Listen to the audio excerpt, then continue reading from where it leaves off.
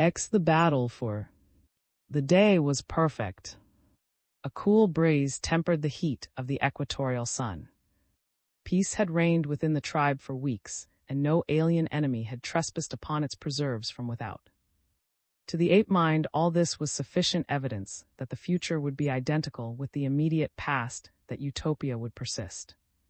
The sentinels, now from habit become a fixed tribal custom, either relaxed their vigilance or entirely deserted their posts as the whim seized them. The tribe was far scattered in search of food.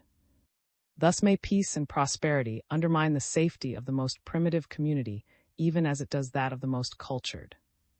Even the individuals became less watchful and alert, so that one might have thought, and entirely deleted from the scheme of things. The shes in the roamed unguarded through the sullen jungle, while the greedy males foraged far afield, and thus it was that Ngazan hunted upon the extreme southern edge of the tribe with no great male near them. Still farther south there moved through the forest a sinister figure, a huge bull ape, maddened by solitude and defeat. A week before he had contended for the kingship of a tribe far distant, and now battered and still sore, he roamed the wilderness an outcast. Later he might return to his own tribe and submit to the will of the hairy brute he had attempted to dethrone, but for the time being he dared not do so, since he had sought not only the crown but the wives as well of his lord and master. It would require an entire moon at least to bring forgetfulness to him he had wronged, and so wandered a strange jungle, grim, terrible, hate-filled. It was in this mental state that came unexpectedly upon a young she feeding alone in the jungle, a stranger she, lithe and strong and beautiful beyond compare. Caught his breath and slunk quickly to one side of the trail, where the dense foliage of the tropical underbrush concealed him from, while permitting him to feast his eyes upon her loveliness. But not alone were they concerned with, they roved the surrounding jungle in search of the bulls and cows, and of her tribe, though principally for the bulls. When one covets a she of an alien tribe, one must take into consideration the great, fierce, hairy guardians who seldom wander far from their wards, and who will fight a stranger to the death in protection of the mate or offspring of a fellow, precisely as they would fight for their own. Could see no sign of any ape other than the strange she and a young playing nearby. His wicked, bloodshot eyes half closed as they rested upon the charms of the former, as for the one snap of those great jaws upon the back of its little neck would prevent it from raising any unnecessary alarm. Was a fine, big male, resembling in many ways mate. Each was in his prime, and each was wonderfully muscled, perfectly fanged, and as horrifyingly ferocious as the most exacting and particular she could wish. Had been of her own tribe, might as readily have yielded to him as to when her mating time arrived, but now she was, and no other male could claim her without first defeating in personal combat. And even then retained some rights in the matter. If she did not favor a correspondent, she could enter the lists with her rightful mate and do her part toward discouraging his advances, a part, too, which would prove no mean assistance to her lord and master, for even though her fangs were smaller than a male's, could use them to excellent effect. Just now was occupied in a fascinating search for beetles, to the exclusion of all else. She did not realize how far she and Ngazan had become separated from the balance of the tribe, nor were her defensive senses upon the alert as they should have been. Months of immunity from danger under the protecting watchfulness of the sentries, which Tarzan had taught the tribe to post, had lulled them all into a sense of peaceful security based on that fallacy which has wrecked many enlightened communities in the past and will continue to wreck others in the future, that because they have not been attacked they never will be. Having satisfied himself that only the she and her were in the immediate vicinity, crept stealthily forward. His back was toward him when he finally rushed upon her, but her senses were at last awakened to the presence of danger, and she wheeled to face the strange bull just before he reached her. Halted a few paces from her. His anger had fled before the seductive feminine charms of the stranger. He made conciliatory noises, a species of clucking sound with his broad, flat lips that were, too, not greatly dissimilar to that which might be produced in an osculatory solo. But only bared her fangs and growled. Little Ngazan started to run toward his mother, but she warned him away with a quick ah, telling him to run high into a tall tree. Evidently was not favorably impressed by her new suitor. Realized this and altered his methods accordingly. He swelled his giant chest, beat upon it with his calloused knuckles, and swaggered to and fro before her. "I am," he boasted. "Look at my fighting fangs. Look at my great arms and my mighty legs. With one bite I can slay your biggest bull. Alone have I slain. I am. Wants you." Then he waited for the effect, nor did he have long to wait. Turned with a swiftness which belied her great weight, and bolted in the opposite direction. With an angry growl leaped in pursuit, but the smaller, lighter female was too fleet for him. He chased her for a few yards, and then, foaming and barking, he halted and beat upon the ground with his hard fists. From the tree above him, little Gazan looked down and witnessed the stranger bull's discomfiture. Being young and thinking himself safe above the reach of the heavy male, Gazan screamed an ill-timed insult at their tormentor. Looked up. Had halted at a little distance, she would not go far from her, that quickly realized and as quickly determined to take advantage of. He saw that the tree in which the young ape squatted was isolated, and that Gazan could not reach another without coming to earth. He would obtain the mother through her love for her young. He swung himself into the lower branches of the tree. Little Gazan ceased to insult him. His expression of deviltry changed to one of apprehension, which was quickly followed by fear as commenced to ascend toward him. Screamed to Gazan to climb higher, and the little fellow scampered upward among the tiny branches which would not support the weight of the great bull, but nevertheless kept on climbing. Was not fearful. She knew that he could not ascend far enough to reach Gazan, so she sat at a little distance from the tree and applied jungle opprobrium to him. Being a female, she was a past master of the art. But she did not know the malevolent cunning of little brain. She took it for granted that the bull would climb as high as he could toward Gazan and then, finding that he could not reach him, resume his pursuit of her, which she knew would prove equally fruitless. So sure was she of the safety of her, and her own ability to take care of herself, that she did not voice the cry for help, which would soon have brought the other members of the tribe flocking to her side.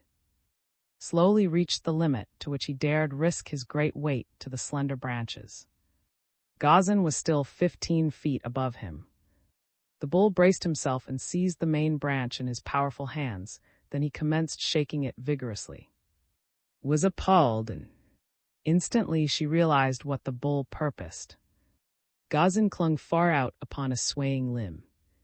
At the first shake he lost his balance, though he did not quite fall, clinging still with his 4 hands, but redoubled his efforts. The shaking produced a violent snapping of the limb to which the young ape clung. Saw all too plainly what the outcome must be, and forgetting her own danger in the depth of her mother love, rushed forward to ascend the tree and give battle to the fearsome creature that menaced the life of her little one. But before ever she reached the bull, had succeeded, by violent shaking of the branch, to loosen Gazan's hold. With a cry the little fellow plunged down through the foliage, clutching futilely for a new hold, and alighted with a sickening thud at his mother's feet, where he lay silent and motionless. Moaning, stooped to lift the still form in her arms, but at the same instant was upon her. Struggling and biting, she fought to free herself, but the giant muscles of the great bull were too much for her lesser strength. Struck and choked her repeatedly until finally, half unconscious, she lapsed into submission. Then the bull lifted her to his shoulder and turned back to the trail toward the south from whence he had come. Upon the ground lay the quiet form of little Gazan. He did not moan. He did not move. The sun rose slowly toward meridian. A mangy thing, lifting its nose to scent the jungle breeze, crept through the underbrush. It was the hyena. Presently its ugly muzzle broke through some nearby foliage, and its cruel eyes fastened upon Gazan. Early that morning, Tarzan of the Apes had gone to the cabin by the sea, where he passed many an hour at such times as the tribe was ranging in the vicinity. On the floor lay the skeleton of a man, all that remained of the former Lord lay, as it had fallen some 20 years before when the great ape had thrown it lifeless there. Long since had the termites and the small rodents picked clean the sturdy English bones. For years Tarzan had seen it lying there, giving it no more attention than he gave the countless 1,000 bones that strewed his jungle haunts. On the bed another, smaller, skeleton reposed, and the youth ignored it as he ignored the other. How could he know that the one had been his father, the other his mother? The little pile of bones in the rude cradle, fashioned with such loving care by the former lord, meant nothing to him. That one day that little skull was to help prove his right to a proud title was as far beyond his ken as the satellites of the sons of Orion. To Tarzan they were bones, just bones. He did not need them, for there was no meat left upon them, and they were not in his way, for he knew no necessity for a bed, and the skeleton upon the floor he easily could step over. Today he was restless. He turned the pages first of one book and then of another. He glanced at pictures which he knew by heart and tossed the books aside. He rummaged for the 1000th time in the cupboard. He took out a bag which contained several small, round pieces of metal.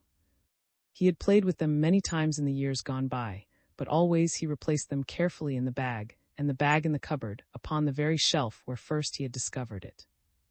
In strange ways did heredity manifest itself in the ape-man. Come of an orderly race, he himself was orderly without knowing why. The apes dropped things wherever their interest in them waned in the tall grass or from the high-flung branches of the trees. What they dropped they sometimes found again by accident, but not so the ways of Tarzan. For his few belongings he had a place, and scrupulously he returned each thing to its proper place when he was done with it. The round pieces of metal in the little bag always interested him. Raised pictures were upon either side, the meaning of which he did not quite understand. The pieces were bright and shiny. It amused him to arrange them in various figures upon the table. Hundreds of times had he played thus. Today, while so engaged, he dropped a lovely yellow piece in English sovereign, which rolled beneath the bed where lay all that was mortal of the once beautiful Lady Alice.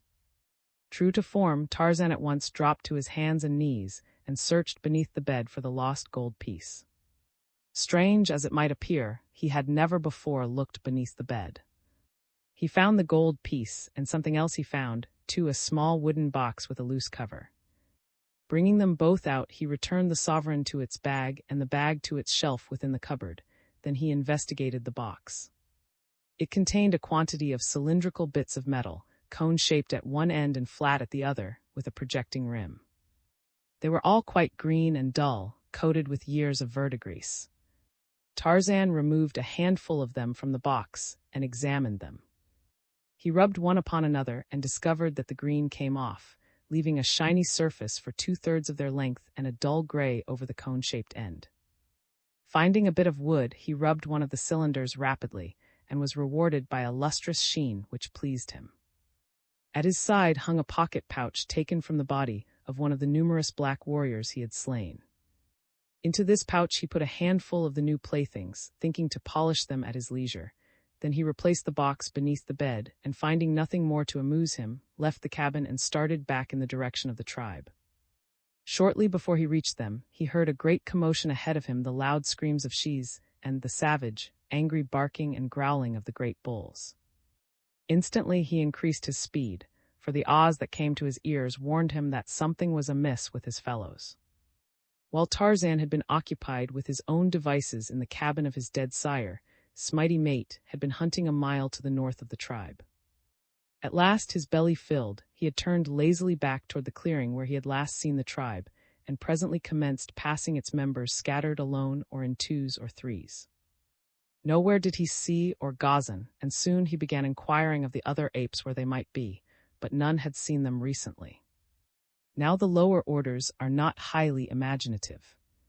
They do not, as you and I, paint vivid mental pictures of things which might have occurred, and so did not now apprehend that any misfortune had overtaken his mate, and their offspring. He merely knew that he wished to find that he might lie down in the shade and have her scratch his back while his breakfast digested. But though he called to her and searched for her and asked each whom he met, he could find no trace of nor of Gazan either. He was beginning to become peeved, and had about made up his mind to chastise for wandering so far afield when he wanted her. He was moving south along a game trail, his calloused soles and knuckles giving forth no sound, when he came upon at the opposite side of a small clearing. The eater of carrion did not see, for all his eyes were for something which lay in the grass beneath a tree, something upon which he was sneaking with the cautious stealth of his breed. always cautious himself, as it behooves one to be who fares up and down the jungle and desires to survive, swung noiselessly into a tree, where he could have a better view of the clearing. He did not fear, but he wanted to see what it was that stalked. In a way, possibly, he was actuated as much by curiosity as by caution. And when reached a place in the branches from which he could have an unobstructed view of the clearing, he saw, already sniffing at something directly beneath him, something which instantly recognized as the lifeless form of his little Gazan. With a cry so frightful, so bestial, that it momentarily paralyzed the startled, the great ape launched his mighty bulk upon the surprised hyena. With a cry and a snarl, crushed to earth, turned to tear at his assailant, but as effectively might a sparrow turn upon a hawk. His great, gnarled fingers closed upon the hyena's throat and back, his jaws snapped once on the mangy neck, crushing the vertebrae, and then he hurled the dead body contemptuously aside. Again he raised his voice in the call of the bull ape to its mate, but there was no reply. Then he leaned down to sniff at the body of Gazan. In the breast of this savage, hideous beast there beat a heart which was moved, however slightly, by the same emotions of paternal love which affect us. Even had we no actual evidence of this, we must know it still, since only thus might be explained the survival of the human race, in which the jealousy and selfishness of the bulls would, in the earliest stages of the race, have wiped out the young as rapidly as they were brought into the world, had not God implanted in the savage bosom that paternal love which evidences itself most strongly in the protective instinct of the male. In the protective instinct was not alone highly developed, but affection for his offspring as well, for was an unusually intelligent specimen of these great man-like apes which the natives of the Gobi speak of in whispers, but which no white man ever had seen, or if seeing, lived to tell of until Tarzan of the apes came among them. And so felt sorrow as any other father might feel sorrow at the loss of a little child. To you little Gazan might have seemed a hideous and repulsive creature, but to Anne he was as beautiful and as cute as is your little Mary or Johnny or Elizabeth to you, and he was their firstborn, their only, and he three things which might make a young ape the apple of any fond father's eye. For a moment sniffed at the quiet little form. With his muzzle and his tongue he smoothed and caressed the rumpled coat. From his savage lips broke a low moan, but quickly upon the heels of sorrow came the overmastering desire for revenge. Leaping to his feet he screamed out a volley of ahs, punctuated from time to time by the blood-freezing cry of an angry, challenging bull, a rage-mad bull with the blood-lust strong upon him. Answering his cries came the cries of the tribe as they swung through the trees toward him.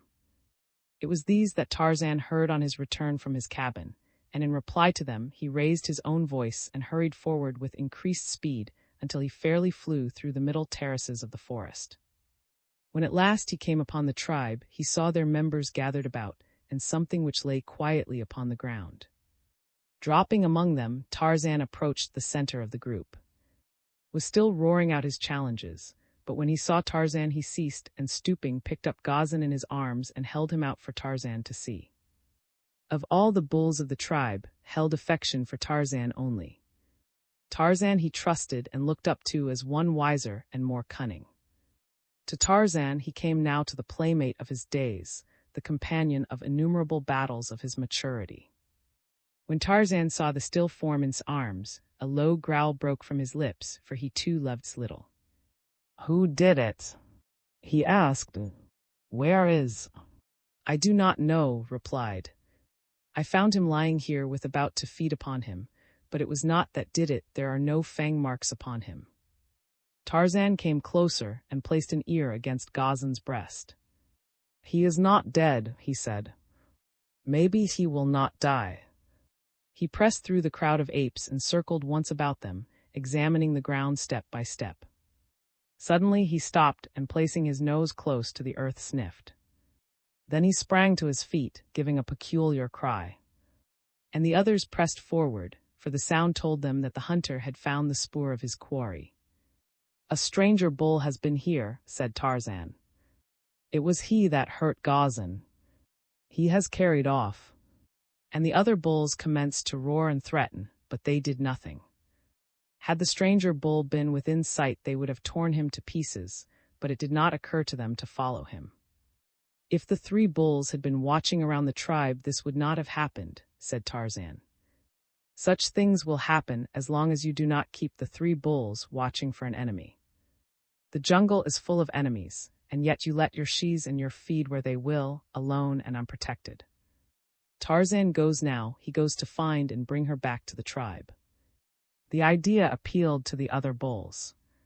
We will all go, they cried. No, said Tarzan, you will not all go. We cannot take shes, and when we go out to hunt and fight. You must remain to guard them, or you will lose them all. They scratched their heads. The wisdom of his advice was dawning upon them, but at first they had been carried away by the new idea, the idea of following up an enemy offender to wrest his prize from him and punish him. The community instinct was ingrained in their characters through ages of custom. They did not know why they had not thought to pursue and punish the offender. They could not know that it was because they had as yet not reached a mental plane which would permit them to work as individuals.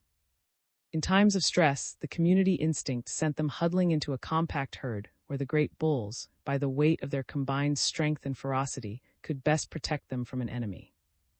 The idea of separating to do battle with a foe had not yet occurred to them. It was too foreign to custom, too inimical to community interests, but to Tarzan it was the first and most natural thought. His senses told him that there was but a single bull connected with the attack upon Ngazan. A single enemy did not require the entire tribe for his punishment. 2 swift bulls could quickly overhaul him and rescue. In the past, no one ever had thought to go forth in search of the shes that were occasionally stolen from the tribe. If a wandering bull ape from another tribe chanced to carry off a maid or a matron while no one was looking, that was the end of it. She was gone, that was all. The bereaved husband, if the victim chanced to have been mated, growled around for a day or two and then, if he were strong enough, took another mate within the tribe, and if not, wandered far into the jungle on the chance of stealing one from another community. In the past, Tarzan of the Apes had condoned this practice for the reason that he had had no interest in those who had been stolen, but had been his first love and held a place in his heart such as of his own would have held. Just once before had Tarzan wished to follow and revenge. That had been years before when the son of the chief had slain. Then, single-handed, Tarzan had pursued and avenged. Now, though to a lesser degree, he was moved by the same passion. He turned toward. Leave Ngazan with, he said.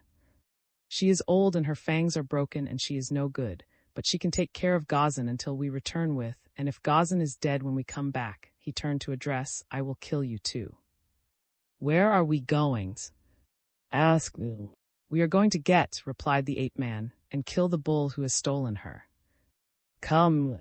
He turned again to the spoor of the stranger bull, which showed plainly to his trained senses, nor did he glance back to note if followed. The latter laid Ngazan in his arms with a parting. If he dies, Tarzan will kill you, and he followed after the brown-skinned figure that already was moving at a slow trot along the jungle trail. No other bull of the tribe was so good a trailer as Tarzan, for his trained senses were aided by a high order of intelligence. His judgment told him the natural trail for a quarry to follow, so that he need but note the most apparent marks upon the way, and today the trail was as plain to him as type upon a printed page to you or me. Following close behind the lithe figure of the ape-man came the huge and shaggy bull ape. No words passed between them. They moved as silently as 2 shadows among the myriad shadows of the forest. Alert as his eyes and ears was Tarzan's patrician nose. The spoor was fresh, and now that they had passed from the range of the strong ape odor of the tribe, he had little difficulty in following and by scent alone. His familiar scent spoor told both Tarzan and that they were upon her trail, and soon the scent became as familiar as the other. They were progressing rapidly, when suddenly dense clouds overcast the sun. Tarzan accelerated his pace. Now he fairly flew along the jungle trail, or where had taken to the trees, followed nimbly as a squirrel along the bending, undulating pathway of the foliage branches, swinging from tree to tree as had swung before them, but more rapidly because they were not handicapped by a burden such as. Tarzan felt that they must be almost upon the quarry, for the scent spoor was becoming stronger and stronger, when the jungle was suddenly shot by livid lightning, and a deafening roar of thunder reverberated through the heavens and the forest until the earth trembled and shook. Then came the rain, not as it comes to us of the temperate zones, but as a mighty avalanche of water, a deluge which spills tons instead of drops upon the bending forest giants and the terrified creatures which haunt their shade. And the rain did what Tarzan knew that it would do. It wiped the spoor of the quarry from the face of the earth. For a half-hour the torrents fell, then the sun burst forth, jeweling the forest with a million scintillant gems. But today the ape-man, usually alert to the changing wonders of the jungle, saw them not. Only the fact that the spoor of, and her abductor was obliterated found lodgment in his thoughts. Even among the branches of the trees there are well-worn trails, just as there are trails upon the surface of the ground. But in the trees they branch and cross more often, since the way is more open than among the dense undergrowth at the surface. Along one of these well-marked trails Tarzan and continued after the rain had ceased, because the ape-man knew that this was the most logical path for the thief to follow, but when they came to a fork they were at a loss. Here they halted, while Tarzan examined every branch and leaf which might have been touched by the fleeing ape.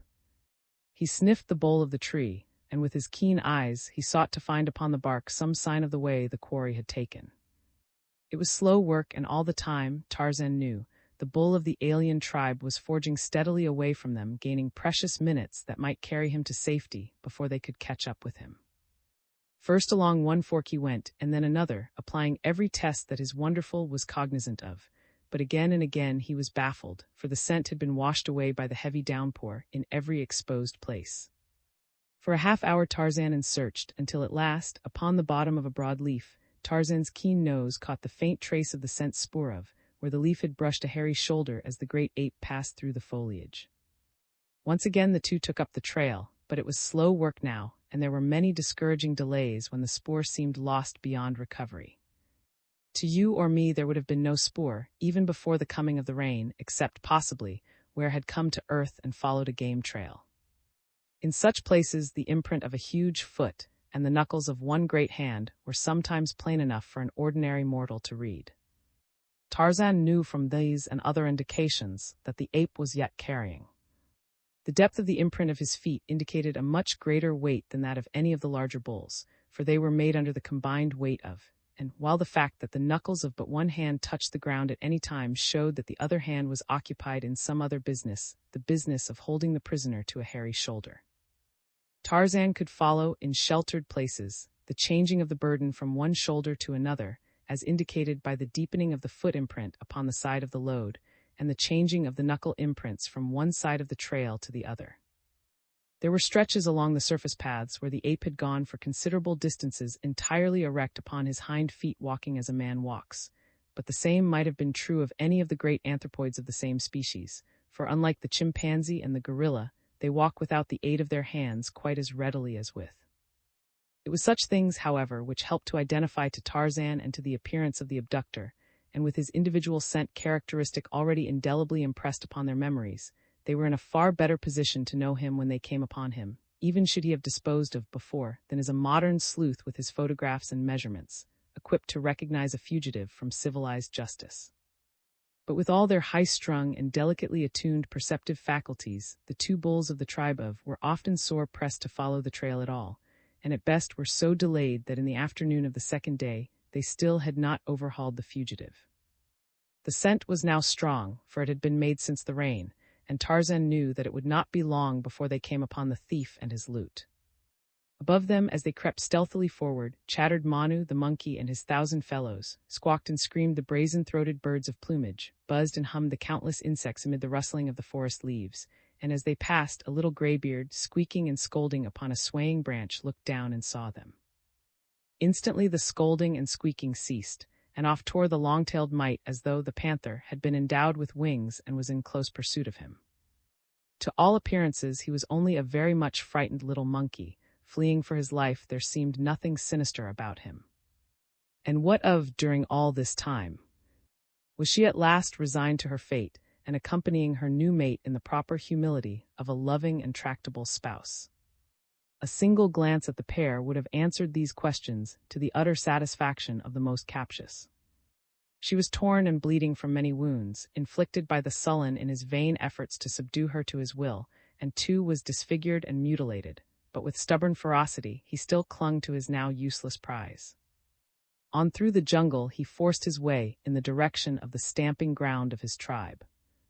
He hoped that his king would have forgotten his treason, but if not, he was still resigned to his fate. Any fate would be better than suffering longer the sole companionship of this frightful she, and then, too, he wished to exhibit his captive to his fellows. Maybe he could wish her on the king. It is possible that such a thought urged him on.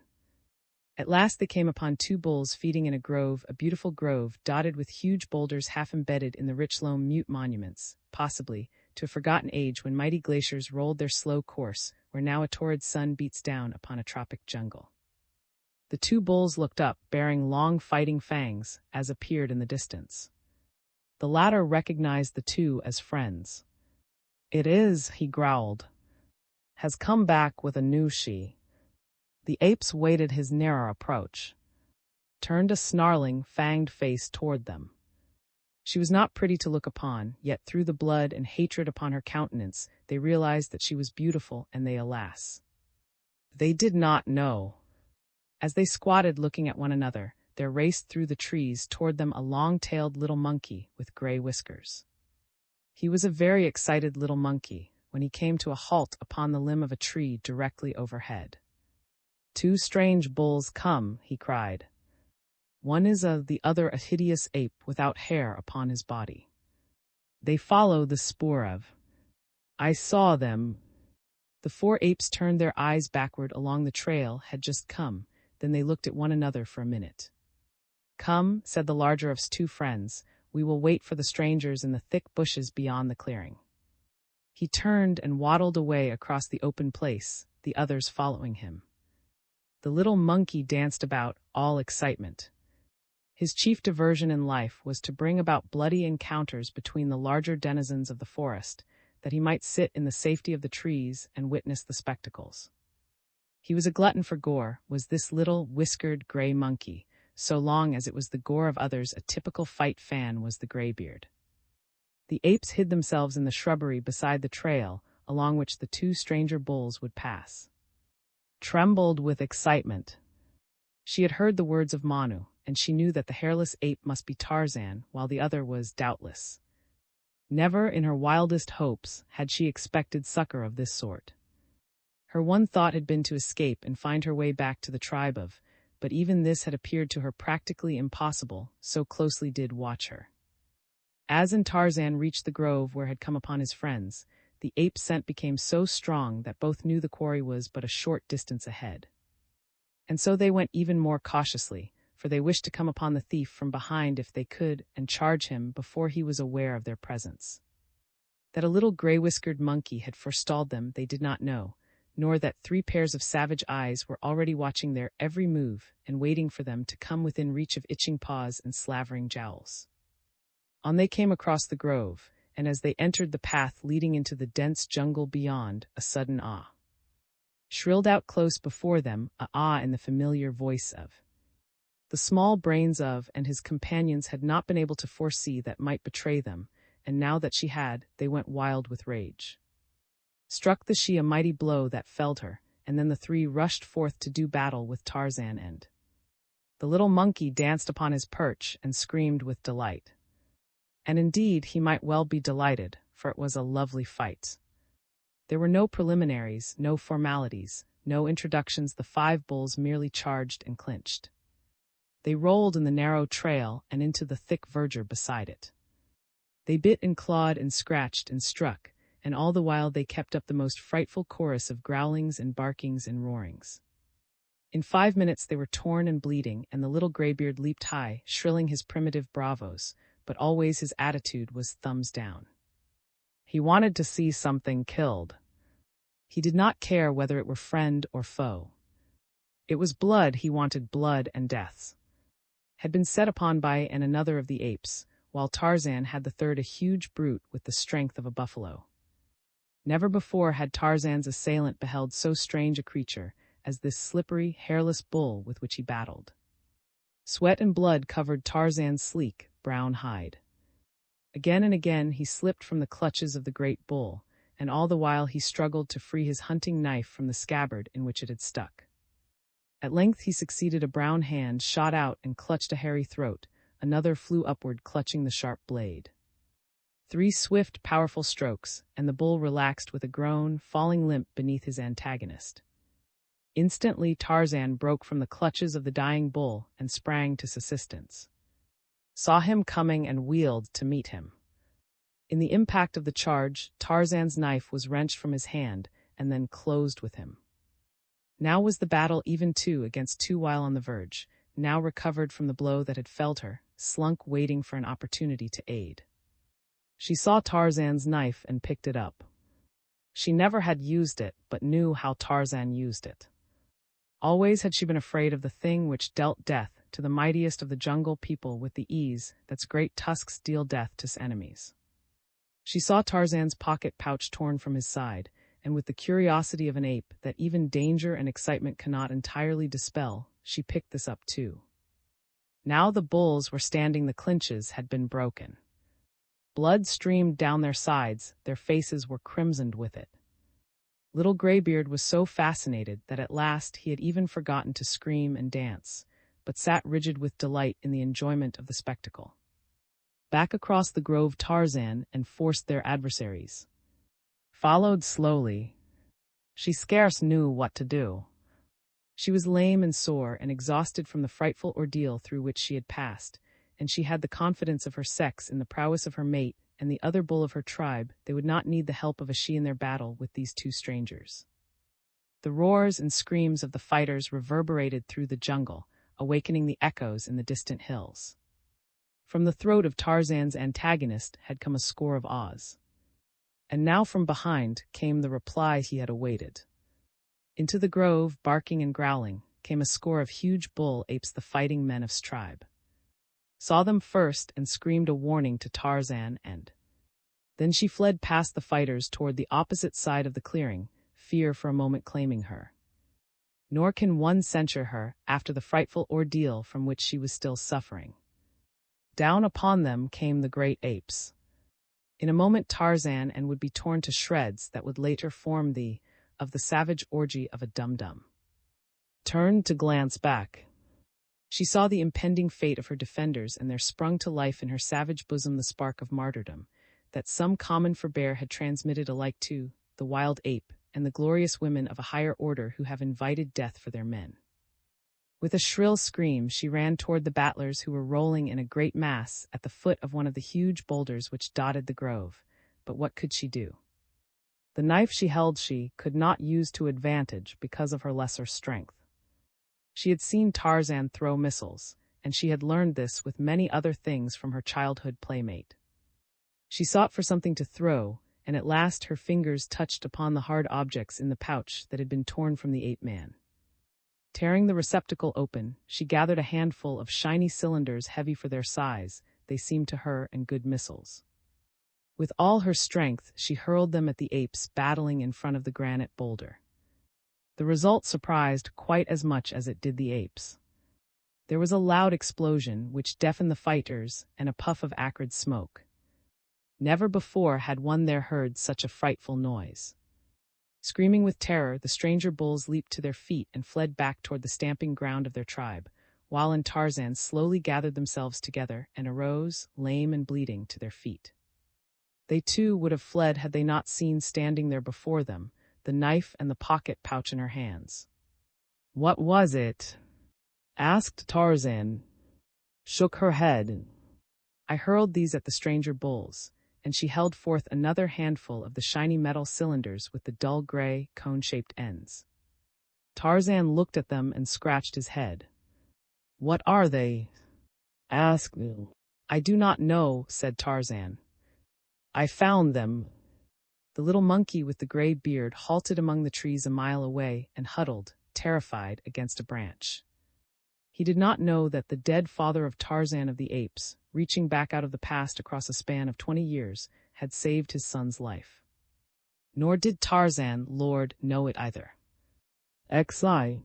A jungle joke. Time seldom hung heavily upon Tarzan's hands. Even where there is sameness, there cannot be monotony if most of the sameness consists in dodging death first in one form and then in another, or in inflicting death upon others. There is a spice to such an existence, but even this Tarzan of the Apes varied in activities of his own invention. He was full grown now, with the grace of a Greek god and the thews of a bull, and by all the tenets of should have been sullen, morose, and brooding, but he was not. His spirit seemed not to age at all. He was still a playful child, much to the discomfiture of his fellow apes. They could not understand him or his ways, for with maturity they quickly forgot their youth and its pastimes. Nor could Tarzan quite understand them. It seemed strange to him that a few moons since he had roped about an ankle and dragged him screaming through the tall jungle grasses, and then rolled and tumbled in good-natured mimic battle when the young ape had freed himself, and that today when he had come up behind the same, and pulled him over backward upon the turf instead of the playful young ape, a great, snarling beast had whirled and leaped for his throat. Easily Tarzan eluded the charge, and quickly his anger vanished, though it was not replaced with playfulness, yet the ape-man realized that was not amused, nor was he amusing. The big bull ape seemed to have lost whatever sense of humor he once may have possessed. With a grunt of disappointment, young lord turned to other fields of endeavor. A strand of black hair fell across one eye. He brushed it aside with the palm of a hand and a toss of his head. It suggested something to do, so he sought his quiver, which lay cached in the hollow bole of a lightning-riven tree. Removing the arrows, he turned the quiver upside down, emptying upon the ground the contents of its bottom, his few treasures. Among them was a flat bit of stone and a shell which he had picked up from the beach near his father's cabin. With great care he rubbed the edge of the shell back and forth upon the flat stone until the soft edge was quite fine and sharp. He worked much as a barber does who hones a razor, and with every evidence of similar practice, but his proficiency was the result of years of painstaking effort. Unaided, he had worked out a method of his own for putting an edge upon the shell. He even tested it with the ball of his thumb, and when it met with his approval, he grasped a wisp of hair which fell across his eyes, grasped it between the thumb and first finger of his left hand, and sawed upon it with the sharpened shell until it was severed. All around his head he went until his black shock was rudely bobbed with a ragged bang in front. For the appearance of it he cared nothing, but in the matter of safety and comfort it meant everything. A lock of hair falling in one's eyes at the wrong moment might mean all the difference between life and death, while straggly strands, hanging down one's back, were most uncomfortable, especially when wet with dew or rain or perspiration. As Tarzan labored at his tonsorial task, his active mind was busy with many things. He recalled his recent battle with the gorilla, the wounds of which were but just healed. He pondered the strange sleep adventures of his first dreams, and he smiled at the painful outcome of his last practical joke upon the tribe, when, dressed in the hide of the lion, he had come roaring upon them, only to be leaped upon and almost killed by the great bulls whom he had taught how to defend themselves from an attack of their ancient enemy. His hair lopped off to his entire satisfaction, and seeing no possibility of pleasure in the company of the tribe, Tarzan swung leisurely into the trees and set off in the direction of his cabin, but when part way there his attention was attracted by a strong scent spoor coming from the north. It was the scent of the curiosity, that best developed, common heritage of man and ape, always prompted Tarzan to investigate where they were concerned. There was that about them which aroused his imagination. Possibly it was because of the diversity of their activities and interests. The apes lived to eat and sleep and propagate. The same was true of all the other denizens of the jungle, save These black fellows danced and sang, scratched around in the earth from which they had cleared the trees and underbrush. They watched things grow, and when they had ripened, they cut them down and put them in straw-thatched huts. They made bows and spears and arrows, poison, cooking pots, things of metal to wear around their arms and legs. If it hadn't been for their black faces, their hideously disfigured features, and the fact that one of them had slain, Tarzan might have wished to be one of them. At least he sometimes thought so, but always at the thought there rose within him a strange revulsion of feeling, which he could not interpret or understand. He simply knew that he hated and that he would rather be the snake than one of these. But their ways were interesting, and Tarzan never tired of spying upon them, and from them he learned much more than he realized, though always his principal thought was of some new way in which he could render their lives miserable. The baiting of the blacks was Tarzan's chief divertisement. Tarzan realized now that the blacks were very near and that there were many of them, so he went silently and with great caution. Noiselessly he moved through the lush grasses of the open spaces, and where the forest was dense, swung from one swaying branch to another, or leaped lightly over tangled masses of fallen trees where there was no way through the lower terraces, and the ground was choked and impassable. And so presently he came within sight of the black warriors of the chief. They were engaged in a pursuit with which Tarzan was more or less familiar, having watched them at it upon other occasions. They were placing and baiting a trap for the lion. In a cage upon wheels they were tying a kid, so fastening it that when seized the unfortunate creature, the door of the cage would drop behind him, making him a prisoner. These things the blacks had learned in their old home, before they escaped through the untracked jungle to their new village. Formerly they had dwelt in the Belgian Congo, until the cruelties of their heartless oppressors had driven them to seek the safety of unexplored solitudes beyond the boundaries of domain. In their old life they often had trapped animals for the agents of European dealers, and had learned from them certain tricks, such as this one, which permitted them to capture even without injuring him, and to transport him in safety and with comparative ease to their village. No longer was there a white market for their savage wares, but there was still a sufficient incentive for the taking of alive. First was the necessity for ridding the jungle of man-eaters, and it was only after depredations by these grim and terrible scourges that a lion hunt was organized. Secondarily was the excuse for an orgy of celebration was the hunt successful, and the fact that such were rendered doubly pleasurable by the presence of a live creature that might be put to death by torture. Tarzan had witnessed these cruel rites in the past. Being himself more savage than the savage warriors of he was not so shocked by the cruelty of them as he should have been, yet they did shock him. He could not understand the strange feeling of revulsion which possessed him at such times. He had no love for the lion, yet he bristled with rage when the blacks inflicted upon his enemy such indignities and cruelties as only the mind of the one creature molded in the image of God can conceive. Upon 2 occasions he had freed from the trap before the blacks had returned to discover the success or failure of their venture. He would do the same today that he decided immediately he realized the nature of their intentions. Leaving the trap in the center of a broad elephant trail near the drinking hole, the warriors turned back toward their village. On the morrow they would come again. Tarzan looked after them, upon his lips an unconscious sneer the heritage of caste. He saw them file along the broad trail, beneath the overhanging verdure of leafy branch and looped and festooned creepers, brushing ebon shoulders against gorgeous blooms which inscrutable nature has seen fit to lavish most profusely farthest from the eye of man. As Tarzan watched through narrowed lids, the last of the warriors disappear beyond a turn in the trail, his expression altered to the urge of a newborn thought. A slow, grim smile touched his lips. He looked down upon the frightened, bleeding kid, advertising in its fear and its innocence, its presence and its helplessness. Dropping to the ground, Tarzan approached the trap and entered. Without disturbing the fiber cord, which was adjusted to drop the door at the proper time, he loosened the living bait, tucked it under an arm, and stepped out of the cage. With his hunting knife he quieted the frightened animal, severing its jugular. Then he dragged it, bleeding, along the trail down to the drinking hole, the half-smile persisting upon his ordinarily grave face. At the water's edge the ape-man stooped, and with hunting knife and quick strong fingers deftly removed the dead kid's viscera. Scraping a hole in the mud, he buried these parts which he did not eat, and swinging the body to his shoulder took to the trees.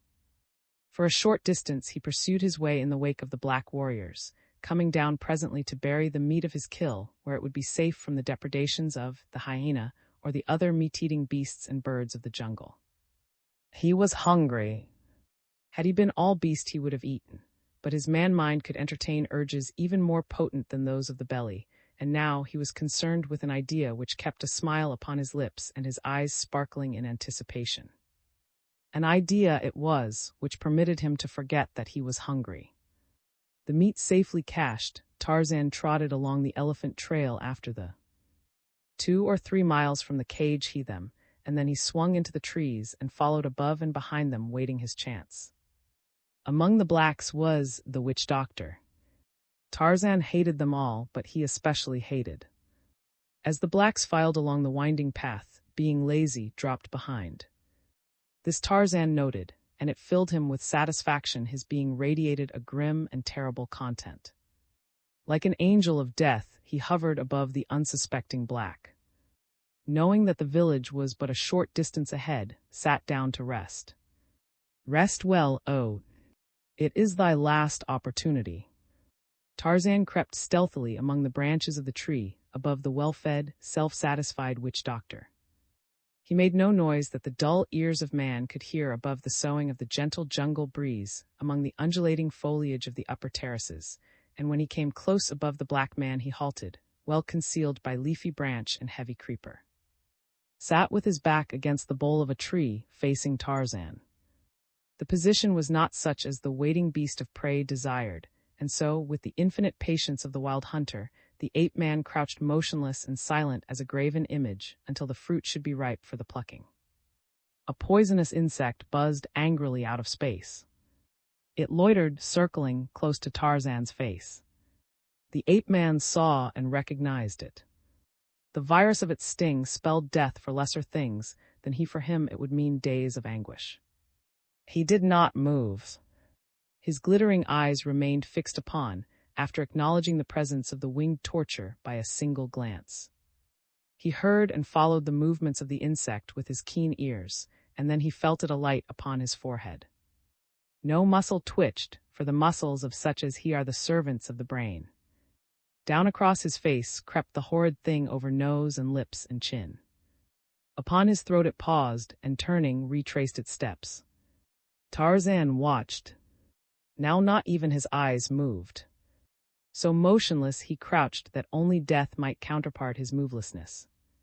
The insect crawled upward over the nut-brown cheek and stopped with its antennae brushing the lashes of his lower lid. You or I would have started back, closing our eyes and striking at the thing, but you and I are the slaves, not the masters of our nerves. Had the thing crawled upon the eyeball of the ape-man, it is believable that he could yet have remained wide-eyed and rigid, but it did not. For a moment it loitered there close to the lower lid, then it rose and buzzed away. Down toward it buzzed, and the black man heard it, saw it, struck at it, and was stung upon the cheek before he killed it.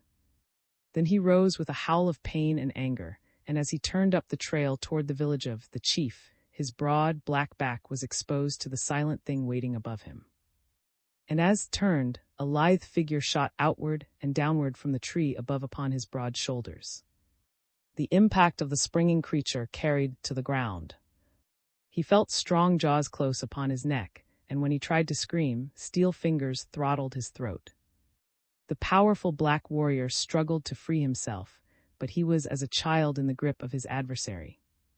Presently Tarzan released his grip upon the other's throat, but each time that essayed a scream, the cruel fingers choked him painfully. At last the warrior desisted. Then Tarzan half rose and kneeled upon his victim's back, and when struggled to arise, the ape-man pushed his face down into the dirt of the trail. With a bit of the rope that had secured the kid, Tarzan made his wrists secure behind his back, then he rose and jerked his prisoner to his feet, faced him back along the trail and pushed him on ahead. Not until he came to his feet did obtain a square look at his assailant. When he saw that it was the white devil god, his heart sank within him and his knees trembled. But as he walked along the trail ahead of his captor and was neither injured nor molested, his spirit slowly rose, so that he took heart again. Possibly the devil god did not intend to kill him after all. Had he not had little in his power for days without harming him, and had he not spared Smother when he easily might have slain her? And then they came upon the cage which, with the other black warriors of the village of the chief, had placed and baited for. Saw that the bait was gone, though there was no lion within the cage, nor was the door dropped. He saw, and he was filled with wonder not unmixed with apprehension. It entered his dull brain that in some way this combination of circumstances had a connection with his presence there as the prisoner of the white devil god.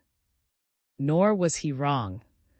Tarzan pushed him roughly into the cage, and in another moment understood. Cold sweat broke from every pore of his body. He trembled, as with ague, for the ape-man was binding him securely in the very spot the kid had previously occupied.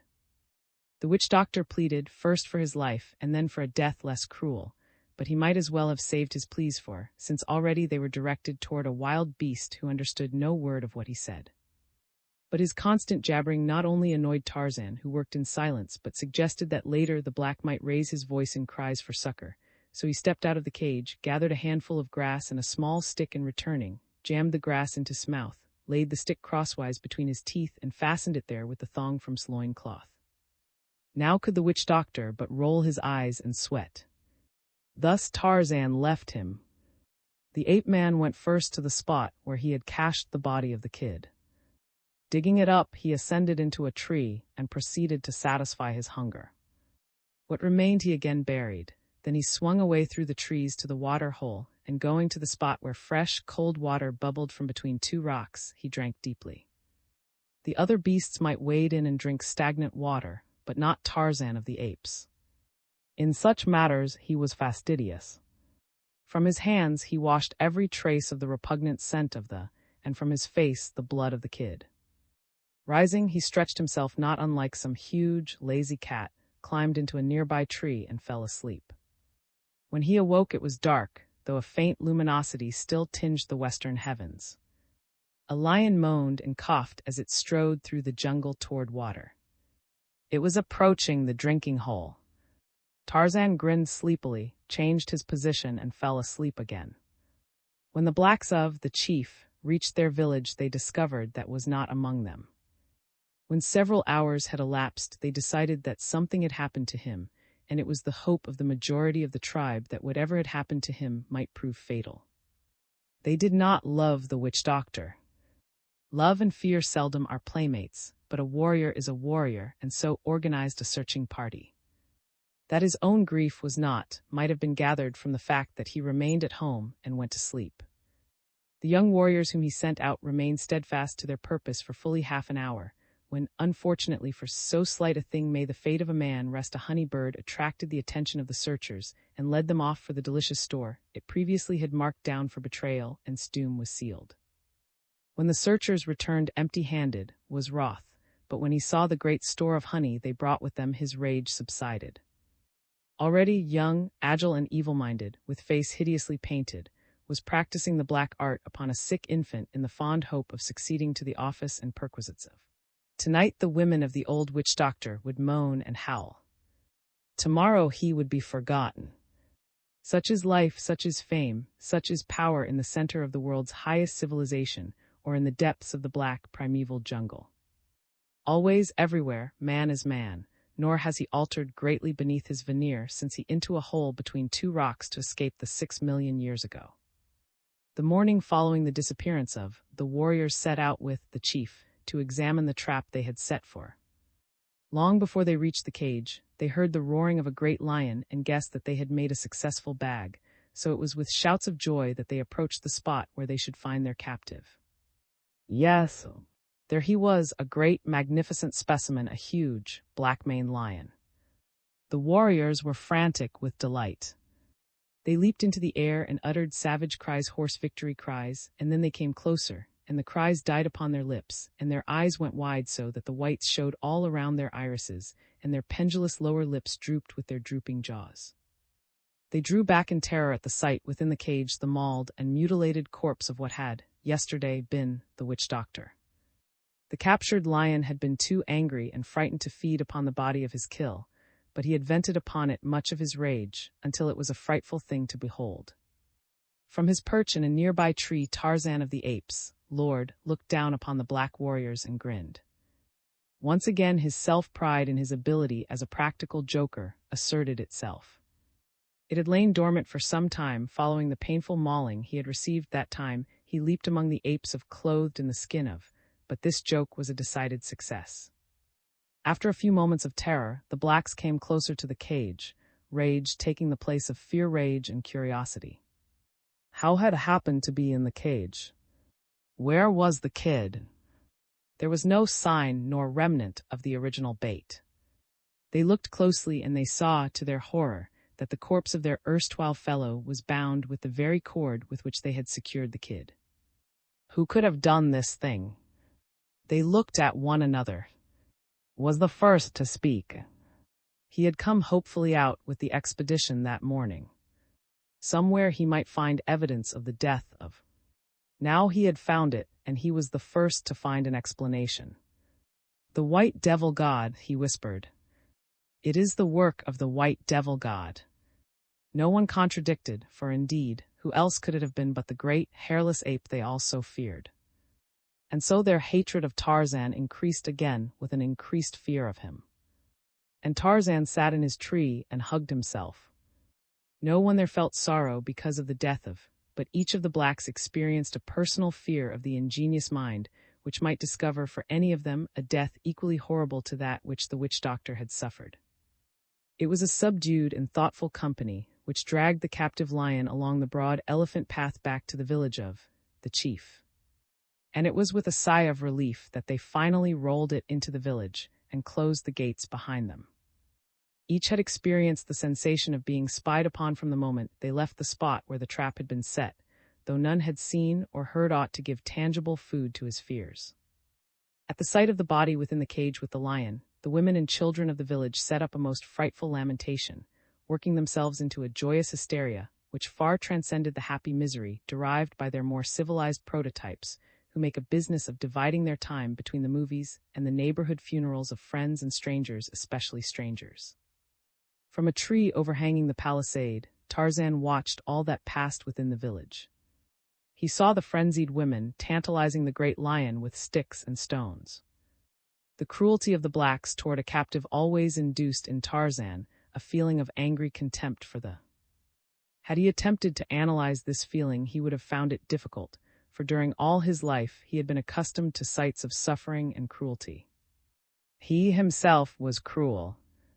All the beasts of the jungle were cruel, but the cruelty of the blacks was of a different order. It was the cruelty of wanton torture of the helpless, while the cruelty of Tarzan and the other beasts was the cruelty of necessity or of passion. Perhaps had he known it, he might have credited this feeling of repugnance at the sight of unnecessary suffering to heredity, to the germ of British love of fair play which had been bequeathed to him by his father and his mother. But of course he did not know, since he still believed that his mother had been the great ape. And just in proportion as his anger rose against his savage sympathy went out too, the lion, for though was his lifetime enemy, there was neither bitterness nor contempt in Tarzan's sentiments toward him.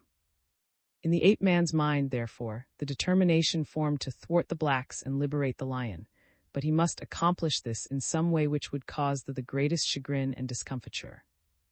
As he squatted there watching the proceeding beneath him, he saw the warriors seize upon the cage once more and drag it between two huts. Tarzan knew that it would remain there now until evening, and that the blacks were planning a feast and orgy in celebration of their capture. When he saw that 2 warriors were placed beside the cage, and that these drove off the women and children and young men who would have eventually tortured to death, he knew that the lion would be safe until he was needed for the evening's entertainment, when he would be more cruelly and scientifically tortured for the edification of the entire tribe. Now Tarzan preferred to bait the blacks in as theatric a manner as his fertile imagination could evolve. He had some half-formed conception of their superstitious fears and of their especial dread of night, and so he decided to wait until darkness fell and the blacks partially worked to hysteria by their dancing and religious rites before he took any steps toward the freeing of. In the meantime, he hoped an idea adequate to the possibilities of the various factors at hand would occur to him. Nor was it long before one did. He had swung off through the jungle to search for food when the plan came to him.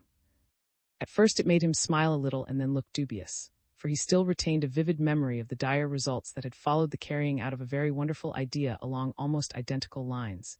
Yet he did not abandon his intention, and a moment later, food temporarily forgotten, he was swinging through the middle terraces in rapid flight toward the stamping ground of the tribe of the great ape.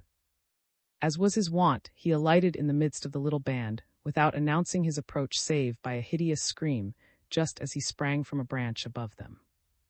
Fortunate are the apes of that their kind is not subject to heart failure, for the methods of Tarzan subjected them to one severe shock after another, nor could they ever accustom themselves to the ape-man's peculiar style of humor. Now when they saw who it was, they merely snarled and grumbled angrily for a moment, and then resumed their feeding or their napping which he had interrupted, and he, having had his little joke, made his way to the hollow tree, where he kept his treasures hid from the inquisitive eyes and fingers of his fellows and the mischievous little Manus. Here he closely rolled, hide the hide of with the head on, a clever bit of primitive curring and mounting which had once been the property of the witch doctor, until Tarzan had stolen it from the village. With this he made his way back through the jungle toward the village of the blacks, stopping to hunt and feed upon the way, and in the afternoon even napping for an hour, so that it was already dusk when he entered the great tree which overhung the palisade and gave him a view of the entire village. He saw that was still alive, and that the guards were even dozing beside the cage. A lion is no great novelty to a black man in the lion country, and the first keen edge of their desire to worry the brute having worn off, the villagers paid little or no attention to the great cat, preferring now to await the grand event of the night. Nor was it long after dark before the festivities commenced. To the beating of tom-toms, a lone warrior, crouched half-doubled, leaped into the firelight in the center of a great circle of other warriors, behind whom stood or squatted the women and the children. The dancer was painted and armed for the hunt, and his movements and gestures suggested the search for the spoor of game. Bending low, sometimes resting for a moment on one knee, he searched the ground for signs of the quarry. Again he poised, statuesque, listening. The warrior was young and lithe and graceful. He was full-muscled and arrow-straight. The firelight glistened upon his ebon body and brought out into bold relief the grotesque designs painted upon his face, breasts, and abdomen. Presently he bent low to the earth, then leaped high in air. Every line of face and body showed that he had struck the scent. Immediately he leaped toward the circle of warriors about him, telling them of his find and summoning them to the hunt. It was all in pantomime, but so truly done that even Tarzan could follow it all to the least detail. He saw the other warriors grasp their hunting spears and leap to their feet to join in the graceful, stealthy, stalking dance. It was very interesting, but Tarzan realized that if he was to carry his design to a successful conclusion, he must act quickly. He had seen these dances before and knew that after the stalk would come the game at bay and then the kill, during which would be surrounded by warriors and unapproachable. With the lion's skin under one arm, the ape-man dropped to the ground in the dense shadows beneath the tree, and then circled behind the huts until he came out directly in the rear of the cage, in which paced nervously to and fro. The cage was now unguarded, the two warriors having left it to take their places among the other dancers. Behind the cage Tarzan adjusted the lion's skin about him, just as he had upon that memorable occasion when the apes failing to pierce his disguise, had all but slain him. Then, on hands and knees, he crept forward, emerged from between the two huts and stood a few paces back of the dusky audience, whose whole attention was centered upon the dancers before them. Tarzan saw that the blacks had now worked themselves to a proper pitch of nervous excitement to be ripe for the lion. In a moment the ring of spectators would break at a point nearest the caged lion, and the victim would be rolled into the center of the circle. It was for this moment that Tarzan waited. At last it came. A signal was given by the chief, at which the women and children immediately in front of Tarzan rose and moved to one side, leaving a broad path opening toward the caged lion. At the same instant Tarzan gave voice to the low, coughing roar of an angry lion and slunk slowly forward through the open lane toward the frenzied dancers. A woman saw him first and screamed. Instantly there was a panic in the immediate vicinity of the ape-man. The strong light from the fire fell full upon the lion head, and the blacks leaped to the conclusion, as Tarzan had known they would, that their captive had escaped his cage. With another roar, Tarzan moved forward.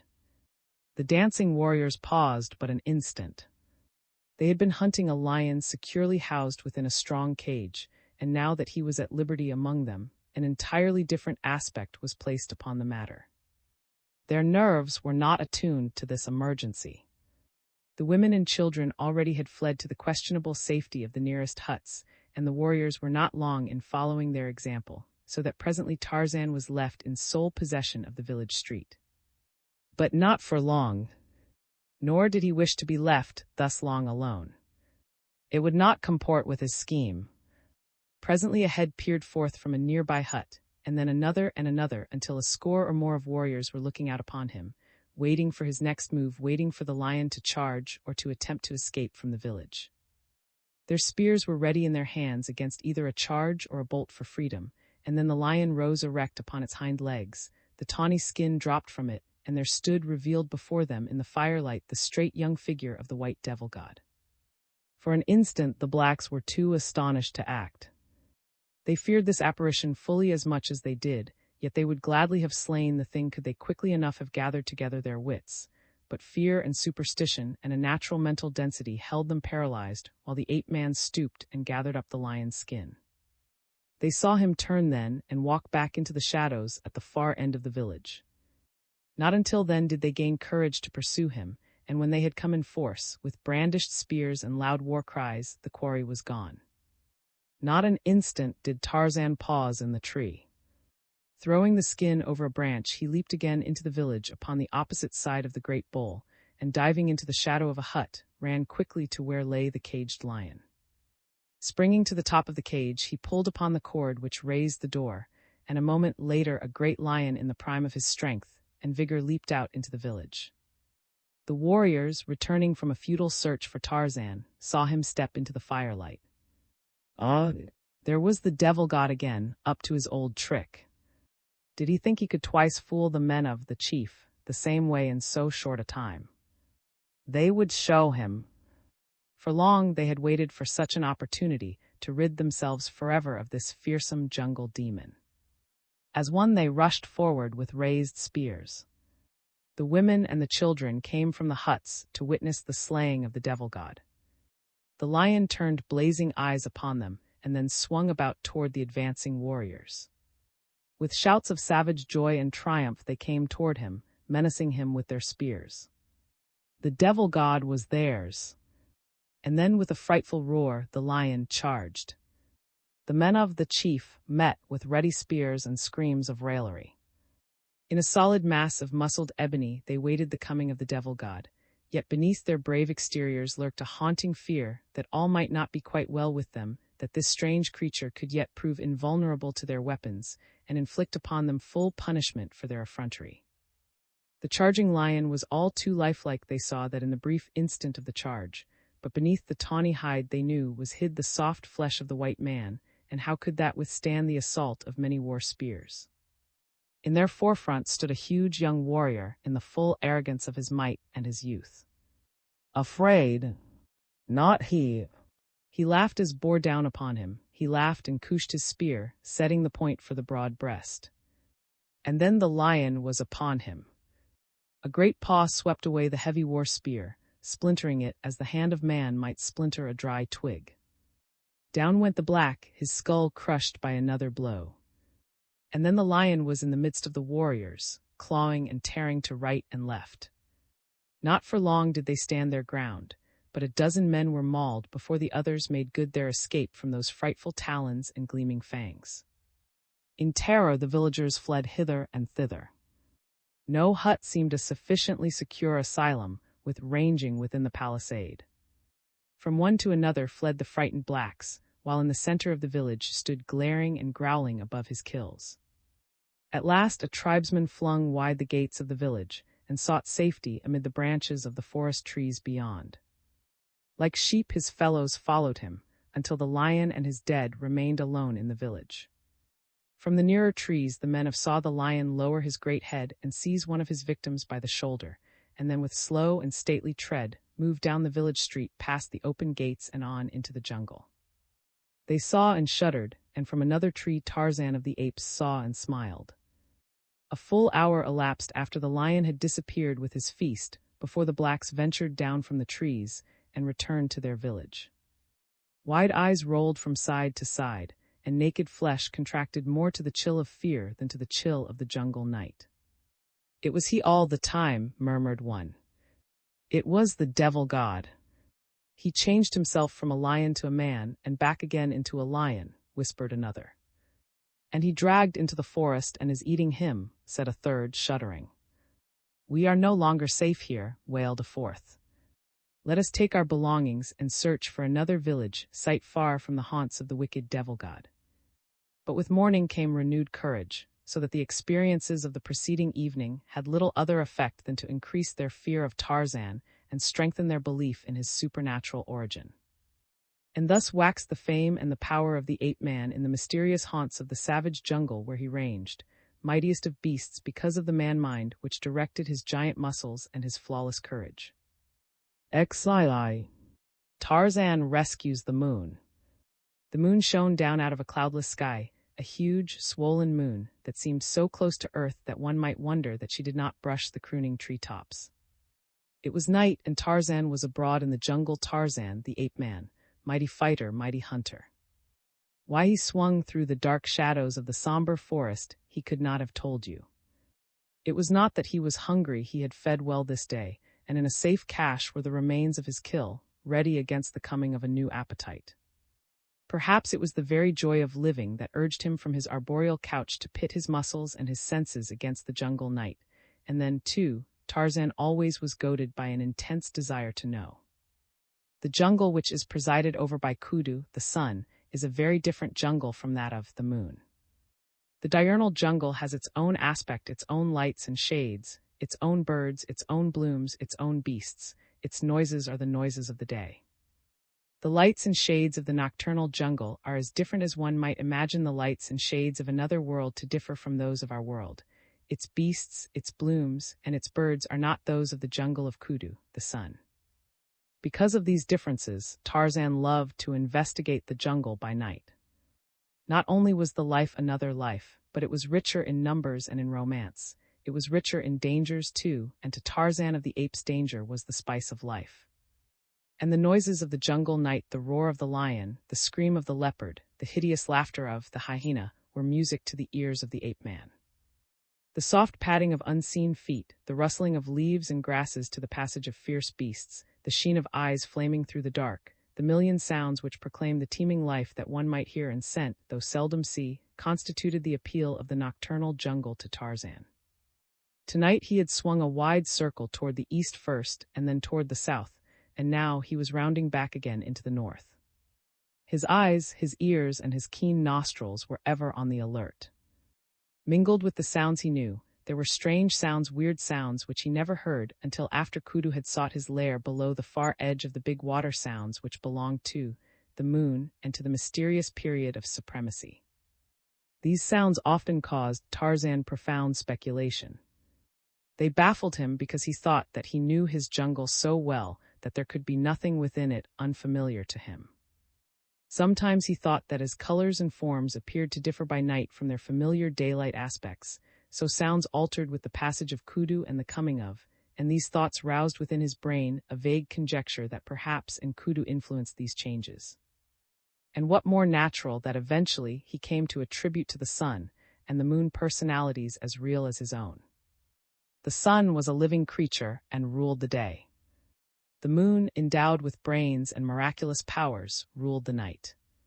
Thus functioned the untrained man-mind, groping through the dark night of ignorance for an explanation of the things he could not touch or smell or hear, and of the great, unknown powers of nature which he could not see. As Tarzan swung north again upon his wide circle, the scent of the came to his nostrils, mixed with the acrid odor of wood smoke. The ape-man moved quickly in the direction from which the scent was borne down to him upon the gentle night wind. Presently the ruddy sheen of a great fire filtered through the foliage to him ahead, and when Tarzan came to a halt in the trees near it, he saw a party of half a dozen black warriors huddled close to the blaze. It was evidently a hunting party from the village of the chief, caught out in the jungle after dark. In a rude circle about them they had constructed a thorn which, with the aid of the fire, they apparently hoped would discourage the advances of the larger carnivora. That hope was not conviction was evidenced by the very palpable terror in which they crouched, wide-eyed and trembling, for already, and were moaning through the jungle toward them. There were other creatures, too, in the shadows beyond the firelight. Tarzan could see their yellow eyes flaming there. The blacks saw them and shivered. Then one arose and, grasping a burning branch from the fire, hurled it at the eyes, which immediately disappeared. The black sat down again. Tarzan watched and saw that it was several minutes before the eyes began to reappear in twos and fours. Then came the lion and his mate. The other eyes scattered to right and left before the menacing growls of the great cats, and then the huge orbs of the man-eaters flamed alone out of the darkness. Some of the blacks threw themselves upon their faces and moaned, but he who before had hurled the burning branch now hurled another straight at the faces of the hungry lions, and they too disappeared as had the lesser lights before them. Tarzan was much interested. He saw a new reason for the nightly fires maintained by the blacks, a reason in addition to those connected with warmth and light and cooking. The beasts of the jungle feared fire, and so fire was, in a measure, a protection from them. Tarzan himself knew a certain awe of fire. Once he had, in investigating an abandoned fire in the village of the blacks, picked up a live coal. Since then he had maintained a respectful distance from such fires as he had seen. One experience had sufficed. For a few minutes after the black hurled the firebrand no eyes appeared, though Tarzan could hear the soft padding of feet all about him. Then flashed once more the twin fire spots that marked the return of the lord of the jungle, and a moment later, upon a slightly lower level, there appeared those of his mate. For some time they remained fixed and unwavering, a constellation of fierce stars in the jungle night. Then the male lion advanced slowly toward where all but a single black still crouched in trembling terror. When this lone guardian saw that was again approaching, he threw another firebrand and, as before, retreated, and with him the lioness, but not so far this time nor for so long. Almost instantly they turned and began circling their eyes turning constantly toward the firelight, while low, throaty growls evidenced their increasing displeasure. Beyond the lions glowed the flaming eyes of the lesser satellites, until the black jungle was shot all around the black men's camp with little spots of fire. Again and again the black warrior hurled his puny brands at the two big cats, but Tarzan noticed that paid little or no attention to them after the first few retreats. The ape-man knew by his voice that the lion was hungry, and surmised that he had made up his mind to feed upon but would he dare a closer approach to the dreaded flames?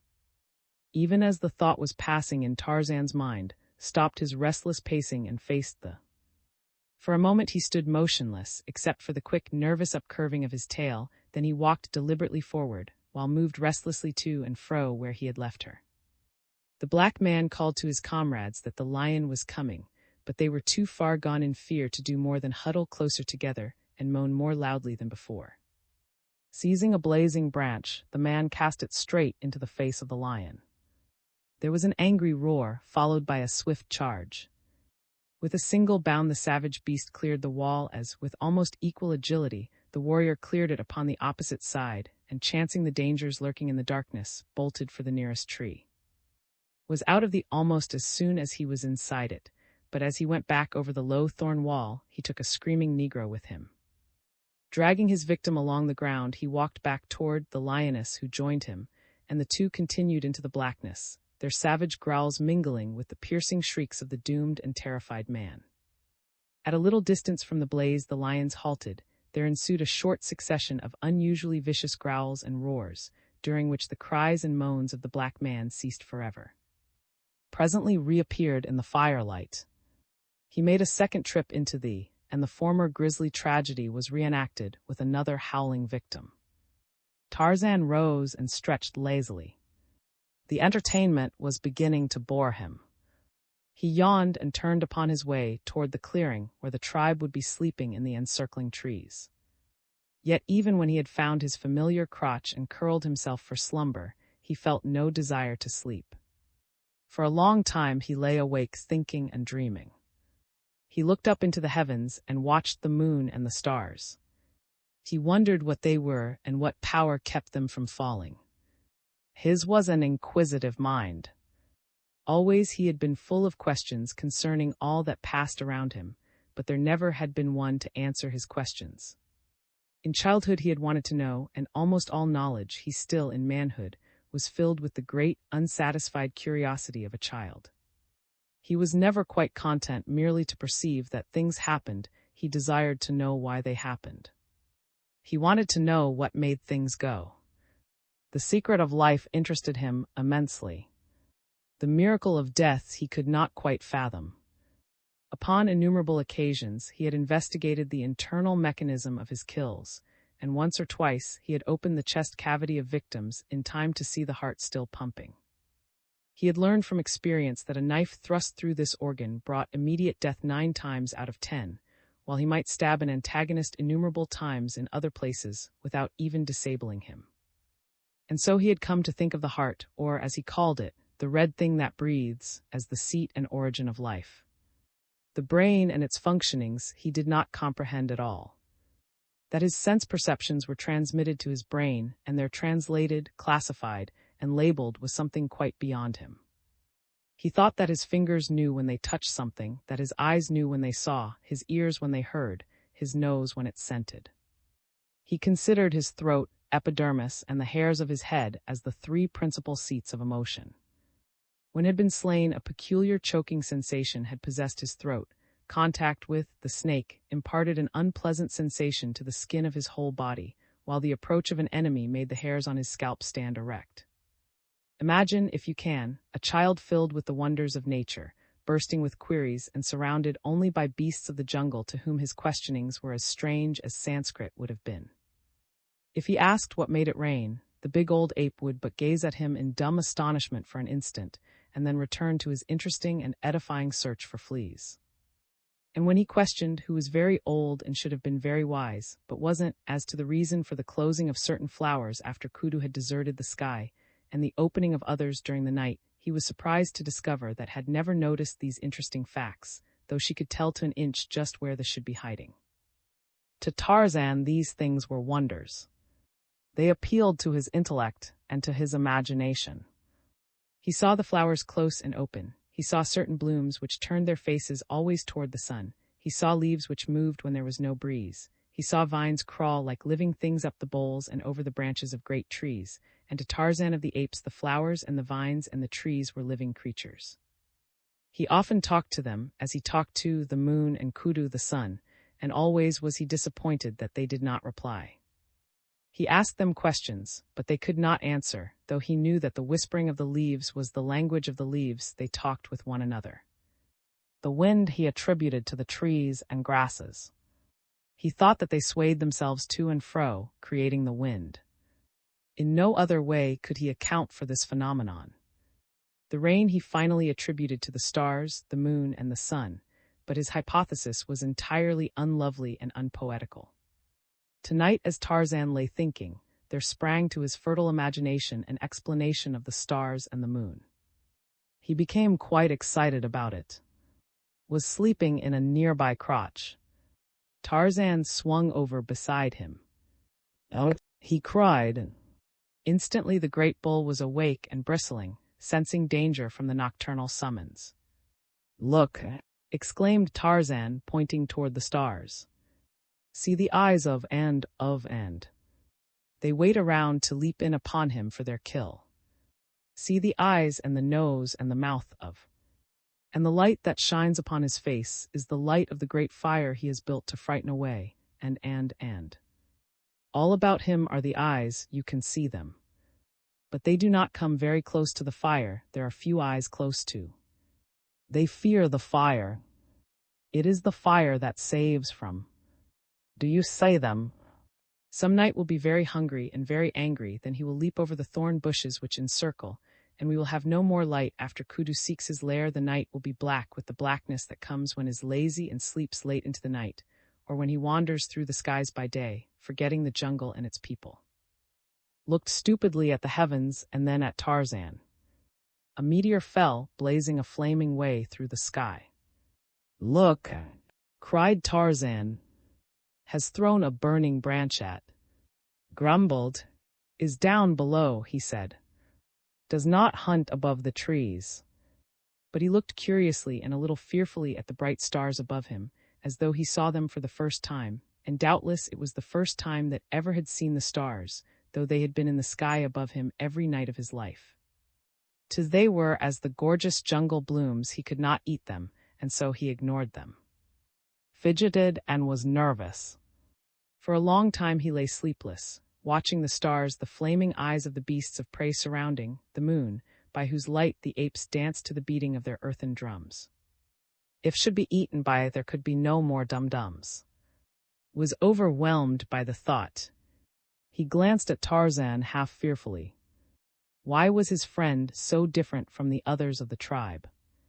No one else whom ever had known had had such queer thoughts as Tarzan. The ape scratched his head and wondered dimly if Tarzan was a safe companion, and then he recalled slowly and by a laborious mental process that Tarzan had served him better than any other of the apes, even the strong and wise bulls of the tribe. Tarzan it was who had freed him from the blacks at the very time that had thought Tarzan wanted. It was Tarzan who had saved Slittle from death. It was Tarzan who had conceived and carried out the plan to pursue Subductor and rescue the stolen one. Tarzan had fought and bled in service so many times that, although only a brutal ape, had it impressed upon his mind a fierce loyalty, which nothing now could swerve. His friendship for Tarzan had become a habit, a tradition almost, which would endure while endured. He never showed any outward demonstration of affection. He growled at Tarzan, as he growled at the other bulls who came too close while he was feeding, but he would have died for Tarzan. He knew it and Tarzan knew it. But of such things apes do not speak. Their vocabulary for the finer instincts, consisting more of actions than words. But now was worried, and he fell asleep again, still thinking of the strange words of his fellow. The following day he thought of them again, and without any intention of disloyalty, he mentioned to what Tarzan had suggested about the eyes surrounding, and the possibility that sooner or later would charge the moon and devour him. To the apes all large things in nature are male, and so, being the largest creature in the heavens by night, was to them a bull. Bit a sliver from a horny finger, and recalled the fact that Tarzan had once said that the trees talked to one another, and recounted having seen the ape-man dancing alone in the moonlight with the panther. They did not know that Tarzan had roped the savage beast and tied him to a tree before he came to earth and leaped about before the rearing cat to tantalize him. Others told of seeing Tarzan ride upon the back of the elephant, of his bringing the black boy to the tribe, and of mysterious things with which he communed in the strange lair by the sea. They had never understood his books, and after he had shown them to one or two of the tribe and discovered that even the pictures carried no impression to their brains, he had desisted. Tarzan is not an ape, said.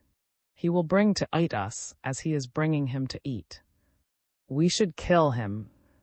Immediately bristled. Kill Tarzan. First you will kill, he said, and lumbered away to search for food. But others joined the plotters. They thought of many things which Tarzan had done, things which apes did not do and could not understand. Again voiced the opinion that the white ape should be slain, and the others, filled with terror about the stories they had heard, and thinking Tarzan was planning to slay, greeted the proposal with growls of accord. Among them was, listening with all her ears, but her voice was not raised in furtherance of the plan. Instead she bristled, showing her fangs, and afterward she went away in search of Tarzan, but she could not find him, as he was roaming far afield in search of meat. She found, though, and told him what the others were planning, and the great bull stamped upon the ground and roared. His bloodshot eyes blazed with wrath, his upper lip curled up to expose his fighting fangs, and the hair upon his spine stood erect, and then a rodent across the open and sprang to seize it. In an instant he seemed to have forgotten his rage against the enemies of his friend, but such is the mind of an ape. Several miles away Tarzan of the Apes lolled upon the broad head of the elephant. He scratched beneath the great ears with the point of a sharp stick, and he talked to the huge pachyderm of everything which filled his black-thatched head. Little or nothing of what he said did understand, but is a good listener. Swaying from side to side, he stood there enjoying the companionship of his friend, the friend he loved, and absorbing the delicious sensations of the scratching. The lion caught the scent of man, and warily stalked it until he came within sight of his prey upon the head of the mighty tusker. Then he turned, growling and muttering, away in search of more propitious hunting grounds. The elephant caught the scent of the lion, borne to him by an eddying breeze, and lifting his trunk trumpeted loudly. Tarzan stretched back luxuriously, lying supine at full length along the rough hide. Flies swarmed about his face, but with a leafy branch torn from a tree he lazily brushed them away. He said, "It is good to be alive. It is good to lie in the cool shadows. It is good to look upon the green trees and the bright colors of the flowers, upon everything which has put here for us. He is very good to us. He has given you tender leaves and bark and rich grasses to eat. To me he has given and the fruits and the nuts and the roots. He provides for each the food that each likes best. All that he asks is that we be strong enough or cunning enough to go forth and take it. Yes, it is good to live. I should hate to die. Made a little sound in his throat and curled his trunk upward that he might caress the ape-man's cheek with the finger at its tip. Said Tarzan presently, turn and feed in the direction of the tribe of the great ape, that Tarzan may ride home upon your head without walking. The tusker turned and moved slowly off along a broad, tree-arched trail, pausing occasionally to pluck a tender branch or strip the edible bark from an adjacent tree. Tarzan sprawled face downward upon the beast's head and back, his legs hanging on either side, his head supported by his open palms, his elbows resting on the broad cranium.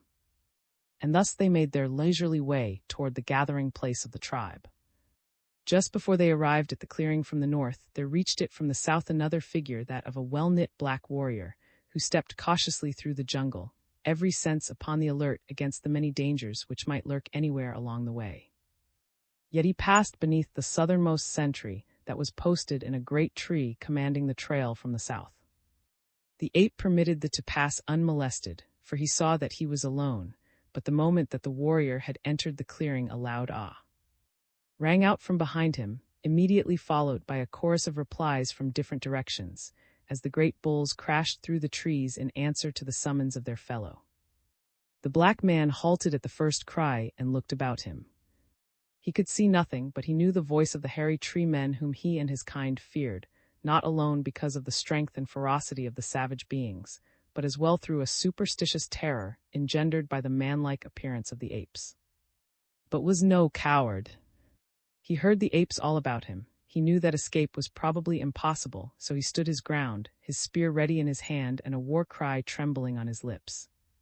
He would sell his life dearly, would, under chief of the village of the chief.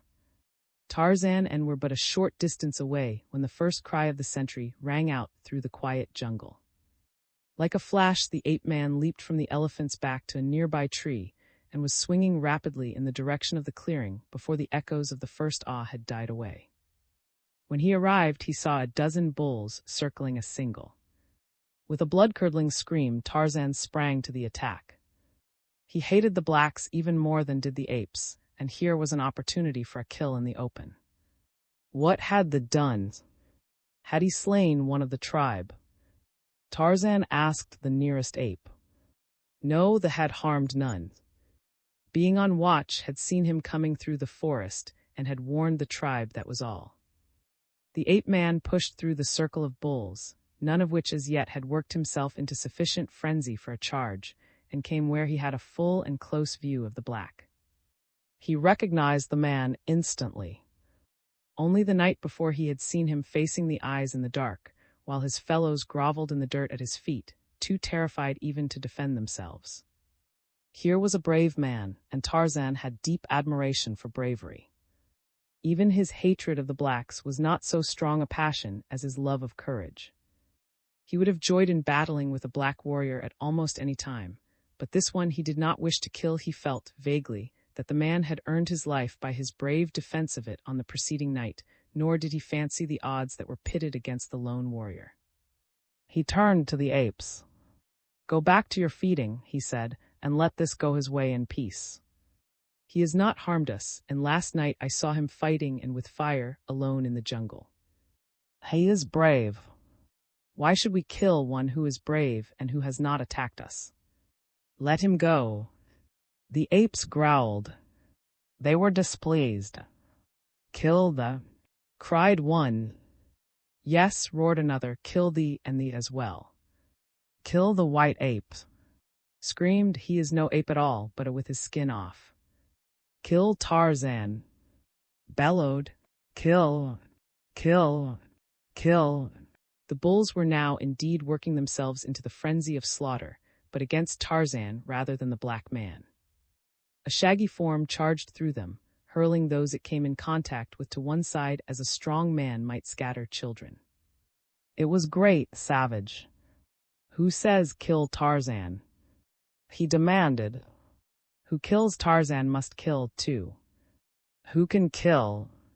We'll tear your insides from you and feed them too.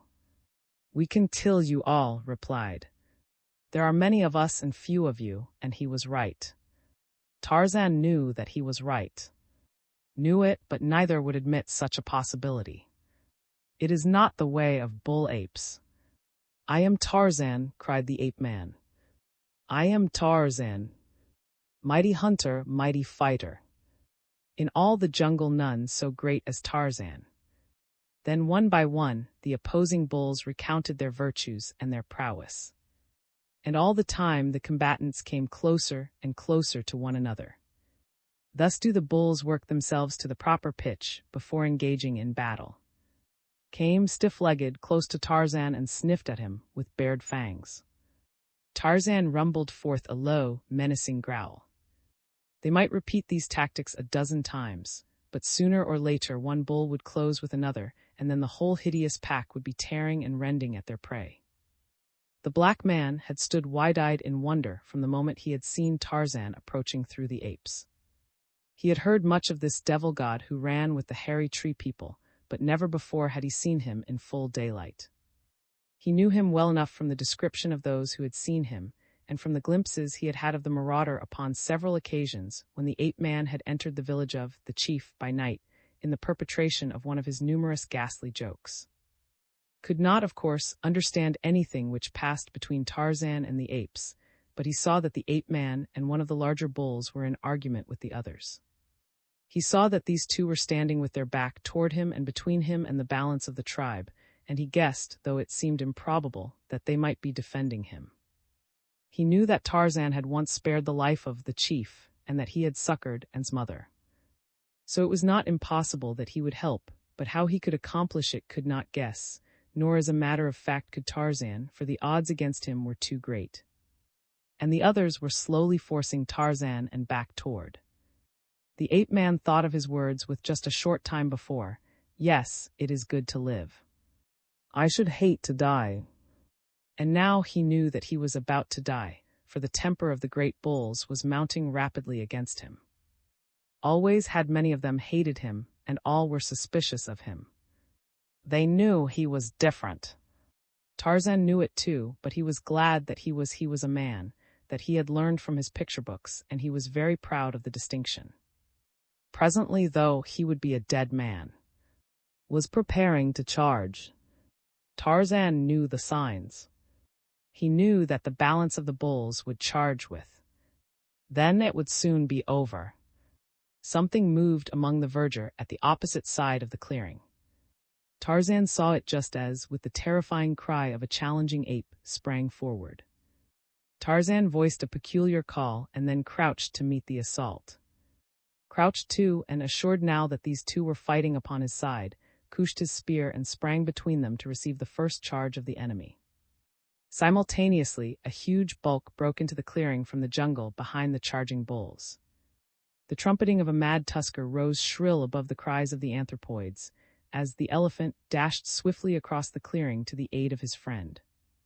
Never closed upon the ape-man, nor did a fang enter flesh upon either side. The terrific reverberation of challenge sent the bulls scurrying to the trees, jabbering and scolding. Raced off with them. Only Tarzan and remained. The latter stood his ground because he saw that the devil god did not run, and because the black had the courage to face a certain and horrible death beside one who had quite evidently dared death for him. But it was a surprised who saw the mighty elephant come to a sudden halt in front of the ape-man and caress him with his long, sinuous trunk. Tarzan turned toward the black man. Go, he said in the language of the apes, and pointed in the direction of the village of. Understood the gesture, if not the word, nor did he lose time in obeying. Tarzan stood watching him until he had disappeared. He knew that the apes would not follow. Then he said to the elephant, "Pick me up." And the tusker swung him lightly to his head. Tarzan goes to his lair by the big water, shouted the ape-man to the apes in the trees. All of you are more foolish than Manu, except and may come to see Tarzan, but the others must keep away. Tarzan is done with the tribe of. He prodded with a calloused toe, and the big beast swung off across the clearing, the apes watching them until they were swallowed up by the jungle. Before the night fell, killed, picking a quarrel with him over his attack upon Tarzan. For a moon, the tribe saw nothing of Tarzan of the apes. Many of them probably never gave him a thought, but there were those who missed him more than Tarzan imagined, and often wished that he was back, and determined a dozen times to go and visit Tarzan in his seaside lair, but first one thing and then another interfered. One night when lay sleepless looking up at the starry heavens, he recalled the strange things that Tarzan once had suggested to him, that the bright spots were the eyes of the meat-eaters waiting in the dark of the jungle sky to leap upon the moon and devour him. The more he thought about this matter, the more perturbed he became. And then a strange thing happened. Even as looked at, he saw a portion of one edge disappear, precisely as though something was gnawing upon it. Larger and larger became the hole in the side of. With a scream, leaped to his feet. His frenzied awes brought the terrified tribe screaming and chattering toward him. "Look!" cried, pointing at the moon. "Look! It is as Tarzan said. Has sprung through the fires and is devouring. You called Tarzan names and drove him from the tribe. Now see how wise he was. Let one of you who hated Tarzan go to his aid. See the eyes in the dark jungle all about. He is in danger and none can help him, none except Tarzan. Soon will be devoured by, and we shall have no more light after Kudu seeks his lair. How shall we dance the dum-dum without the light of?" The apes trembled and whimpered. Any manifestation of the powers of nature always filled them with terror, for they could not understand. "Go and bring Tarzan," cried one, and then they all took up the cry of Tarzan. "Bring Tarzan. He will save."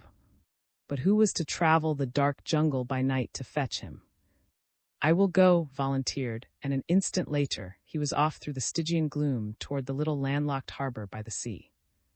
And as the tribe waited, they watched the slow devouring of the moon. Already had eaten out a great semicircular piece. At that rate would be entirely gone before Kudu came again. The apes trembled at the thought of perpetual darkness by night. They could not sleep. Restlessly they moved here and there among the branches of trees, watching of the skies at his deadly feast and listening for the coming of with Tarzan. Was nearly gone when the apes heard the sounds of the approach through the trees of the two they awaited, and presently Tarzan, followed by, swung into a nearby tree. The ape-man wasted no time in idle words. In his hand was his long bow, and at his back hung a quiver full of arrows, poisoned arrows that he had stolen from the village of the blacks, just as he had stolen the bow. Up into a great tree he clambered, higher and higher, until he stood swaying upon a small limb which bent low beneath his weight. Here he had a clear and unobstructed view of the heavens. He saw, and the inroads which the hungry had made into his shining surface.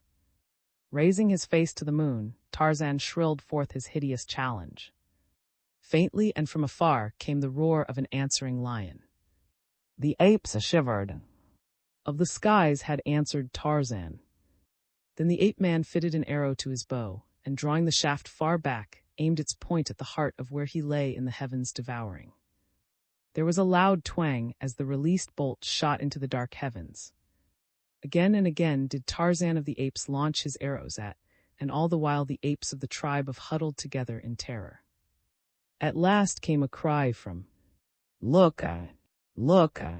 He screamed, "Is killed! Tarzan has killed! Say!"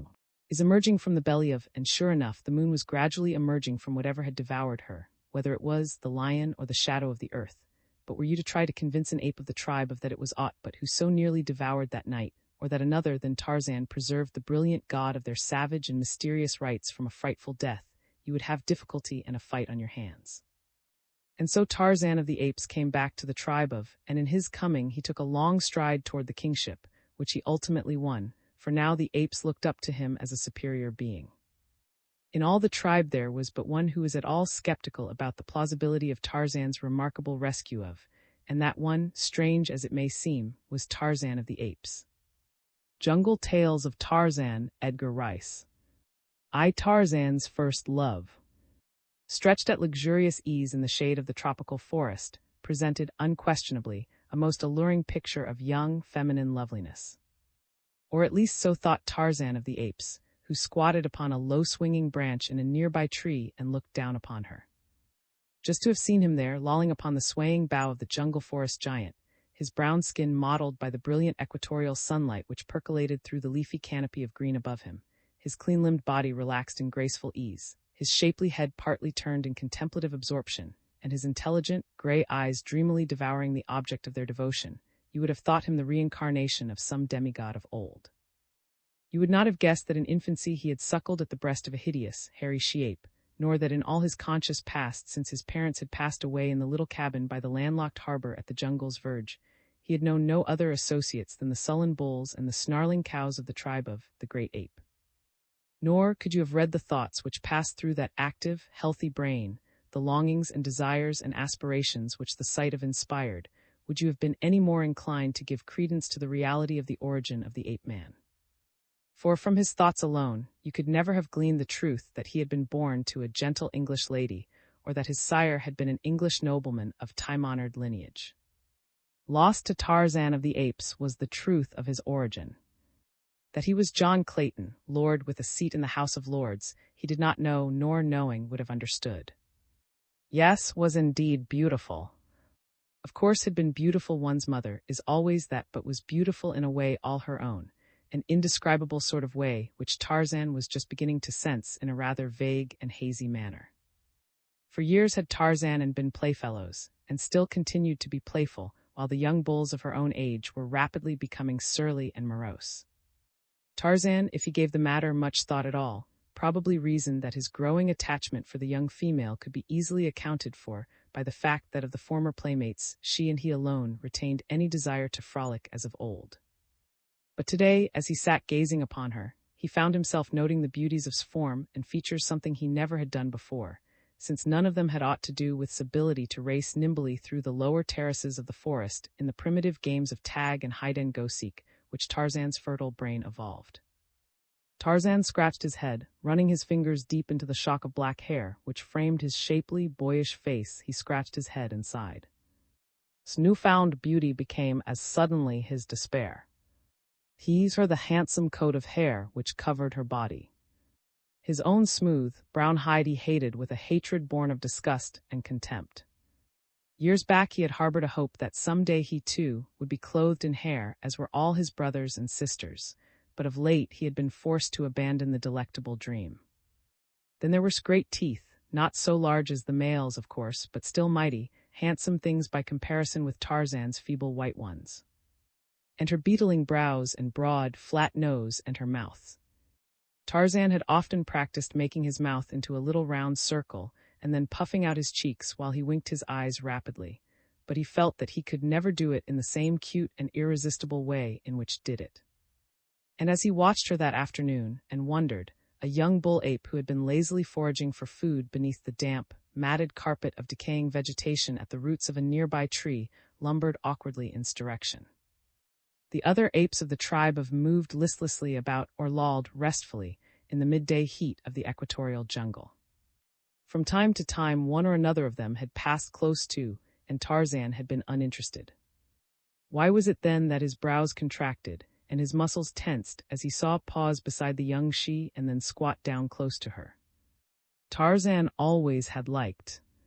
Since childhood they had romped together.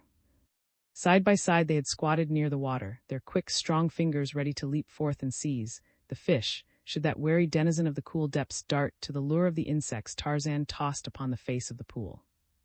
Together they had baited and teased the lion. Why then should Tarzan feel the rise of the short hairs at the nape of his neck merely because sat close to? It is true that was no longer the frolicsome ape of yesterday. When his snarling muscles bared his giant fangs, no one could longer imagine that was in as playful a mood as when he and Tarzan had rolled upon the turf in mimic battle.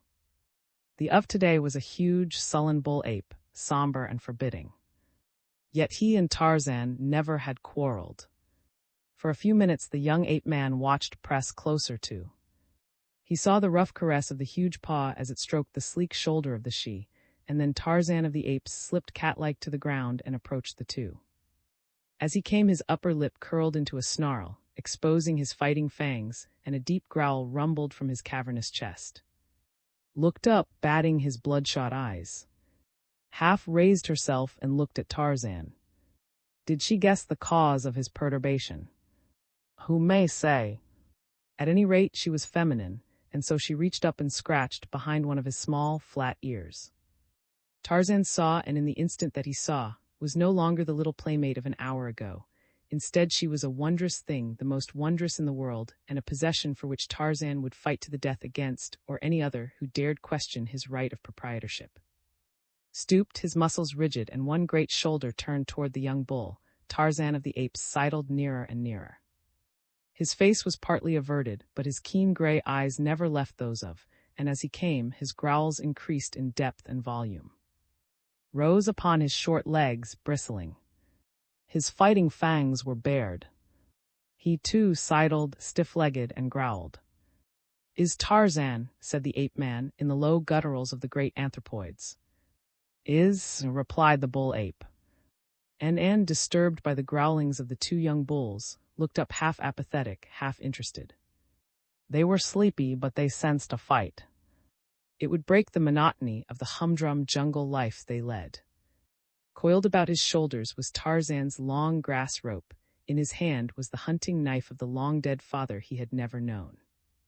In his little brain lay a great respect for the shiny bit of sharp metal which the ape-boy knew so well how to use. With it had he slain his fierce foster father and the gorilla. Knew these things, and so he came warily, circling about Tarzan in search of an opening.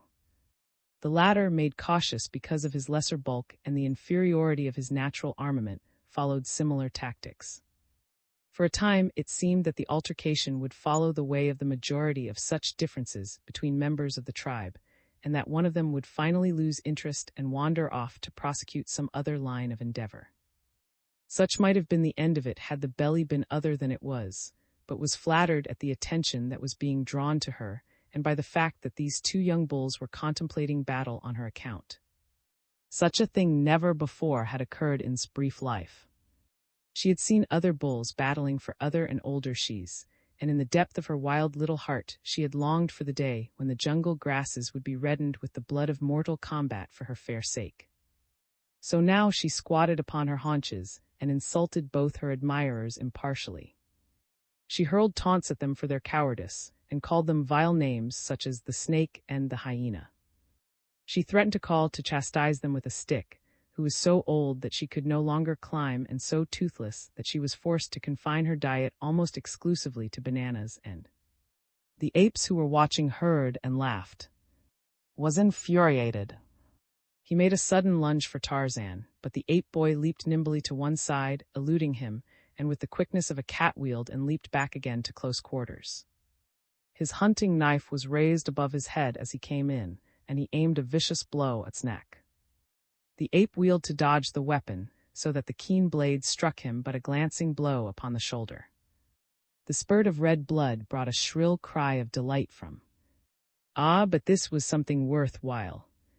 She glanced about to see if others had witnessed this evidence of her popularity. Helen of Troy was never one whit more proud than was at that moment.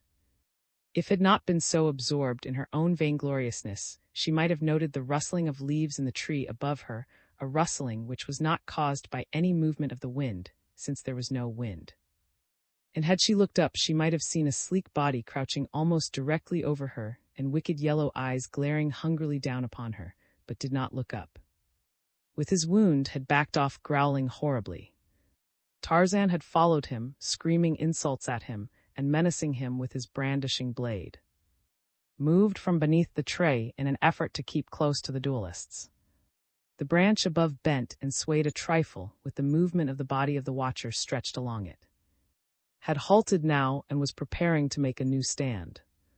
His lips were flecked with foam, and saliva drooled from his jowls. He stood with head lowered and arms outstretched, preparing for a sudden charge to close quarters. Could he but lay his mighty hands upon that soft, brown skin, the battle would be his.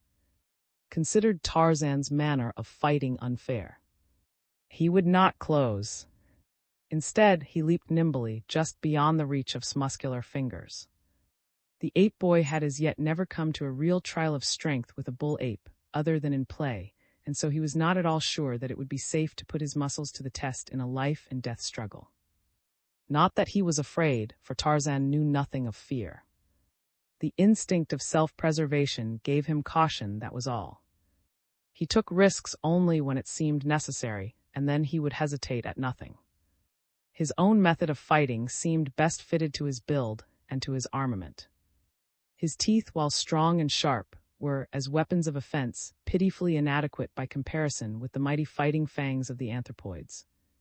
By dancing about just out of reach of an antagonist, Tarzan could do infinite injury with his long, sharp hunting knife, and at the same time escape many of the painful and dangerous wounds which would be sure to follow his falling into the clutches of a bull ape.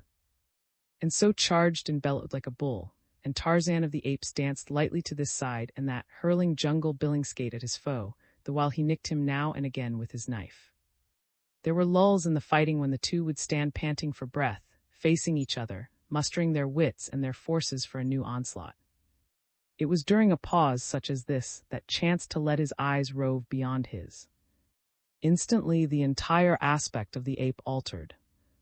Rage left his countenance to be supplanted by an expression of fear. With a cry that every ape there recognized, turned and fled. No need to question him, his warning proclaimed the near presence of their ancient enemy. Tarzan started to seek safety, as did the other members of the tribe, and as he did so he heard a panther's scream mingled with the frightened cry of a she-ape. Heard too, but he did not pause in his flight. With the ape boy, however, it was different. He looked back to see if any member of the tribe was close pressed by the beast of prey, and the sight that met his eyes filled them with an expression of horror. It was who cried out in terror as she fled across a little clearing toward the trees upon the opposite side, for after her leaped the panther in easy, graceful bounds. Appeared to be in no hurry.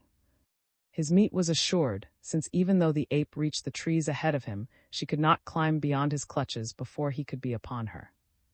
Tarzan saw that must die. He cried to and the other bulls to hasten to his assistance, and at the same time he ran toward the pursuing beast, taking down his rope as he came. Tarzan knew that once the great bulls were aroused, none of the jungle, not even the lion, was anxious to measure fangs with them, and that if all those of the tribe who chanced to be present today would charge, the great cat would doubtless turn tail and run for his life. Heard, as did the others, but no one came to Tarzan's assistance or rescue, and was rapidly closing up the distance between himself and his prey. The ape boy, leaping after the panther, cried aloud to the beast in an effort to turn it from or otherwise distract its attention, until the she-ape could gain the safety of the higher branches where it dared not go. He called the panther every opprobrious name that fell to his tongue. He dared him to stop and do battle with him, but only loped on after the luscious now almost within his reach. Tarzan was not far behind and he was gaining, but the distance was so short that he scarce hoped to overhaul the carnivore before it had felled. In his right hand the boy swung his grass rope above his head as he ran. He hated to chance a miss, for the distance was much greater than he ever had cast before except in practice. It was the full length of his grass rope which separated him from, and yet there was no other thing to do. He could not reach the brute's side before it overhauled. He must chance a throw, and just as sprang for the lower limb of a great tree, and rose behind her in a long, sinuous leap, the coils of the ape boy's grass rope shot swiftly through the air, straightening into a long, thin line as the open noose hovered for an instant above the savage head and the snarling jaws. Then it settled clean and true about the tawny neck it settled, and Tarzan, with a quick twist of his rope hand, drew the noose taut, bracing himself for the shock when should have taken up the slack. Just short of his glossy rump, the cruel talons raked the air as the rope tightened, and was brought to a sudden stop, a stop that snapped the big beast over upon his back. Instantly was up with glaring eyes and lashing tail and gaping jaws, from which issued hideous cries of rage and disappointment. He saw the ape boy, the cause of his discomfiture, scarce 40 feet before him, and charged. Was safe now, Tarzan saw to that by a quick glance into the tree, whose safety she had gained not an instant too soon, and was charging. It was useless to risk his life in idle and unequal combat from which no good could come, but could he escape a battle with the enraged cat? And if he was forced to fight, what chance had he to survive? Tarzan was constrained to admit that his position was aught but a desirable one. The trees were too far to hope to reach in time to elude the cat. Tarzan could but stand facing that hideous charge. In his right hand he grasped his hunting knife, a puny, futile thing indeed by comparison with the great rows of mighty teeth which lined his powerful jaws, and the sharp talons encased within his padded paws. Yet the young lord faced it with the same courageous resignation with which some fearless ancestor went down to defeat and death on hill by Hastings. From safety points in the trees the great apes watched, screaming hatred at and advice at Tarzan, for the progenitors of man have, naturally, many human traits. Was frightened. She screamed at the bulls to hasten to Tarzan's assistance, but the bulls were otherwise engaged principally in giving advice and making faces. Anyway, Tarzan was not a real, so why should they risk their lives in an effort to protect him? And now was almost upon the lithe, naked body, and the body was not there. Quick as was the great cat, the ape boy was quicker. He leaped to one side almost as the panther's talons were closing upon him, and as went hurtling to the ground beyond, Tarzan was racing for the safety of the nearest tree. The panther recovered himself almost immediately and, wheeling, tore after his prey, the ape boy's rope dragging along the ground behind him. In doubling back after Tarzan, had passed around a low bush. It was a mere nothing in the path of any jungle creature of the size and weight of provided it had no trailing rope dangling behind. But was handicapped by such a rope, and as he leaped once again after Tarzan of the Apes, the rope encircled the small bush, became tangled in it, and brought the panther to a sudden stop. An instant later Tarzan was safe among the higher branches of a small tree into which could not follow him.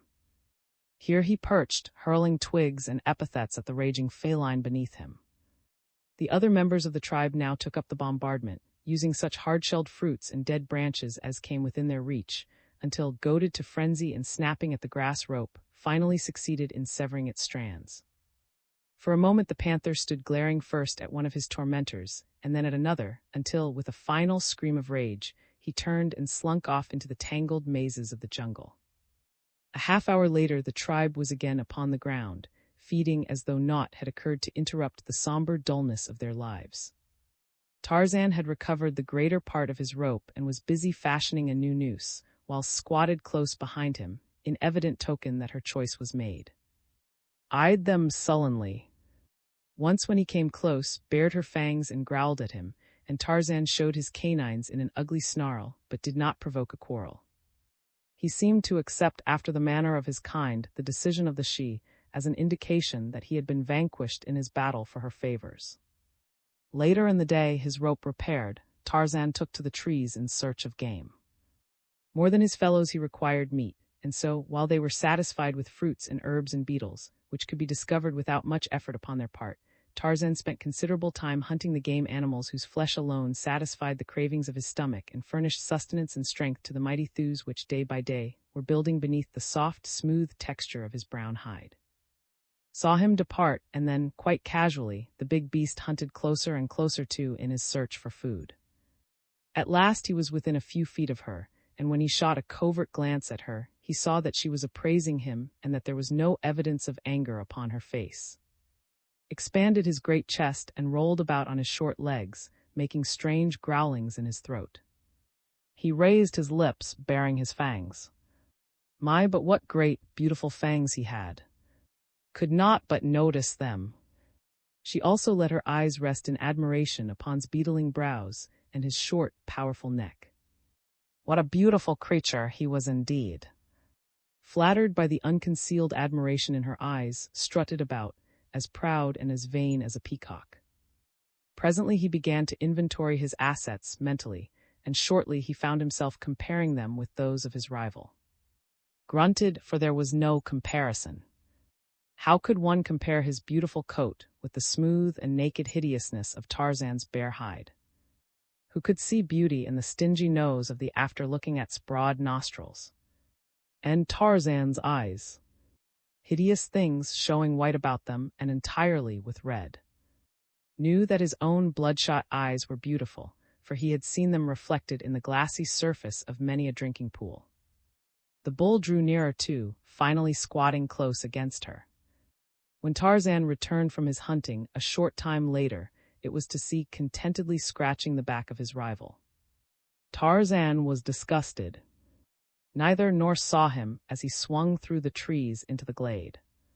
He paused a moment looking at them. Then, with a sorrowful grimace, he turned and faded away into the labyrinth of leafy boughs and festooned moss out of which he had come. Tarzan wished to be as far away from the cause of his heartache as he could. He was suffering the first pangs of blighted love, and he didn't quite know what was the matter with him. He thought that he was angry with, and so he couldn't understand why it was that he had run away instead of rushing into mortal combat with the destroyer of his happiness. He also thought that he was angry with, yet a vision of her many beauties persisted in haunting him, so that he could only see her in the light of love as the most desirable thing in the world. The ape boy craved affection.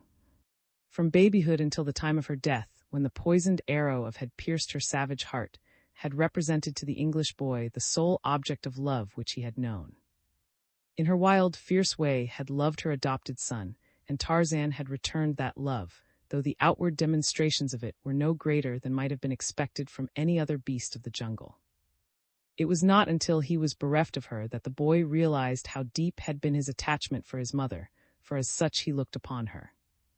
And he had seen within the past few hours a substitute for someone to fight for and to hunt for someone to caress, but now his dream was shattered. Something hurt within his breast. He placed his hand over his heart and wondered what had happened to him. Vaguely he attributed his pain to. The more he thought of as he had last seen her, caressing, the more the thing within his breast hurt him.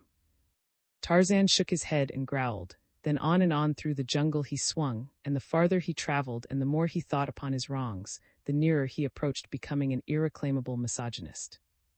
2 days later he was still hunting alone, very morose and very unhappy, but he was determined never to return to the tribe. He could not bear the thought of seeing, and always together. As he swung upon a great limb, the lion and the lioness passed beneath him, side by side, and leaned against the lion and bit playfully at his cheek. It was a half-caress. Tarzan sighed and hurled a nut at them. Later he came upon several of his black warriors. He was upon the point of dropping his noose about the neck of one of them, who was a little distance from his companions, when he became interested in the thing which occupied the savages. They were building a cage in the trail and covering it with leafy branches. When they had completed their work, the structure was scarcely visible. Tarzan wondered what the purpose of the thing might be, and why, when they had built it, they turned away and started back along the trail in the direction of their village. It had been some time since Tarzan had visited the blacks and looked down from the shelter of the great trees, which overhung their palisade, upon the activities of his enemies, from among whom had come the slayer of. Although he hated them, Tarzan derived considerable entertainment in watching them at their daily life within the village, and especially at their dances, when the fires glared against their naked bodies as they leaped and turned and twisted in mimic warfare. It was rather in the hope of witnessing something of the kind that he now followed the warriors back toward their village, but in this he was disappointed, for there was no dance that night. Instead, from the safe concealment of his tree, Tarzan saw little groups seated about tiny fires discussing the events of the day, and in the darker corners of the village he isolated couples talking and laughing together, and always one of each couple was a young man and the other a young woman. Tarzan cocked his head upon one side and thought, and before he went to sleep that night, curled in the crotch of the great tree above the village, filled his mind, and afterward she filled his dreams, she and the young black men laughing and talking with the young black women. Hunting alone had wandered some distance from the balance of the tribe. He was making his way slowly along an elephant path when he discovered that it was blocked with undergrowth. Now come into maturity, was an evil-natured brute of an exceeding short temper. When something thwarted him, his sole idea was to overcome it by brute strength and ferocity, and so now when he found his way blocked, he tore angrily into the leafy screen and an instant later found himself within a strange lair, his progress effectually blocked, notwithstanding his most violent efforts to forge ahead. Biting and striking at the barrier, finally worked himself into a frightful rage, but all to no avail, and at last he became convinced that he must turn back. But when he would have done so, what was his chagrin to discover that another barrier had dropped behind him while he fought to break down the one before him. Was trapped. Until exhaustion overcame him, he fought frantically for his freedom, but all for naught.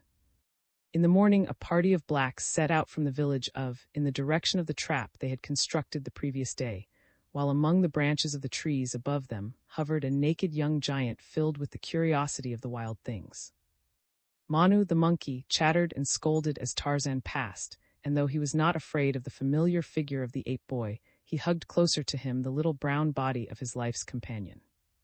Tarzan laughed as he saw it, but the laugh was followed by a sudden clouding of his face and a deep sigh.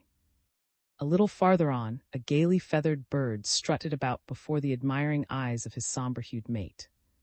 It seemed to Tarzan that everything in the jungle was combining to remind him that he had lost, yet every day of his life he had seen these same things and thought nothing of them. When the blacks reached the trap, set up a great commotion. Seizing the bars of his prison, he shook them frantically, and all the while he roared and growled terrifically. The blacks were elated, for while they had not built their trap for this hairy tree man, they were delighted with their catch. Tarzan pricked up his ears when he heard the voice of a great ape, and circling quickly until he was downwind from the trap, he sniffed at the air in search of the scent spoor of the prisoner. Nor was it long before there came to those delicate nostrils the familiar odor that told Tarzan the identity of the captive as unerringly as though he had looked upon with his eyes. Yes, it was, and he was alone. Tarzan grinned as he approached to discover what the blacks would do to their prisoner. Doubtless they would slay him at once. Again Tarzan grinned. Now he could have for his own, with none to dispute his right to her. As he watched, he saw the black warriors strip the screen from about the cage, fasten ropes to it, and drag it away along the trail in the direction of their village. Tarzan watched until his rival passed out of sight, still beating upon the bars of his prison and growling out his anger and his threats. Then the ape boy turned and swung rapidly off in search of the tribe, and once upon the journey he surprised and his family in a little overgrown clearing. The great cat lay stretched upon the ground, while his mate, one paw across her lord's savage face, licked at the soft white fur at his throat. Tarzan increased his speed then until he fairly flew through the forest, nor was it long before he came upon the tribe. He saw them before they saw him, for of all the jungle creatures, none passed more quietly than Tarzan of the apes. He saw and her mate feeding side by side, their hairy bodies rubbing against each other. And he saw feeding by herself. Not for long would she feed thus in loneliness, thought Tarzan, as with a bound he landed amongst them.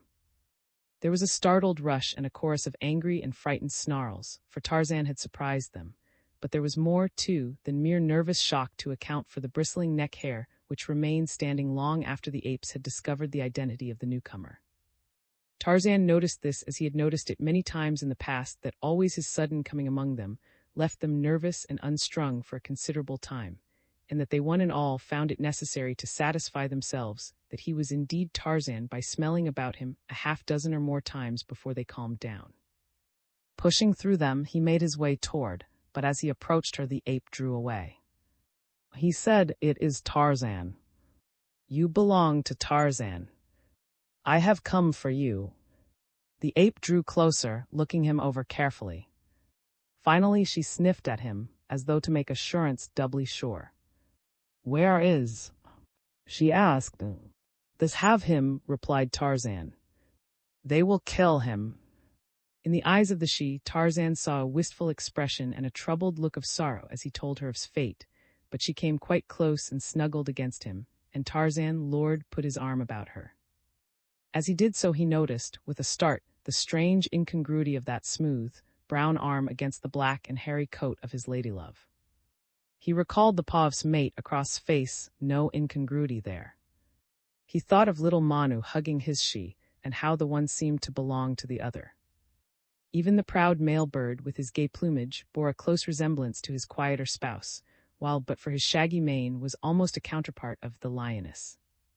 The males and the females differed, it was true, but not with such differences as existed between Tarzan and Tarzan was puzzled.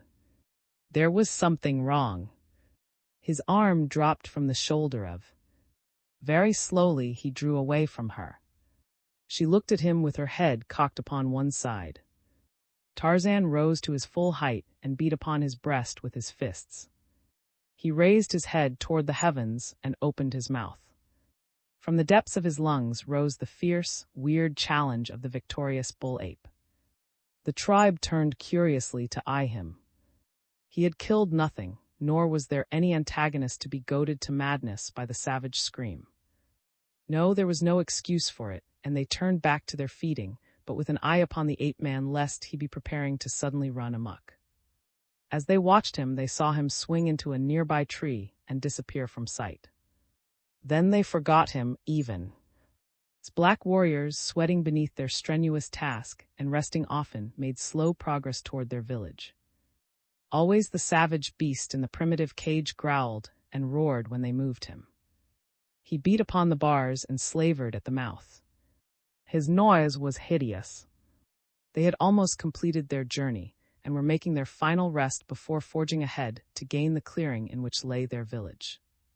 A few more minutes would have taken them out of the forest, and then, doubtless, the thing would not have happened which did happen. A silent figure moved through the trees above them. Keen eyes inspected the cage and counted the number of warriors. An alert and daring brain figured upon the chances of success when a certain plan should be put to the test. Tarzan watched the blacks lolling in the shade. They were exhausted. Already several of them slept. He crept closer, pausing just above them. Not a leaf rustled before his stealthy advance. He waited in the infinite patience of the beast of prey. Presently, but two of the warriors remained awake, and one of these was dozing. Tarzan of the Apes gathered himself, and as he did so the black who did not sleep arose and passed around to the rear of the cage. The ape boy followed just above his head, was eyeing the warrior and emitting low growls. Tarzan feared that the anthropoid would awaken the sleepers. In a whisper which was inaudible to the ears of the Negro, Tarzan whispered's name, cautioning the ape to silence, and growling ceased. The black approached the rear of the cage and examined the fastenings of the door, and as he stood there the beast above him launched itself from the tree full upon his back. Steel fingers circled his throat, choking the cry which sprang to the lips of the terrified man. Strong teeth fastened themselves in his shoulder, and powerful legs wound themselves about his torso. The black, in a frenzy of terror, tried to dislodge the silent thing which clung to him. He threw himself to the ground and rolled about, but still those mighty fingers closed more and more tightly their deadly grip. The man's mouth gaped wide, his swollen tongue protruded, his eyes started from their sockets, but the relentless fingers only increased their pressure. Was a silent witness of the struggle. In his fierce little brain, he doubtless wondered what purpose prompted Tarzan to attack the black. Had not forgotten his recent battle with the ape boy, nor the cause of it. Now he saw the form of the suddenly go limp. There was a convulsive shiver, and the man lay still. Tarzan sprang from his prey and ran to the door of the cage. With nimble fingers, he worked rapidly at the thongs which held the door in place. Could only watch, he could not help. Presently Tarzan pushed the thing up a couple of feet and crawled out. The ape would have turned upon the sleeping blacks that he might wreak his pent vengeance, but Tarzan would not permit it. Instead, the ape boy dragged the body of the black within the cage and propped it against the side bars. Then he lowered the door and made fast the thongs as they had been before. A happy smile lighted his features as he worked, for one of his principal diversions was the baiting of the blacks of his village. He could imagine their terror when they awoke and found the dead body of their comrade fast in the cage, where they had left the great ape safely secured but a few minutes before. Tarzan and took to the trees together, the shaggy coat of the fierce ape brushing the sleek skin of the English lordling as they passed through the primeval jungle side by side. "Go back too," said Tarzan.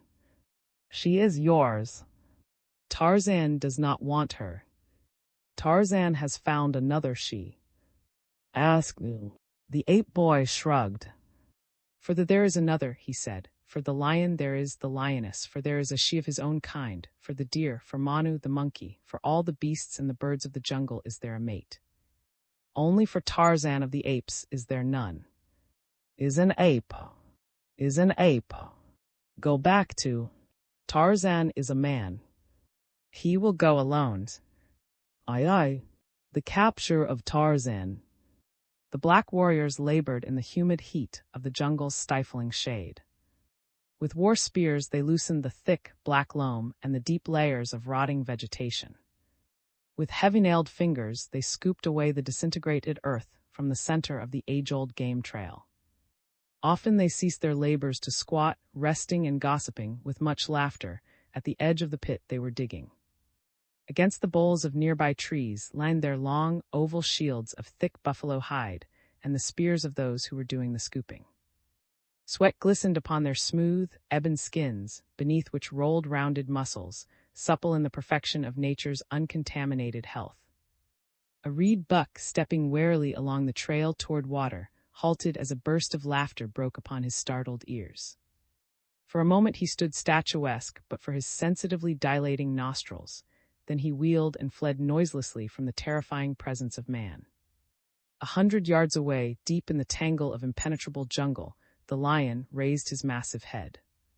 Had dined well until almost daybreak, and it had required much noise to awaken him. Now he lifted his muzzle and sniffed the air, caught the acrid scent spoor of the reed buck and the heavy scent of man. But was well filled. With a low, disgusted grunt he rose and slunk away. Brilliantly plumaged birds, with raucous voices, darted from tree to tree. Little monkeys, chattering and scolding, swung through the swaying limbs above the black warriors. Yet they were alone, for the teeming jungle with all its myriad life, like the swarming streets of a great metropolis, is one of the loneliest spots in God's great universe. But were they alone? Above them, lightly balanced upon a leafy tree limb, a gray-eyed youth watched with eager intentness their every move. The fire of hate, restrained, smoldered beneath the lad's evident desire to know the purpose of the black men's labors. Such a one as these it was who had slain his beloved. For them there could be naught but enmity, yet he liked well to watch them, avid as he was for greater knowledge of the ways of man. He saw the pit grow in depth until a great hole yawned the width of the trail, a hole which was amply large enough to hold at one time all of the 6 excavators. Tarzan could not guess the purpose of so great a labor. And when they cut long stakes, sharpened at their upper ends, and set them at intervals upright in the bottom of the pit, his wonderment but increased, nor was it satisfied with the placing of the light crossbowls over the pit, or the careful arrangement of leaves and earth which completely hid from view the work the black men had performed. When they were done, they surveyed their handiwork with evident satisfaction, and Tarzan surveyed it too. Even to his practiced eye there remained scarce a vestige of evidence that the ancient game trail had been tampered with in any way. So absorbed was the ape-man in speculation as to the purpose of the covered pit that he permitted the blacks to depart in the direction of their village, without the usual baiting which had rendered him the terror of his people, and had afforded Tarzan both a vehicle of revenge and a source of inexhaustible delight. Puzzle as he would, however, he could not solve the mystery of the concealed pit, for the ways of the blacks were still strange ways to Tarzan. They had entered his jungle but a short time before the first of their kind, to encroach upon the age-old supremacy of the beasts which laired there. To the lion, to the elephant, to the great apes and the lesser apes, to each and all of the myriad creatures of this savage wild, the ways of man were new. They had much to learn of these black, hairless creatures that walked erect upon their hind paws, and they were learning it slowly, and always to their sorrow. Shortly after the blacks had departed, Tarzan swung easily to the trail. Sniffing suspiciously, he circled the edge of the pit. Squatting upon his haunches, he scraped away a little earth to expose one of the crossbars. He sniffed at this, touched it, cocked his head upon one side, and contemplated it gravely for several minutes. Then he carefully recovered it, arranging the earth as neatly as had the blacks. This done, he swung himself back among the branches of the trees and moved off in search of his hairy fellows, the great apes of the tribe of. Once he crossed the trail of the lion, pausing for a moment to hurl a soft fruit at the snarling face of his enemy, and to taunt and insult him, calling him eater of carrion and brother of the hyena. His yellow-green eyes, round and burning with concentrated hate, glared up at the dancing figure above him. Low growls vibrated his heavy jowls, and his great rage transmitted to his sinuous tail a sharp motion. But realizing from past experience the futility of long-distance argument with the ape-man, he turned presently and struck off into the tangled vegetation which hid him from the view of his tormentor. With a final scream of jungle invective and a grimace at his departing foe, Tarzan continued along his way. Another mile and a shifting wind brought to his keen nostrils a familiar, pungent odor close at hand, and a moment later there loomed beneath him a huge, gray-black bulk forging steadily along the jungle trail. Tarzan seized and broke a small tree limb, and at the sudden cracking sound the ponderous figure halted. Great ears were thrown forward, and a long, supple trunk rose quickly to wave to and fro in search of the scent of an enemy, while two weak little eyes peered suspiciously and futilely about in quest of the author of the noise which had disturbed his peaceful way. Tarzan laughed aloud and came closer above the head of the pachyderm. He cried, "The deer is less fearful than you, the elephant, greatest of the jungle folk with the strength of as many, as I have toes upon my feet and fingers upon my hands. Who can uproot great trees, trembles with fear at the sound of a broken twig." A rumbling noise, which might have been either a sign of contempt or a sigh of relief, was only reply as the uplifted trunk and ears came down and the beast's tail dropped to normal, but his eyes still roved about in search of Tarzan. He was not long kept in suspense, however, as to the whereabouts of the ape-man, for a second later the youth dropped lightly to the broad head of his old friend. Then stretching himself at full length, he drummed with his bare toes upon the thick hide, and as his fingers scratched the more tender surfaces beneath the great ears, he talked too of the gossip of the jungle as though the great beast understood every word that he said. Much there was which Tarzan could make understand, and though the small talk of the wild was beyond the great gray of the jungle, he stood with blinking eyes and gently swaying trunk as though drinking in every word of it with keenest appreciation. As a matter of fact, it was the pleasant, friendly voice and caressing hands behind his ears which he enjoyed, and the close proximity of him whom he had often borne upon his back since Tarzan, as a little child, had once fearlessly approached the great bull, assuming upon the part of the pachyderm the same friendliness which filled his own heart. In the years of their association, Tarzan had discovered that he possessed an inexplicable power to govern and direct his mighty friend. At his bidding would come from a great distance as far as his keen ears could detect the shrill and piercing summons of the ape-man, and when Tarzan was squatted upon his head, would lumber through the jungle in any direction which his rider bade him go. It was the power of the man-mind over that of the brute, and it was just as effective as though both fully understood its origin, though neither did. For half an hour Tarzan sprawled there upon his back. Time had no meaning for either of them. Life, as they saw it, consisted principally in keeping their stomachs filled.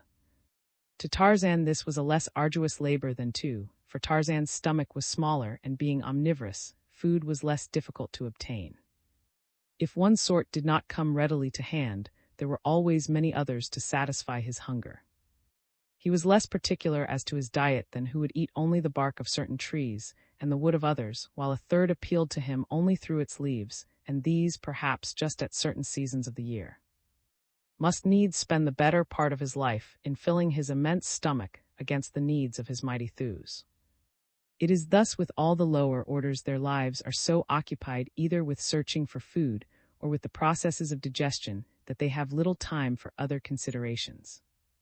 Doubtless it is this handicap which has kept them from advancing as rapidly as man, who has more time to give to thought upon other matters. However, these questions troubled Tarzan but little, and not at all. What the former knew was that he was happy in the companionship of the elephant. He did not know why.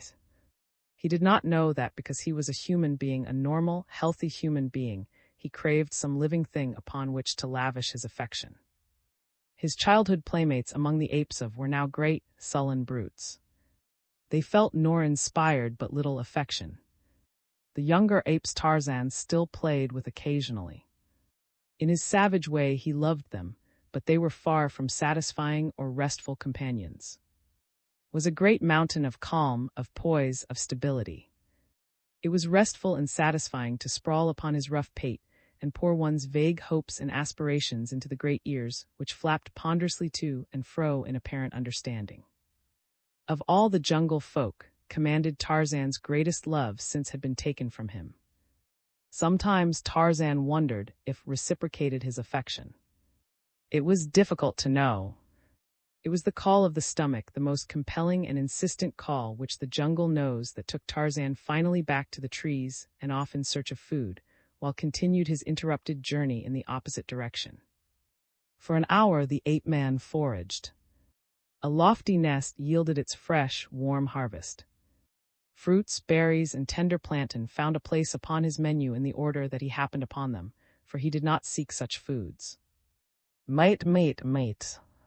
It was always meat that Tarzan of the Apes hunted, but sometimes meat eluded him, as today. And as he roamed the jungle, his active mind itself not alone with his hunting, but with many other subjects.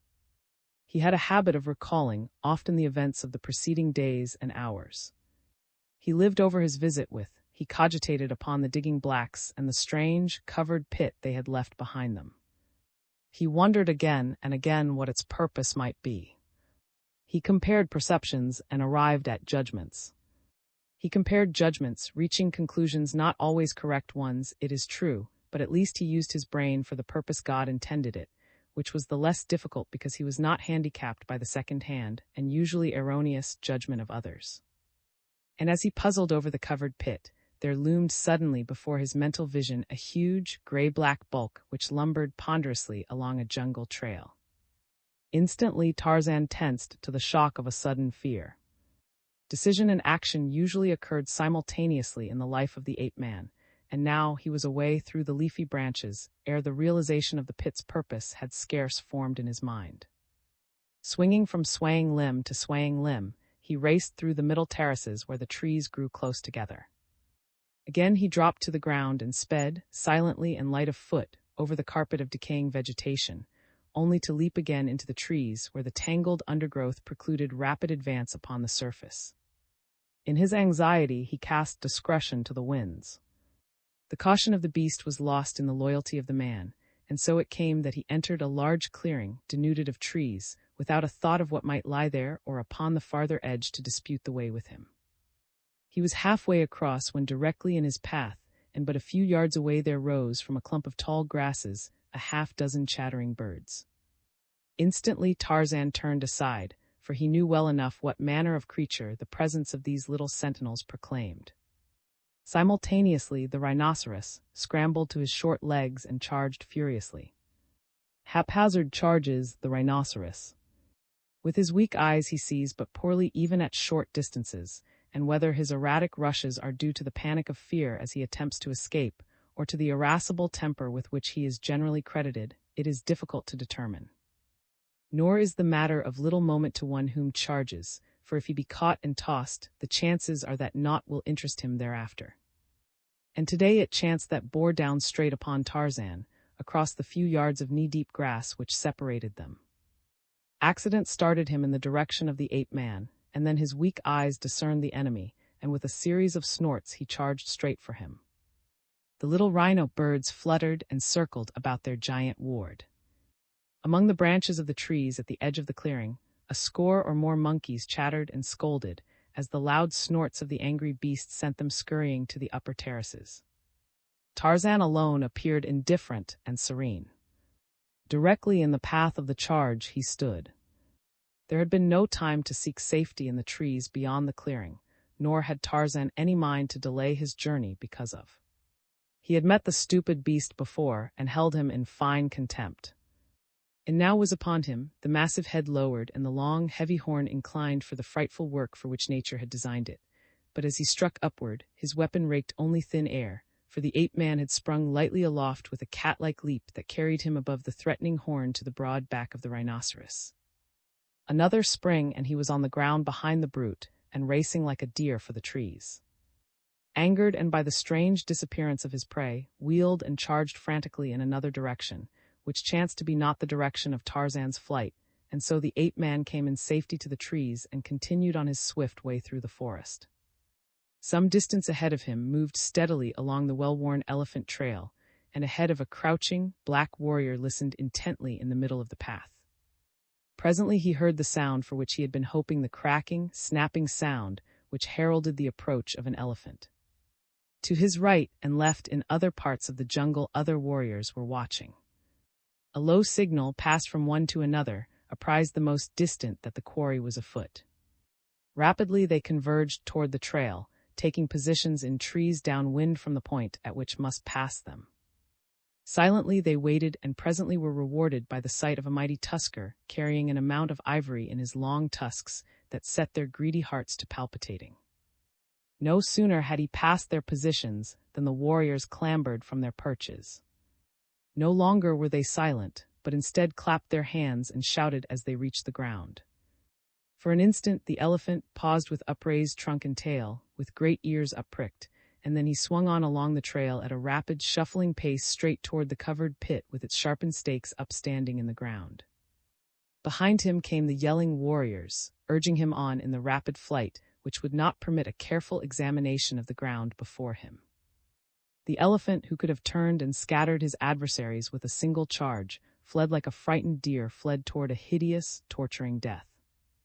And behind them all came Tarzan of the apes, racing through the jungle forest with the speed and agility of a squirrel, for he had heard the shouts of the warriors and had interpreted them correctly. Once he uttered a piercing call that reverberated through the jungle, but in the panic of terror either failed to hear or, hearing, dared not pause to heed. Now the giant pachyderm was but a few yards from the hidden death lurking in his path, and the blacks, certain of success, were screaming and dancing in his wake, waving their war spears and celebrating in advance the acquisition of the splendid ivory carried by their prey and the surfeit of elephant meat which would be theirs this night. So intent were they upon that they entirely failed to note the silent passage of the man-beast above their heads, nor did either see or hear him, even though Tarzan called to him to stop.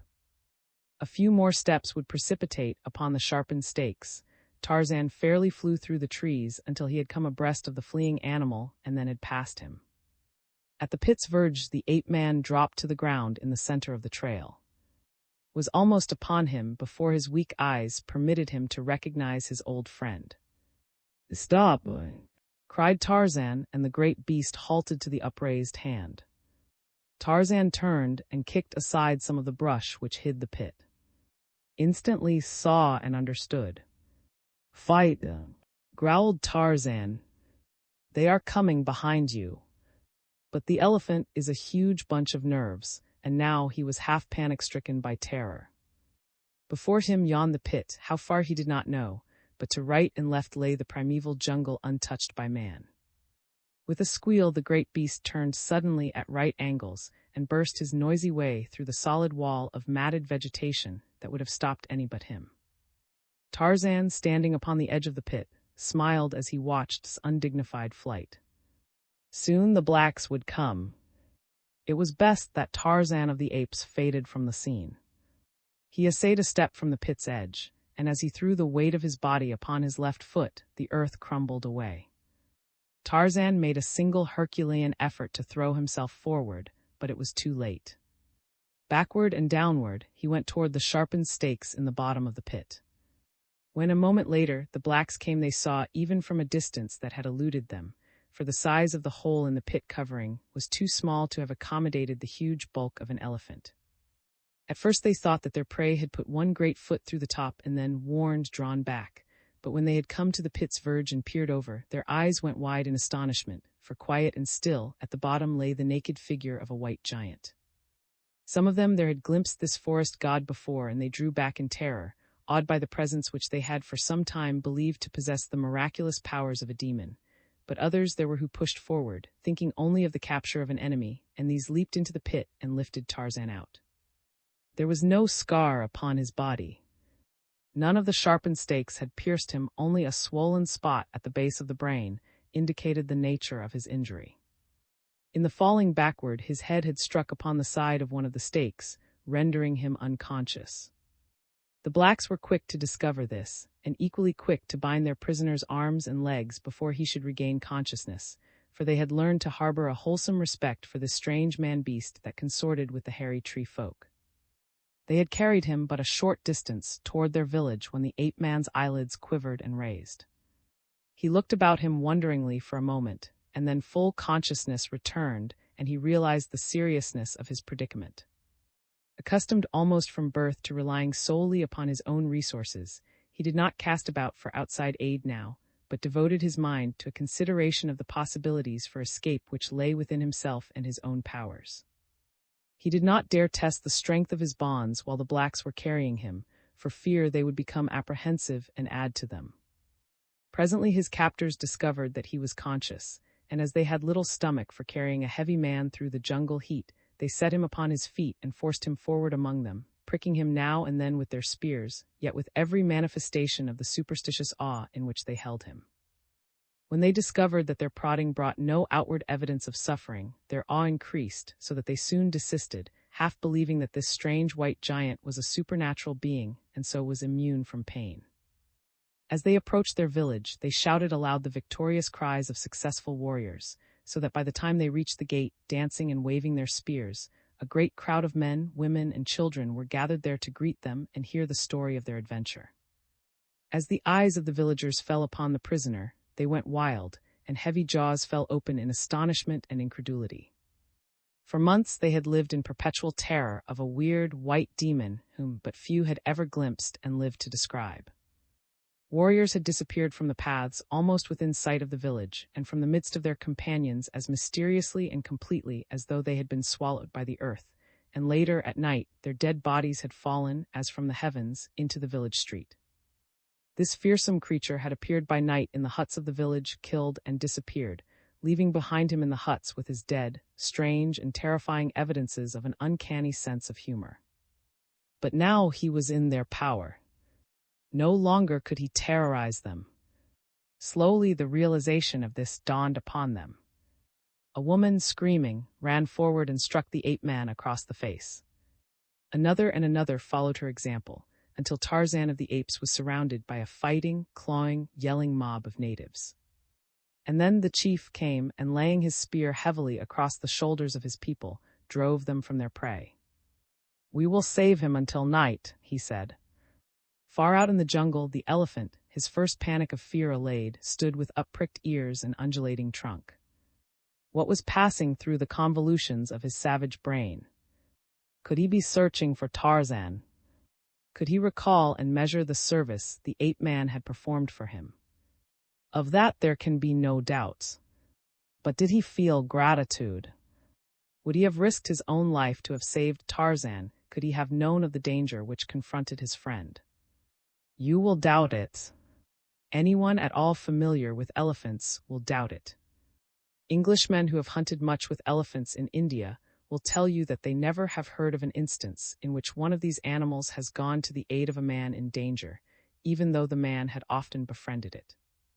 And so it is to be doubted that would have attempted to overcome his instinctive fear of the black men in an effort to succor Tarzan.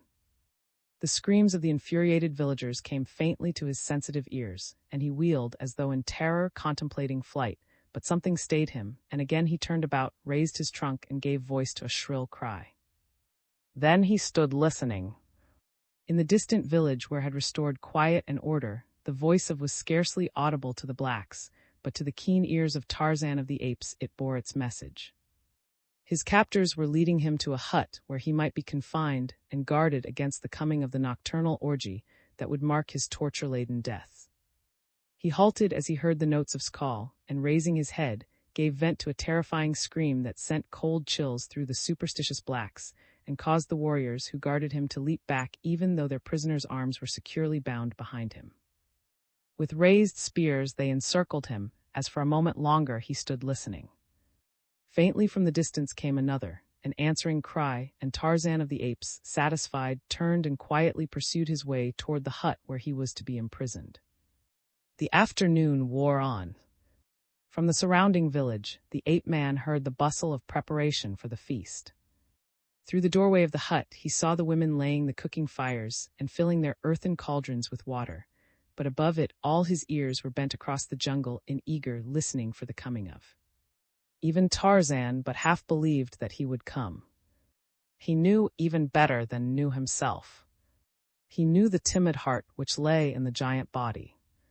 He knew the panic of terror which the scent of the inspired within that savage breast, and as night drew on, hope died within his heart, and in the stoic calm of the wild beast which he was, he resigned himself to meet the fate which awaited him. All afternoon he had been working with the bonds that held his wrists. Very slowly they were giving. He might free his hands before they came to lead him out to be butchered, and if he did, Tarzan licked his lips in anticipation and smiled a cold, grim smile. He could imagine the feel of soft flesh beneath his fingers and the sinking of his white teeth into the throats of his. He would let them taste his wrath before they overpowered him. At last they came painted, befeathered warriors even more hideous than nature had intended them. They came and pushed him into the open, where his appearance was greeted by wild shouts from the assembled villagers. To the stake they led him, and as they pushed him roughly against it preparatory to binding him there securely for the dance of death that would presently encircle him, Tarzan tensed his mighty thews, and with a single, powerful wrench parted the loosened thongs which had secured his hands. Like thought for quickness, he leaped forward among the warriors nearest him. A blow sent one to earth, as, growling and snarling, the beast-man leaped upon the breast of another. His fangs were buried instantly in the jugular of his adversary, and then 100 black men had leaped upon him and borne him to earth. Striking, clawing, and snapping, the ape-man fought as his foster people had taught him to fought like a wild beast cornered. His strength, his agility, his courage, and his intelligence rendered him easily a match for 6 black men in a hand-to-hand struggle, but not even Tarzan of the Apes could hope to successfully cope with 100. Slowly they were overpowering him, though a score of them bled from ugly wounds, and 2 lay very still beneath the trampling feet and the rolling bodies of the contestants. Overpower him they might, but could they keep him overpowered while they bound him? A half-hour of desperate endeavor convinced them that they could not, and so, who, like all good rulers, had circled in the safety of the background, called to one to work his way in and spear the victim. Gradually, through the milling, battling men, the warrior approached the object of his quest. He stood with poised spear above his head, waiting for the instant that would expose a vulnerable part of the ape-man's body, and still not endanger one of the blacks.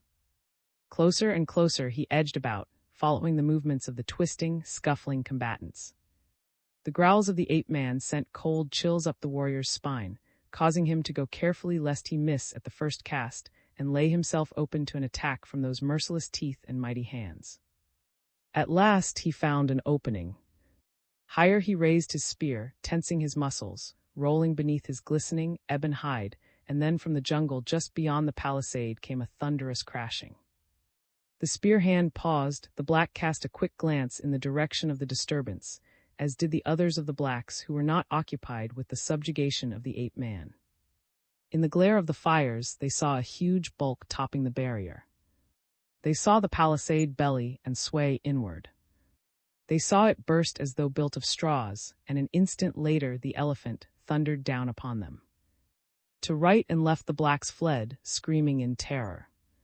Some who hovered upon the verge of the strife with Tarzan heard and made good their escape, but 6 there were so wrapped in the blood madness of battle that they failed to note the approach of the giant tusker. Upon these charged, trumpeting furiously.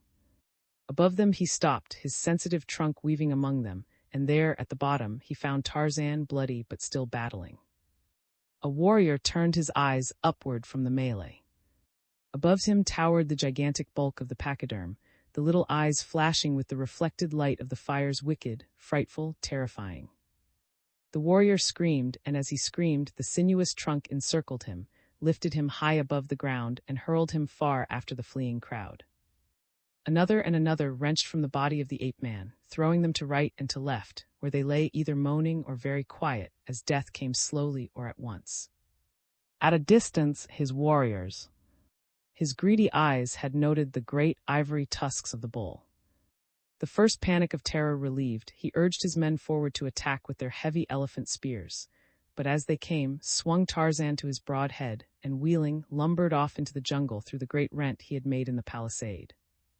Elephant hunters may be right when they aver that this animal would not have rendered such service to a man, but to Tarzan was not a man, he was but a fellow jungle beast. And so it was that the elephant discharged an obligation to Tarzan of the Apes, cementing even more closely the friendship that had existed between them since Tarzan as a little brown boy rode upon his huge back through the moonlit jungle beneath the equatorial stars. Aye. The fight for the had become a mother.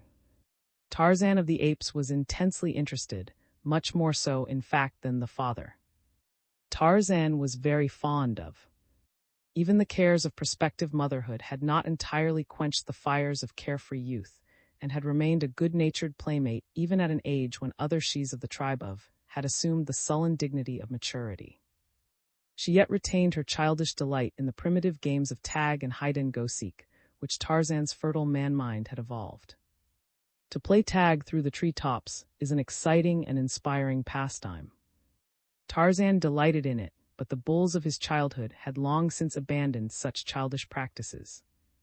Though had been keen for it always until shortly before the baby came, but with the advent of her firstborn, even changed. The evidence of the change surprised and hurt Tarzan immeasurably. One morning he saw squatted upon a low branch, hugging something very close to her hairy breast, a wee something which squirmed and wriggled.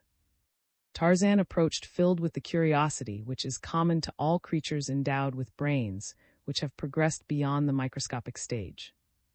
Rolled her eyes in his direction, and strained the squirming mite still closer to her. Tarzan came nearer, drew away, and bared her fangs. Tarzan was nonplussed.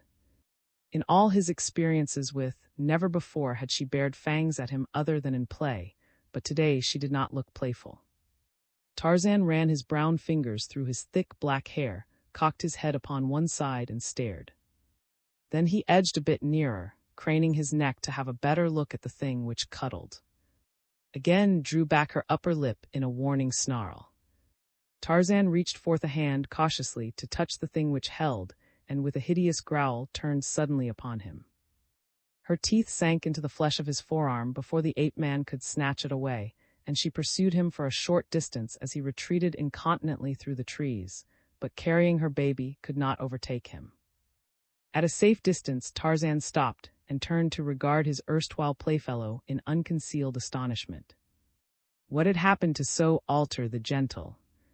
She had so covered the thing in her arms that Tarzan had not yet been able to recognize it for what it was, but now, as she turned from the pursuit of him, he saw it. Through his pain and chagrin he smiled, for Tarzan had seen young ape mothers before.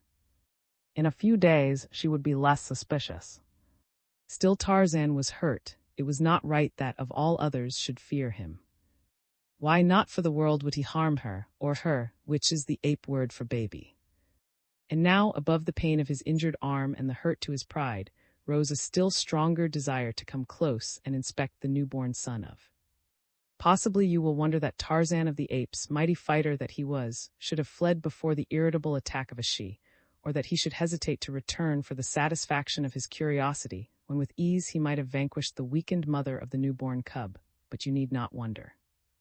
Were you an ape, you would know that only a bull in the throes of madness will turn upon a female other than to gently chastise her, with the occasional exception of the individual whom we find among our own kind, and who delights in beating up his better half because she happens to be smaller and weaker than he. Tarzan again came toward the young mother warily, and with his line of retreat safely open. Again growled ferociously. Tarzan expostulated. Tarzan of the Apes will not harms, he said. Let me see it. Go away. Commanded. Go away, or I will kill you. Let me see it, urged Tarzan. Go away, reiterated the she-ape. Here comes. He will make you go away. Will kill you. This is. A savage growl close behind him apprised Tarzan of the nearness of, and the fact that the bull had heard the warnings and threats of his mate and was coming to her succor. Now, as well as had been Tarzan's playfellow, while the bull was still young enough to wish to play. Once Tarzan had saved his life, but the memory of an ape is not overlong, nor would gratitude rise above the parental instinct. Tarzan had once measured strength, and Tarzan had been victorious. That fact could be depended upon still to remember, but even so, he might readily face another defeat for his firstborn if he chanced to be in the proper mood. From his hideous growls, which now rose in strength and volume, he seemed to be in quite the mood.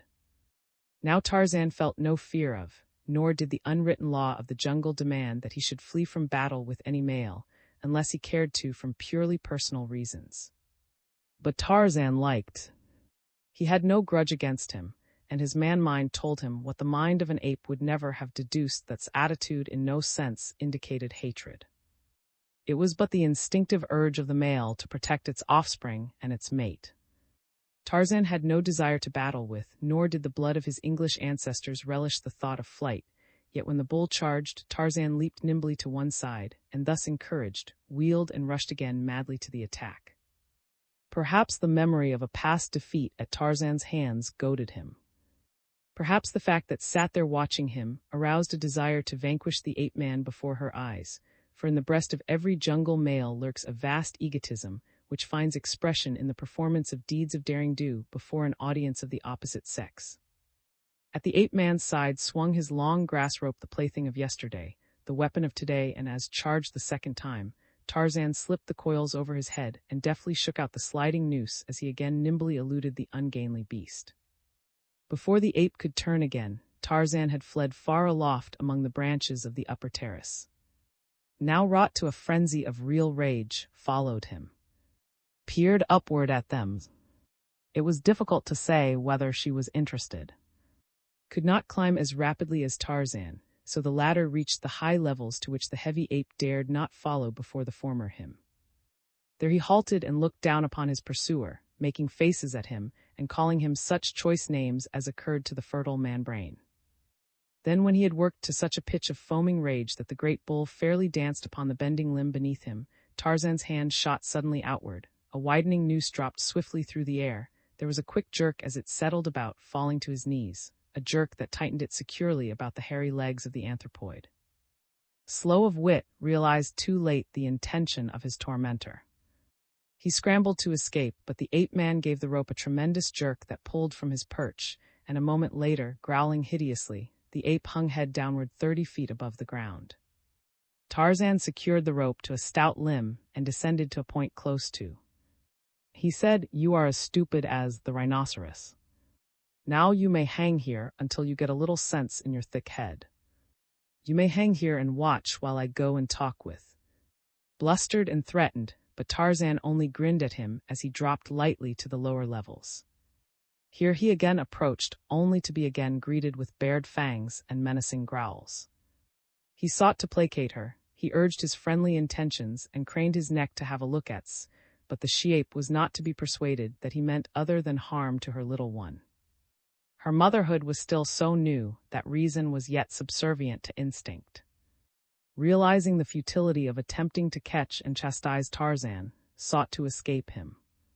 She dropped to the ground and lumbered across the little clearing about which the apes of the tribe were disposed in rest or in the search of food, and presently Tarzan abandoned his attempts to persuade her to permit a close examination of the ape-man would have liked to handle the tiny thing. The very sight of it awakened in his breast a strange yearning.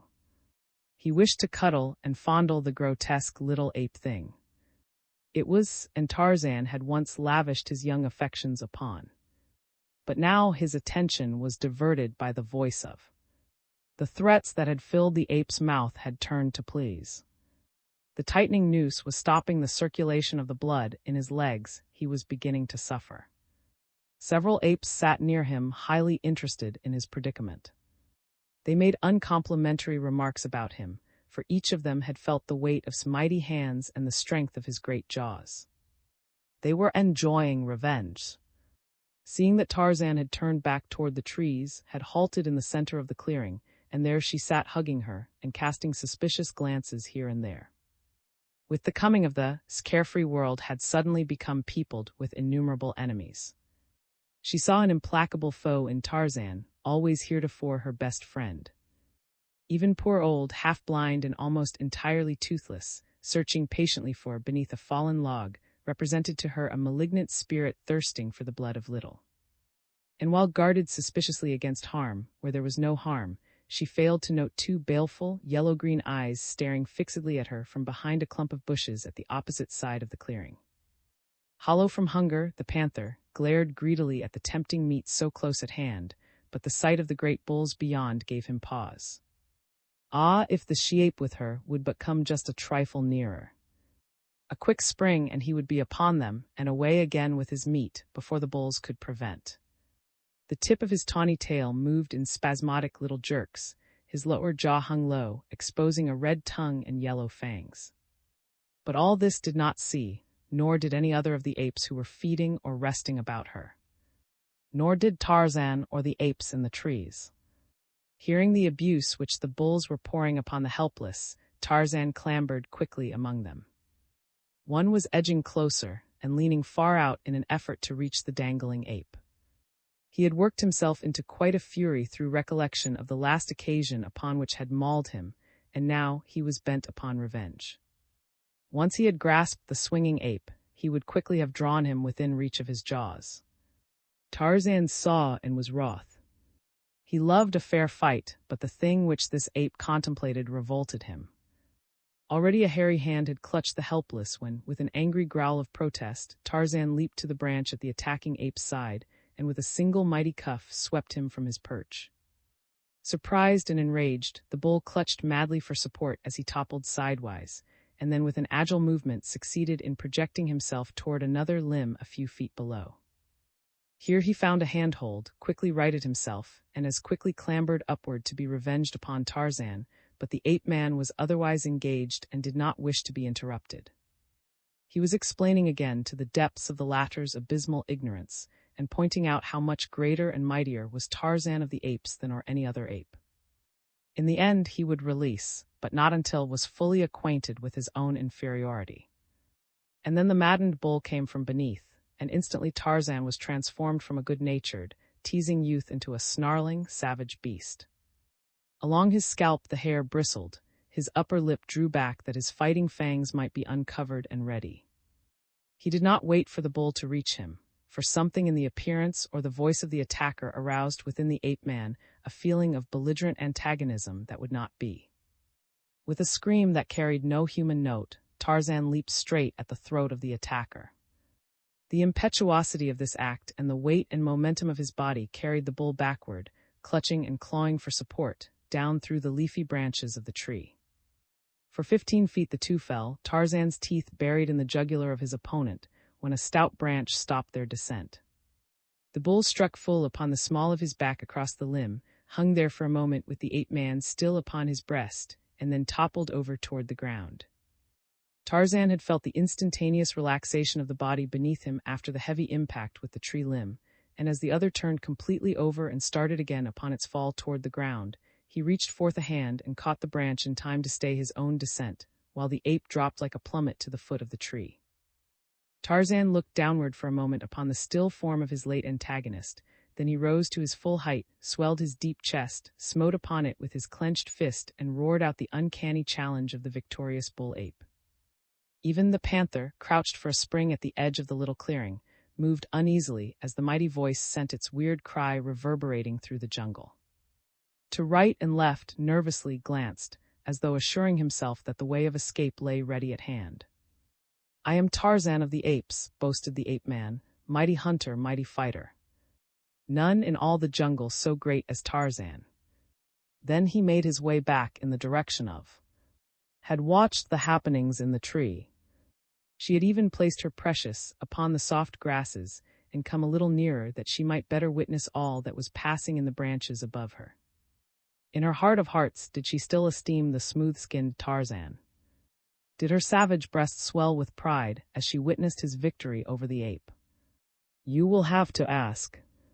And the panther saw that the she-ape had left her cub alone among the grasses. He moved his tail again, as though this closest approximation of lashing in which he dared indulge might stimulate his momentarily waned courage. The cry of the victorious ape-man still held his nerves beneath its spell. It would be several minutes before he again could bring himself to the point of charging into view of the giant anthropoids.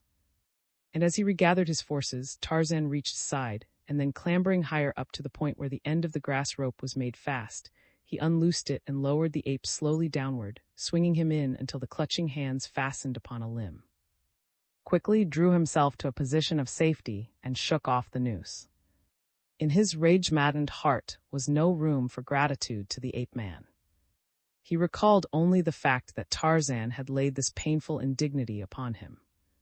He would be revenged, but just at present his legs were so numb and his head so dizzy that he must postpone the gratification of his vengeance.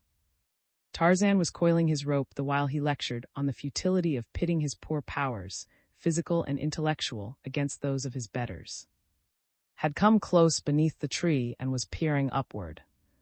Was worming his way stealthily forward, his belly close to the ground. In another moment he would be clear of the underbrush and ready for the rapid charge and the quick retreat that would end the brief existence of us. Then Tarzan chanced to look up and across the clearing. Instantly his attitude of good-natured bantering and pompous boastfulness dropped from him. Silently and swiftly he shot downward toward the ground. Seeing him coming and thinking that he was after her or her, bristled and prepared to fight. But Tarzan sped by her, and as he went, her eyes followed him and she saw the cause of his sudden descent and his rapid charge across the clearing. There in full sight now was the panther, stalking slowly toward the tiny, wriggling which lay among the grasses many yards away. Gave voice to a shrill scream of terror and of warning as she dashed after the ape-man. Saw Tarzan coming. He saw the she-ape's cub before him, and he thought that this other was bent upon robbing him of his prey. With an angry growl he charged. Warned by's cry, came lumbering down to her assistance. Several other bulls, growling and barking, closed in toward the clearing, but they were all much farther from the panther than was Tarzan of the Apes, so it was that and the ape-man reached Little One almost simultaneously, and there they stood, one upon either side of it, baring their fangs and snarling at each other over the little creature. Was afraid to seize for thus he would give the ape-man an opening for attack, and for the same reason Tarzan hesitated to snatch the panther's prey out of harm's way, for had he stooped to accomplish this, the great beast would have been upon him in an instant. Thus they stood while came across the clearing, going more slowly as she neared the panther, for even her mother love could scarce overcome her instinctive terror of this natural enemy of her kind. Behind her came, warily and with many pauses and much bluster, and still behind him came other bulls, snarling ferociously and uttering their uncanny challenges. His yellow-green eyes glared terribly at Tarzan, and past Tarzan they shot brief glances at the apes of advancing upon him. Discretion prompted him to turn and flee, but hunger and the close proximity of the tempting morsel in the grass before him urged him to remain. He reached forth a paw towards, and as he did so, with a savage guttural, Tarzan of the Apes was upon him. The panther reared to meet the ape-man's attack. He swung a frightful raking blow for Tarzan that would have wiped his face away had it landed, but it did not land, for Tarzan ducked beneath it and closed, his long knife ready in one strong hand, the knife of his dead father, of the father he never had known.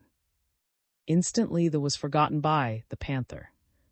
He now thought only of tearing to ribbons with his powerful talons the flesh of his antagonist, of burying his long, yellow fangs in the soft, smooth hide of the ape-man, but Tarzan had fought before with clawed creatures of the jungle. Before now he had battled with fanged monsters, nor always had he come away unscathed. He knew the risk that he ran, but Tarzan of the Apes, inured to the sight of suffering and death, shrank from neither, for he feared neither.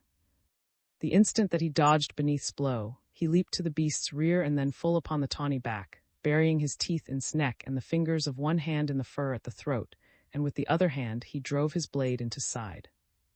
Over and over upon the grass rolled, growling and screaming, clawing and biting, in a mad effort to dislodge his antagonist or get some portion of his body within range of teeth or talons. As Tarzan leaped to close quarters with the panther, had run quickly in and snatched up her. Now she sat upon a high branch, safe out of harm's way, cuddling the little thing close to her hairy breast, the while her savage little eyes bored down upon the contestants in the clearing, and her ferocious voice urged and the other bulls to leap into the melee.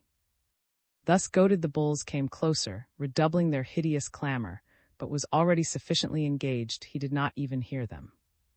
Once he succeeded in partially dislodging the ape-man from his back, so that Tarzan swung for an instant in front of those awful talons, and in the brief instant before he could regain his former hold, a raking blow from a hind paw laid open one leg from hip to knee. It was the sight and smell of this blood, possibly, which wrought upon the encircling apes, but it was who really was responsible for the thing they did. But a moment before, filled with rage toward Tarzan of the Apes, stood close to the battling pair, his red-rimmed, wicked little eyes glaring at them. What was passing in his savage brain? Did he gloat over the unenviable position of his recent tormentor? Did he long to see great fangs sink into the soft throat of the ape-man? Or did he realize the courageous unselfishness that had prompted Tarzan to rush to the rescue and imperil his life for little? Is gratitude a possession of man only, or do the lower orders know it also? With the spilling of Tarzan's blood answered these questions. With all the weight of his great body he leaped, hideously growling, upon. His long fighting fangs buried themselves in the white throat.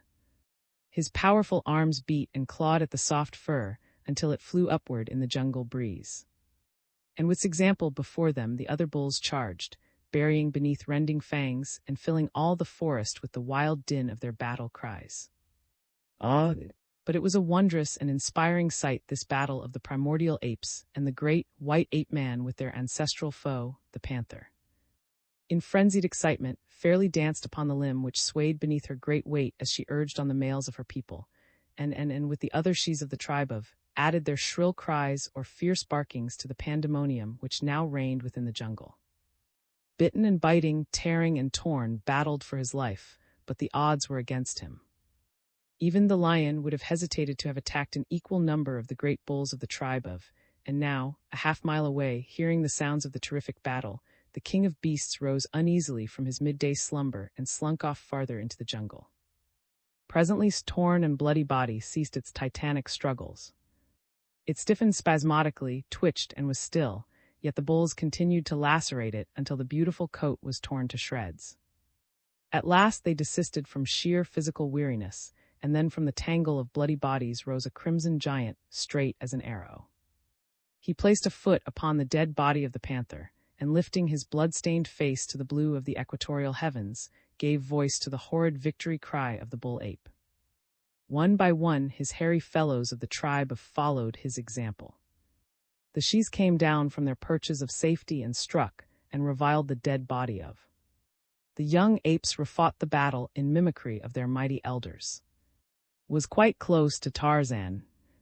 He turned and saw her with the hugged close to her hairy breast, and put out his hands to take the little one, expecting that would bare her fangs and spring upon him, but instead she placed thee in his arms, and coming nearer, licked his frightful wounds. And presently, who had escaped with only a few scratches, came and squatted beside Tarzan and watched him as he played with the little, and at last he too leaned over and helped with the cleansing and the healing of the ape-man's hurts. IV, the god of Tarzan.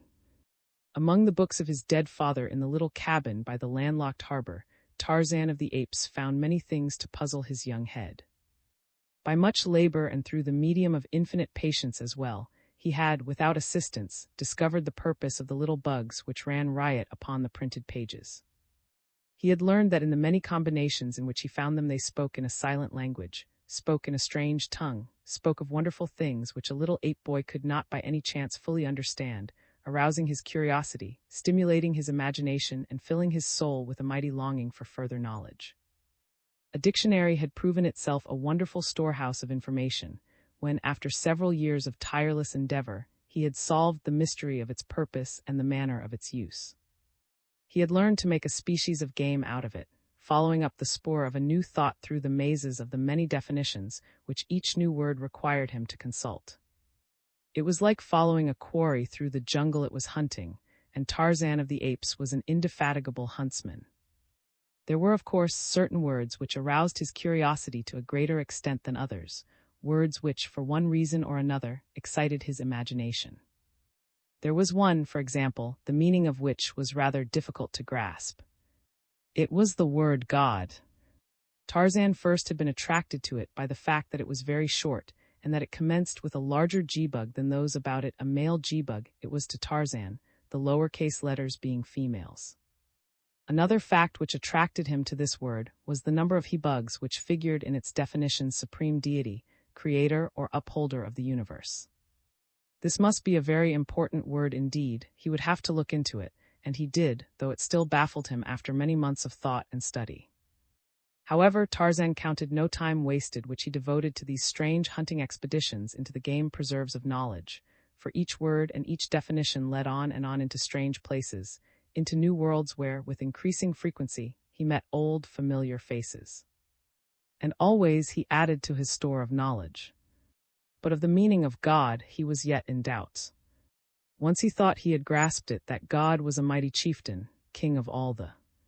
He was not quite sure, however, since that would mean that God was mightier than Tarzan, a point which Tarzan of the Apes, who acknowledged no equal in the jungle, was loath to concede. But in all the books he had there was no picture of God, though he found much to confirm his belief that God was a great and all-powerful individual. He saw pictures of places where God was worshipped, but never any sign of God. Finally, he began to wonder if God were not of a different form than he, and at last he determined to set out in search of him. He commenced by questioning, who was very old and had seen many strange things in her long life, but being an ape had a faculty for recalling the trivial. That time when mistook a stingbug for an edible beetle had made more impression upon than all the innumerable manifestations of the greatness of God which she had witnessed, and which, of course, she had not understood. Overhearing Tarzan's questions, managed to wrest his attention long enough from the diversion of flea hunting to advance the theory that the power which made the lightning and the rain and the thunder came from the moon. He knew this, he said, because the dum-dum always was danced in the light of. This reasoning, though entirely satisfactory too, and failed fully to convince Tarzan. However, it gave him a basis for further investigation along a new line. He would investigate the moon. That night he clambered to the loftiest pinnacle of the tallest jungle giant. The moon was full, a great, glorious equatorial moon. The ape-man, upright upon a slender, swaying limb, raised his bronzed face to the silver orb. Now that he had clambered to the highest point within his reach, he discovered, to his surprise, that was as far away as when he viewed him from the ground. He thought that was attempting to elude him. "Come," he cried, "Tarzan of the Apes will not harm you." But still the moon held aloof. "Tell me," he continued, "if you be the great king who sends Ara, the lightning, who makes the great noise and the mighty winds, and sends the waters down upon the jungle people when the days are dark and it is cold. Tell me, are you God?" Of course he did not pronounce God as you or I would pronounce his name, for Tarzan knew not of the spoken language of his English forbears, but he had a name of his own invention for each of the little bugs which constituted the alphabet. Unlike the apes, he was not satisfied merely to have a mental picture of the things he knew. He must have a word descriptive of each.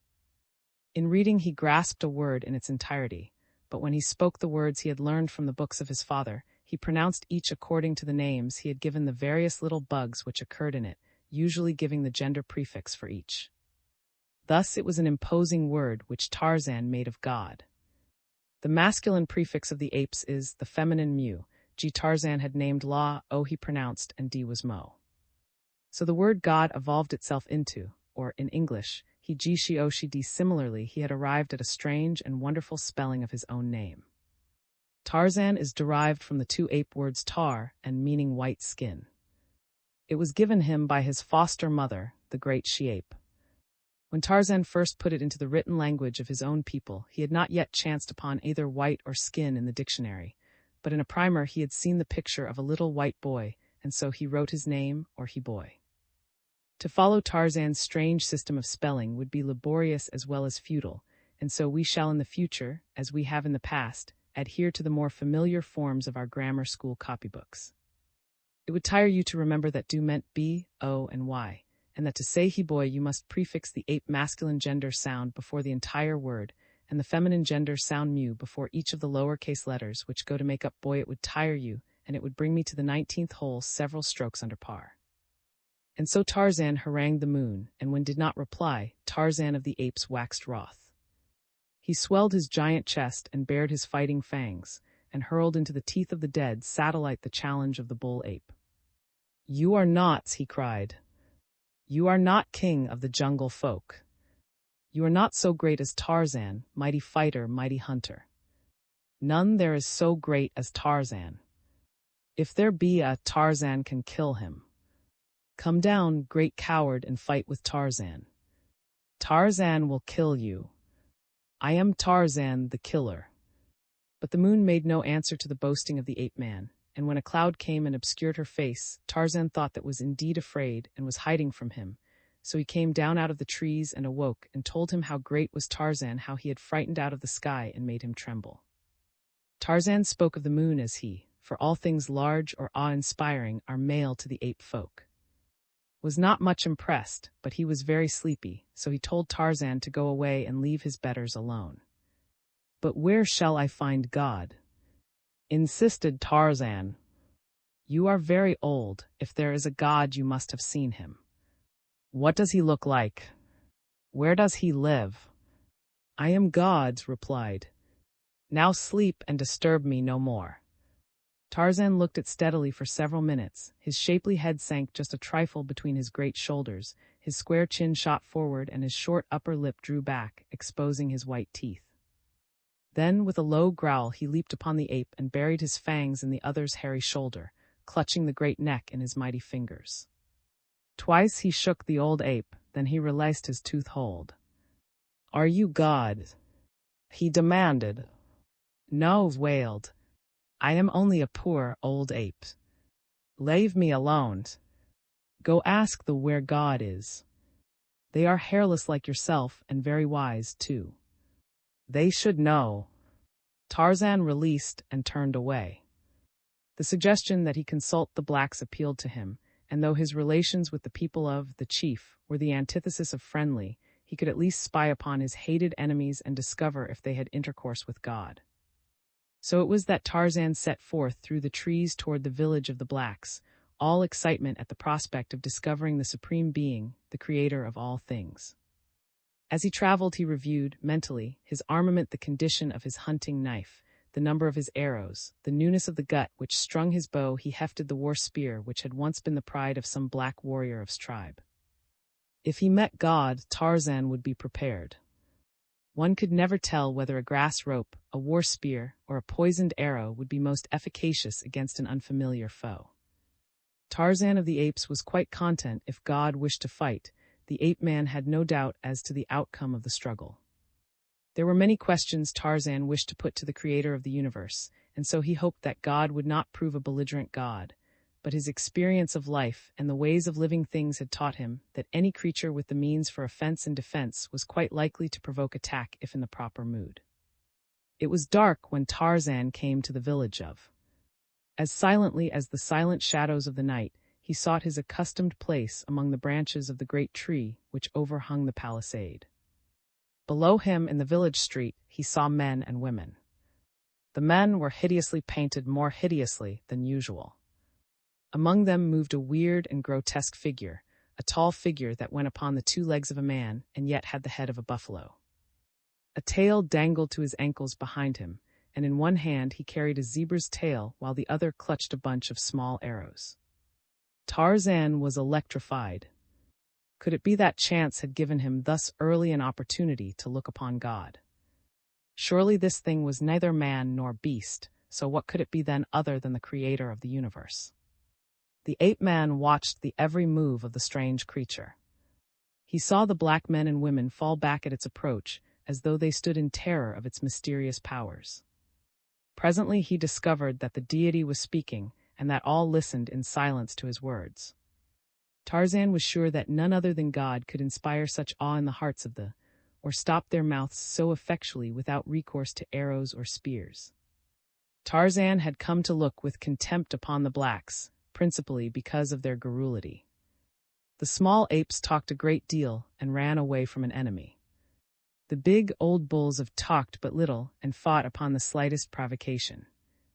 The lion was not given to loquacity, yet of all the jungle folk there were few who fought more often than he. Tarzan witnessed strange things that night, none of which he understood, and perhaps because they were strange, he thought that they must have to do with the God he could not understand. He saw 3 youths receive their first war spears in a weird ceremony, which the grotesque witch doctor strove successfully to render uncanny and awesome. Hugely interested, he watched the slashing of the 3 brown arms and the exchange of blood with the chief in the rites of the ceremony of blood brotherhood. He saw the zebra's tail dipped into a cauldron of water, above which the witch doctor had made magical passes the while he danced and leaped about it, and he saw the breasts and foreheads of each of the 3 novitiates sprinkled with the charmed liquid.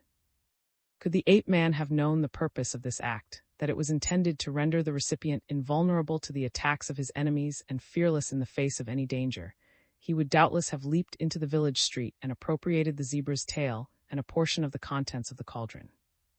But he did not know, and so he only wondered, not alone at what he saw, but at the strange sensations which played up and down his naked spine, sensations induced, doubtless, by the same hypnotic influence which held the black spectators in tense awe upon the verge of a hysteric upheaval.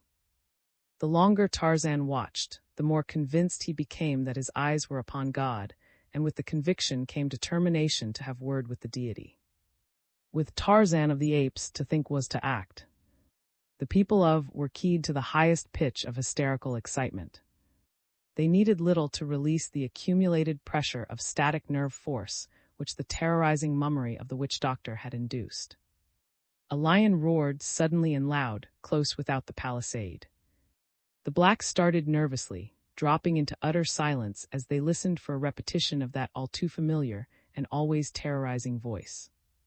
Even the witch doctor paused in the midst of an intricate step, remaining momentarily rigid and statuesque as he plumbed his cunning mind for a suggestion as how best he might take advantage of the condition of his audience and the timely interruption. Already the evening had been vastly profitable to him. There would be 3 goats for the initiation of the 3 youths into full-fledged, and besides these he had received several gifts of grain and beads, together with a piece of copper wire from admiring and terrified members of his audience. Its roar still reverberated along taut nerves when a woman's laugh, shrill and piercing, shattered the silence of the village. It was this moment that Tarzan chose to drop lightly from his tree into the village street. Fearless among his blood enemies he stood, taller by a full head than many of his warriors, straight as their arrow, muscled like the lion. For a moment Tarzan stood looking straight at the witch doctor. Every eye was upon him, yet no one had moved. A paralysis of terror held them, to be broken a moment later as the ape-man, with a toss of head, stepped straight toward the hideous figure beneath the buffalo head. Then the nerves of the blacks could stand no more. For months the terror of the strange, white, jungle god had been upon them. Their arrows had been stolen from the very center of the village. Their warriors had been silently slain upon the jungle trails, and their dead bodies dropped mysteriously and by night into the village street as from the heavens above. 1 or 2 there were who had glimpsed the strange figure of the new demon, and it was from their oft-repeated descriptions that the entire village now recognized Tarzan as the author of many of their ills. Upon another occasion and by daylight, the warriors would doubtless have leaped to attack him, but at night, and this night of all others, when they were wrought to such a pitch of nervous dread by the uncanny artistry of their witch doctor, they were helpless with terror. As one man they turned and fled, scattering for their huts as Tarzan advanced. For a moment one and one only held his ground. It was the witch doctor. More than half self-hypnotized into a belief in his own charlatanry, he faced this new demon who threatened to undermine his ancient and lucrative profession. "Are you God?" asked Tarzan. The witch doctor, having no idea of the meaning of the other's words, danced a few strange steps, leaped high in the air, turning completely around and alighting in a stooping posture with feet far outspread and head thrust out toward the ape-man. Thus he remained for an instant before he uttered a loud boo, which was evidently intended to frighten Tarzan away, but in reality had no such effect. Tarzan did not pause. He had set out to approach and examine God, and nothing upon earth might now stay his feet. Seeing that his antics had no potency with the visitor, the witch doctor tried some new medicine. Spitting upon the zebra's tail, which he still clutched in one hand, he made circles above it with the arrows in the other hand, meanwhile backing cautiously away from Tarzan and speaking confidentially to the bushy end of the tail. This medicine must be short medicine, however, for the creature, god or demon, was steadily closing up the distance which had separated them. The circles therefore were few and rapid, and when they were completed, the witch-doctor struck an attitude which was intended to be awe-inspiring, and waving the zebra's tail before him, drew an imaginary line between himself and Tarzan. "Beyond this line you cannot pass, for my medicine is strong medicine," he cried. "Stop, or you will fall dead as your foot touches this spot. My mother was a voodoo, my father was a snake. I live upon lions' hearts and the entrails of the panther. I eat young babies for breakfast, and the demons of the jungle are my slaves. I am the most powerful witch-doctor in the world. I fear nothing, for I cannot die." But he got no further. Instead he turned and fled as Tarzan of the Apes crossed the magical dead line and still lived. As the witch-doctor ran, Tarzan almost lost his temper. This was no way for God to act, at least not in accordance with the conception Tarzan had come to have of God. "Come back," he cried. "Come back, God, I will not harm you." But the witch-doctor was in full retreat by this time, stepping high as he leaped over cooking pots and the smoldering embers of small fires that had burned before the huts of villagers. Straight for his own hut ran the witch-doctor, terror-spurred to unwonted speed, but futile was his effort. The ape-man bore down upon him with the speed of the deer. Just at the entrance to his hut, the witch-doctor was overhauled. A heavy hand fell upon his shoulder to drag him back. It seized upon a portion of the buffalo hide, dragging the disguise from him. It was a naked black man that Tarzan saw dodge into the darkness of the hut's interior. So this was what he had thought was God. Tarzan's lip curled in an angry snarl as he leaped into the hut after the terror-stricken witch-doctor. In the blackness within, he found the man huddled at the far side and dragged him forth into the comparative lightness of the moonlit night. The witch-doctor bit and scratched in an attempt to escape, but a few cuffs across the head brought him to a better realization of the futility of resistance. Beneath the moon, Tarzan held the cringing figure upon its shaking feet. "So you are God," he cried. If you be God, then Tarzan is greater than God, and so the ape-man thought. "I am Tarzan," he shouted into the ear of the black. "In all the jungle, or above it, or upon the running waters, or the sleeping waters, or upon the big water, or the little water, there is none so great as Tarzan. Tarzan is greater than he is greater than the. With his own hands he has slain the lion and the panther. There is none so great as Tarzan. Tarzan is greater than God." Say. And with a sudden wrench, he twisted the black's neck until the fellow shrieked in pain, and then slumped to the earth in a swoon. Placing his foot upon the neck of the fallen witch-doctor, the ape-man raised his face to the moon and uttered the long, shrill scream of the victorious bull-ape. Then he stooped and snatched the zebra's tail from the nerveless fingers of the unconscious man, and without a backward glance retraced his footsteps across the village. From several hut doorways frightened eyes watched him. The chief was one of those who had seen what passed before the hut of the witch-doctor. Was greatly concerned. Wise old patriarch that he was, he never had more than half believed in witch-doctors, at least not since greater wisdom had come with age. But as a chief he was well convinced of the power of the witch-doctor as an arm of government, and often it was that used the superstitious fears of his people to his own ends through the medium of the medicine man. And the witch-doctor had worked together and divided the spoils, and now the face of the witch-doctor would be lost forever if any saw what had seen, nor would this generation again have as much faith in any future witch-doctor. Must do something to counteract the evil influence of the forest demon's victory over the witch-doctor. He raised his heavy spear and crept silently from his hut in the wake of the retreating ape-man. Down the village street walked Tarzan, as unconcerned and as deliberate as though only the friendly apes have surrounded him instead of a village full of armed enemies. Seeming only was the indifference of Tarzan, for alert and watchful was every well-trained sense. Wily stalker of keen-eared jungle creatures, moved now in utter silence. Not even the deer with his great ears could have guessed from any sound that was near, but the black was not stalking, he was stalking man, and so he sought only to avoid noise. Closer and closer to the slowly moving ape-man he came. Now he raised his war spear, throwing his spear hand far back above his right shoulder. Once and for all would the chief rid himself and his people of the menace of this terrifying enemy. He would make no poor cast, he would take pains, and he would hurl his weapon with such great force as would finish the demon forever. But sure as he thought himself, erred in his calculations. He might believe that he was stalking a man he did not know, however, that it was a man with the delicate sense perception of the lower orders. Tarzan, when he had turned his back upon his enemies, had noted what never would have thought of considering in the hunting of man the wind. It was blowing in the same direction that Tarzan was proceeding, carrying to his delicate nostrils the odors which arose behind him. Thus it was that Tarzan knew that he was being followed, for even among the many stenches of an African village, the ape-man's uncanny faculty was equal to the task of differentiating one stench from another and locating with remarkable precision the source from whence it came. He knew that a man was following him and coming closer, and his judgment warned him of the purpose of the stalker. When therefore came within spear range of the ape-man, the latter suddenly wheeled upon him, so suddenly that the poised spear was shot a fraction of a second before had intended. It went a trifle high, and Tarzan stooped to let it pass over his head. Then he sprang toward the chief, but did not wait to receive him. Instead, he turned and fled for the dark doorway of the nearest hut, calling as he went for his warriors to fall upon the stranger and slay him. Well indeed might scream for help, for Tarzan, young and fleet-footed, covered the distance between them in great leaps, at the speed of a charging lion.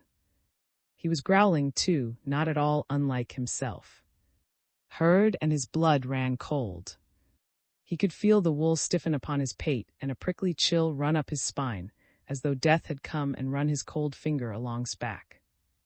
Others heard, too, and saw, from the darkness of their huts, bold warriors, hideously painted, grasping heavy war spears in nerveless fingers. Against the lion they would have charged fearlessly.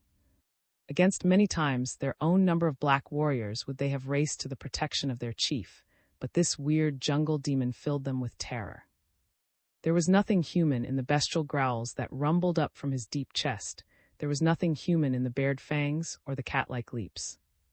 His warriors were terrified, too terrified, to leave the seeming security of their huts, while they watched the beast-man spring full upon the back of their old chieftain. Went down with a scream of terror. He was too frightened even to attempt to defend himself. He just lay beneath his antagonist in a paralysis of fear, screaming at the top of his lungs. Tarzan half rose and kneeled above the black. He turned over and looked him in the face, exposing the man's throat. Then he drew his long, keen knife, the knife that John Clayton, Lord, had brought from England many years before. He raised it close above his neck. The old black whimpered with terror. He pleaded for his life in a tongue which Tarzan could not understand. For the first time the ape-man had a close view of the chief. He saw an old man, a very old man with scrawny neck and wrinkled face, a dried, parchment-like face, which resembled some of the little monkeys Tarzan knew so well. He saw the terror in the man. Eyes never before had Tarzan seen such terror in the eyes of any animal, or such a piteous appeal for mercy upon the face of any creature. Something stayed the ape-man's hand for an instant. He wondered why it was that he hesitated to make the kill. Never before had he thus delayed. The old man seemed to wither and shrink to a bag of puny bones beneath his eyes. So weak and helpless and terror-stricken, he appeared that the ape-man was filled with a great contempt, but another sensation also claimed him, something new to Tarzan of the Apes in relation to an enemy. It was pity for a poor, frightened old man. Tarzan rose and turned away, leaving the chief unharmed. With head held high, the ape-man walked through the village, swung himself into the branches of the tree which overhung the palisade, and disappeared from the sight of the villagers. All the way back to the stamping ground of the apes, Tarzan sought for an explanation of the strange power which had stayed his hand and prevented him from slaying. It was as though someone greater than he had commanded him to spare the life of the old man. Tarzan could not understand, for he could conceive of nothing or no one with the authority to dictate to him what he should do, or what he should refrain from doing. It was late when Tarzan sought a swaying couch among the trees beneath which slept the apes of, and he was still absorbed in the solution of his strange problem when he fell asleep. The sun was well up in the heavens when he awoke. The apes were astir in search of food. Tarzan watched them lazily from above as they scratched in the rotting loam for bugs and beetles, or sought among the branches of the trees for eggs and young birds or luscious caterpillars. An orchid dangling close beside his head opened slowly, unfolding its delicate petals to the warmth and light of the sun which but recently had penetrated to its shady retreat. 1,000 times had Tarzan of the Apes witnessed the beauteous miracle, but now it aroused a keener interest, for the ape-man was just commencing to ask himself questions about all the myriad wonders which heretofore he had but taken for granted. What made the flower open? What made it grow from a tiny bud to a full-blown bloom? Why was it at all? Why was he? Where did the lion come from? Who planted the first tree? How did get way up into the darkness of the night sky to cast his welcome light upon the fearsome nocturnal jungle? And the sun? Did the sun merely happen there? Why were all the peoples of the jungle not trees? Why were the trees not something else? Why was Tarzan different from the deer, and different from the panther, and why was not like the rhinoceros? Where and how, anyway, did they all come from, the trees, the flowers, the insects, the countless creatures of the jungle? Quite unexpectedly, an idea popped into Tarzan's head. In following out the many ramifications of the dictionary definition of God, he had come upon the word create, to cause to come into existence, to form out of nothing. Tarzan almost had arrived at something tangible when a distant wail startled him from his preoccupation into sensibility of the present and the real. The wail came from the jungle at some little distance from Tarzan's swaying couch. It was the wail of a tiny. Tarzan recognized it at once as the voice of Gazan's baby. They had called it Gazan because its soft, baby hair had been unusually red, and Gazan in the language of the great apes means red skin. The wail was immediately followed by a real scream of terror from the small lungs. Tarzan was electrified into instant action. Like an arrow from a bow, he shot through the trees in the direction of the sound. Ahead of him, he heard the savage snarling of an adult she-ape. It was to the rescue. The danger must be very real. Tarzan could tell that by the note of rage mingled with fear in the voice of the she. Running along bending limbs, swinging from one tree to another, the ape-man raced through the middle terraces toward the sounds which now had risen in volume to deafening proportions. From all directions, the apes were hurrying in response to the appeal in the tones of the and its mother, and as they came, their roars reverberated through the forest. But Tarzan, swifter than his heavy fellows, distanced them all. It was he who was first upon the scene. What he saw sent a cold chill through his giant frame, for the enemy was the most hated and loathed of all the jungle creatures. Twined in a great tree was the snake, huge, ponderous, slimy, and in the folds of its deadly embrace was little Gazan. Nothing in the jungle inspired within the breast of Tarzan so near a semblance to fear as did the hideous. The apes too loathed the terrifying reptile and feared him even more than they did the panther or the lion. Of all their enemies, there was none they gave a wider berth than they gave the snake. Tarzan knew that was peculiarly fearful of this silent, repulsive foe, and as the scene broke upon his vision, it was the action of which filled him with the greatest wonder, for at the moment that he saw her, the she-ape leaped upon the glistening body of the snake, and as the mighty folds encircled her as well as her offspring, she made no effort to escape, but instead grasped the writhing body in a futile effort to tear it from her screaming. Tarzan knew all too well how deep-rooted was terror of. He scarce could believe the testimony of his own eyes then, when they told him that she had voluntarily rushed into that deadly embrace. Nor was innate dread of the monster much greater than Tarzan's own. Never willingly had he touched a snake. Why he could not say, for he would admit fear of nothing, nor was it fear, but rather an inherent repulsion bequeathed to him by many generations of civilized ancestors, and back of them, perhaps, by countless myriads of such as, in the breasts of each of which had lurked the same nameless terror of the slimy reptile. Yet Tarzan did not hesitate more than had, but leaped upon with all the speed and impetuosity that he would have shown had he been springing upon the deer to make a kill for food. Thus beset, the snake writhed and twisted horribly, but not for an instant did it loose its hold upon any of its intended victims, for it had included the ape-man in its cold embrace the minute that he had fallen upon it. Still clinging to the tree, the mighty reptile held the three as though they had been without weight, the while it sought to crush the life from them. Tarzan had drawn his knife, and this he now plunged rapidly into the body of the enemy, but the encircling folds promised to sap his life before he had inflicted a death wound upon the snake. Yet on he fought, nor once did he seek to escape the horrid death that confronted him. His sole aim was to slay, and thus free and her. The great, wide-gaping jaws of the snake turned and hovered above him. The elastic maw, which could accommodate a rabbit or a horned buck with equal facility, yawned for him, but in turning his attention upon the ape-man, brought his head within reach of Tarzan's blade. Instantly a brown hand leaped forth and seized the mottled neck, and another drove the heavy hunting knife to the hilt into the little brain. Convulsively shuddered and relaxed, tensed and relaxed again, whipping and striking with his great body, but no longer sentient or sensible. Was dead, but in his death throes, he might easily dispatch a dozen apes or men. Quickly Tarzan seized and dragged her from the loosened embrace, dropping her to the ground beneath. Then he extricated thee and tossed it to its mother.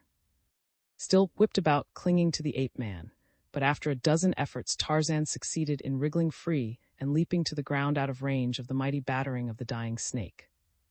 A circle of apes surrounded the scene of the battle, but the moment that Tarzan broke safely from the enemy, they turned silently away to resume their interrupted feeding, and turned with them, apparently forgetful of all but her, and the fact that when the interruption had occurred she just had discovered an ingeniously hidden nest containing 3 perfectly good eggs. Tarzan, equally indifferent to a battle that was over, merely cast a parting glance at the still writhing body of, and wandered off toward the little pool which served to water the tribe at this point. Strangely, he did not give the victory cry over the vanquished. Why, he could not have told you, other than that to him was not an animal. He differed in some peculiar way from the other denizens of the jungle. Tarzan only knew that he hated him. At the pool Tarzan drank his fill, and lay stretched upon the soft grass beneath the shade of a tree. His mind reverted to the battle with the snake. It seemed strange to him that should have placed herself within the folds of the horrid monster. Why had she done it? Why indeed had he? Did not belong to him, nor did's. They were both as it. Why then had he done this thing? Was not food for him when he was dead? There seemed to Tarzan, now that he gave the matter thought, no reason in the world why he should have done the thing he did, and presently it occurred to him that he had acted almost involuntarily, just as he had acted when he had released the old the previous evening. What made him do such things? Somebody more powerful than he must force him to act at times. All-powerful, thought Tarzan. The little bugs say that God is all-powerful. It must be that God made me do these things, for I never did them by myself. It was God who made rush upon, would never go near of her own volition. It was God who held my knife from the throat of the old. God accomplishes strange things, for he is all-powerful. I cannot see him, but I know that it must be God who does these things. No could do them. And the flowers who made them grow. Ah, now it was all explained. The flowers, the trees, the moon, the sun, himself, every living creature in the jungle, they were all made by God out of nothing. And what was God? What did God look like? Of that he had no conception, but he was sure that everything that was good came from God. His good act in refraining from slaying the poor, defenseless old, his love that had hurled her into the embrace of death, his own loyalty to which had jeopardized his life that she might live. The flowers and the trees were good and beautiful. God had made them. He made the other creatures too, that each might have food upon which to live. He had made the panther with his beautiful coat, and the lion with his noble head and his shaggy mane. He had made the deer lovely and graceful. Yes, Tarzan had found God, and he spent the whole day in attributing to him all of the good and beautiful things of nature, but there was one thing which troubled him. He could not quite reconcile it to his conception of his newfound God. Who made the snake? V. Tarzan and the black boy. Tarzan of the Apes sat at the foot of a great tree, braiding a new grass rope. Beside him lay the frayed remnants of the old one, torn and severed by the fangs and talons of the panther. Only half the original rope was there, the balance having been carried off by the angry cat as he bounded away through the jungle with the noose still about his savage neck and the loose end dragging among the underbrush. Tarzan smiled as he recalled his great rage, his frantic efforts to free himself from the entangling strands, his uncanny screams that were part hate, part anger, part terror. He smiled in retrospection at the discomfiture of his enemy, and in anticipation of another day as he added an extra strand to his new rope. This would be the strongest, the heaviest rope that Tarzan of the Apes ever had fashioned. Visions of the lion, straining futilely in its embrace, thrilled the ape-man. He was quite content, for his hands and his brain were busy. Content, too, were his fellows of the tribe of, searching for food in the clearing and the surrounding trees about him. No perplexing thoughts of the future burdened their minds, and only occasionally, dimly arose recollections of the near past. They were stimulated to a species of brutal content by the delectable business of filling their bellies.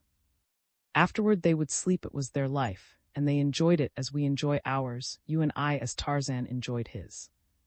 Possibly they enjoyed theirs more than we enjoy ours, for who shall say that the beasts of the jungle do not better fulfill the purposes for which they are created than does man, with his many excursions into strange fields and his contraventions of the laws of nature?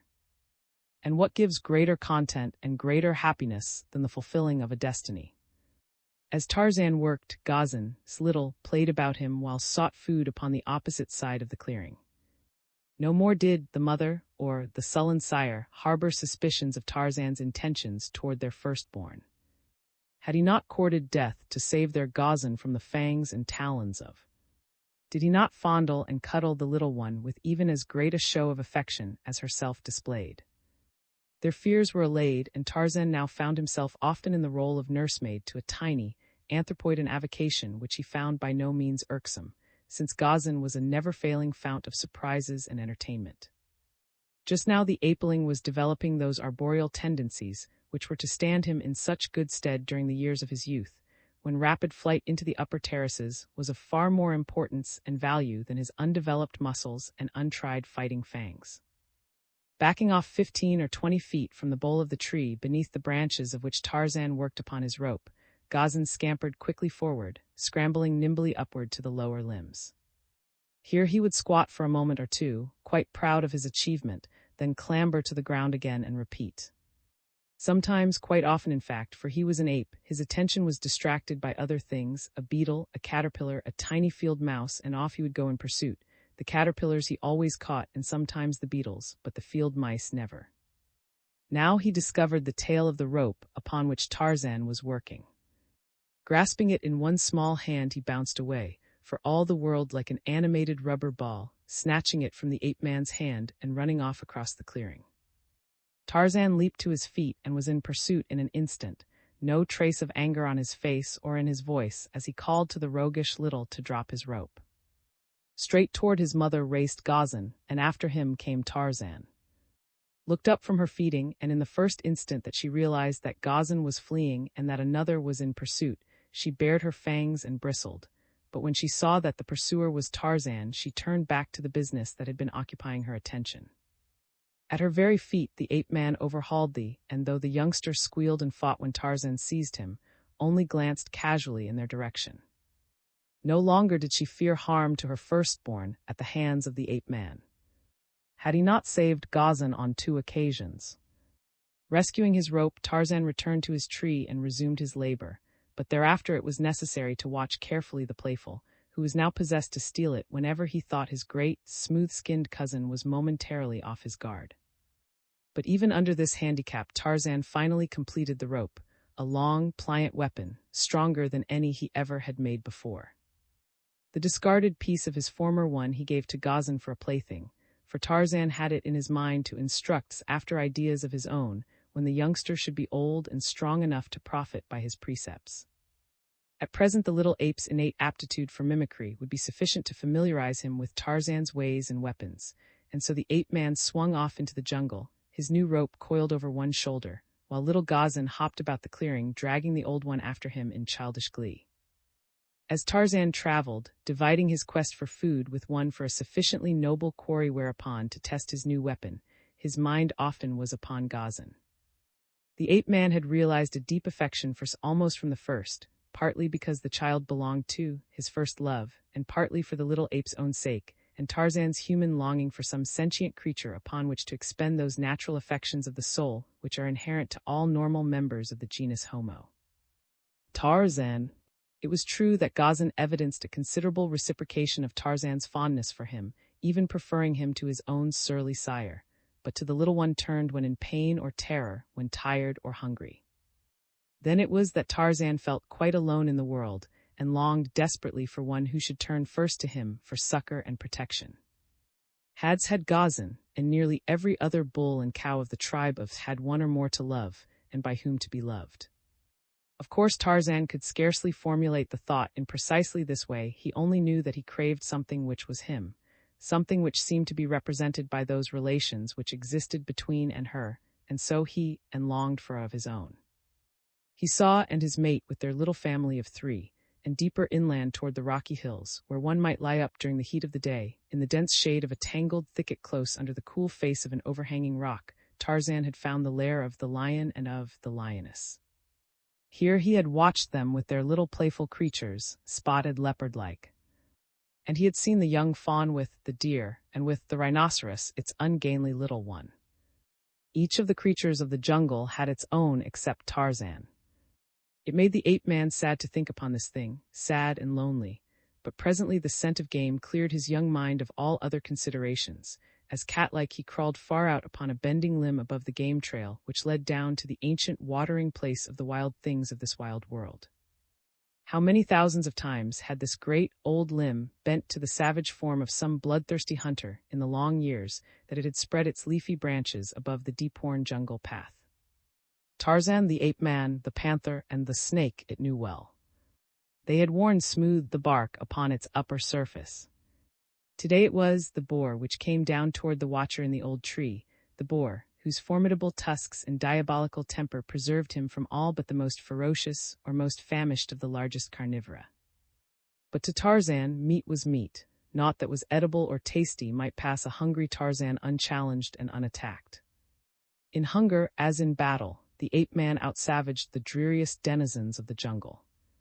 He knew neither fear nor mercy, except upon rare occasions when some strange, inexplicable force stayed his hand, a force inexplicable to him, perhaps because of his ignorance of his own origin and of all the forces of humanitarianism and civilization that were his rightful heritage because of that origin. So today, instead of staying his hand until a less formidable feast found its way toward him, Tarzan dropped his new noose about the neck of the boar. It was an excellent test for the untried strands. The angered boar bolted this way and that, but each time the new rope held him where Tarzan had made it fast about the stem of the tree above the branch from which he had cast it. As grunted and charged, slashing the sturdy jungle patriarch with his mighty tusks until the bark flew in every direction, Tarzan dropped to the ground behind him. In the ape-man's hand was the long, keen blade that had been his constant companion since that distant day upon which chance had directed its point into the body of the gorilla, and saved the torn and bleeding man-child from what else had been certain death. Tarzan walked in toward, who swung now to face his enemy. Mighty and muscled as was the young giant, it yet would have appeared but the maddest folly for him to face so formidable a creature as the boar, armed only with a slender hunting knife. So it would have seemed to one who knew even slightly, and Tarzan not at all. For a moment stood motionless facing the ape-man. His wicked, deep-set eyes flashed angrily. He shook his lowered head. "Mud-eater," jeered the ape-man. "Wallower in filths. Even your meat stinks, but it is juicy and makes Tarzan strong. Today I shall eat your heart, O lord of the great tusks, that it shall keep savage that which pounds against my own ribs." Understanding nothing of what Tarzan said, was none the less enraged because of that. He saw only a naked man-thing, hairless and futile, pitting his puny fangs and soft muscles against his own indomitable savagery, and he charged. Tarzan of the Apes waited until the upcut of a wicked tusk would have laid open his thigh, then he moved just the least bit to one side, but so quickly that Lightning was a sluggard by comparison, and as he moved, he stooped low and with all the great power of his right arm drove the long blade of his father's hunting knife straight into the heart of the boar. A quick leap carried him from the zone of the creature's death throes, and a moment later the hot and dripping heart of was in his grasp. His hunger satisfied, Tarzan did not seek a lying-up place for sleep, as was sometimes his way, but continued on through the jungle more in search of adventure than of food, for today he was restless. And so it came that he turned his footsteps toward the village of the Black Chief, whose people Tarzan had baited remorselessly since that day upon which the chief's son had slain. A river winds close beside the village of the black men. Tarzan reached its side a little below the clearing where squat the thatched huts of the Negroes. The river life was ever fascinating to the ape-man. He found pleasure in watching the ungainly antics of the hippopotamus and keen sport in tormenting the sluggish crocodile as he basked in the sun. Then, too, there were the shes and the black men of the to frighten as they squatted by the river, the shes with their meager washing, the with their primitive toys. This day he came upon a woman and her child farther downstream than usual. The former was searching for a species of shellfish which was to be found in the mud close to the river bank. She was a young black woman of about 30. Her teeth were filed to sharp points, for her people ate the flesh of man. Her under lip was slit that it might support a rude pendant of copper, which she had worn for so many years that the lip had been dragged downward to prodigious lengths, exposing the teeth and gums of her lower jaw. Her nose, too, was slit, and through the slit was a wooden skewer. Metal ornaments dangled from her ears, and upon her forehead and cheeks. Upon her chin and the bridge of her nose were tattooings in colors that were mellowed now by age. She was naked except for a girdle of grasses about her waist. Altogether she was very beautiful in her own estimation, and even in the estimation of the men of his tribe, though she was of another people, a trophy of war seized in her maidenhood by one of his fighting men. Her child was a boy of 10, lithe, straight, and for a black handsome. Tarzan looked upon the two from the concealing foliage of a nearby bush. He was about to leap forth before them with a terrifying scream, that he might enjoy the spectacle of their terror and their incontinent flight, but of a sudden a new whim seized him. Here was a fashioned as he himself was fashioned. Of course this one's skin was black, but what of it? Tarzan had never seen a white man. In so far as he knew, he was the sole representative of that strange form of life upon the earth. The black boy should make an excellent for Tarzan, since he had none of his own.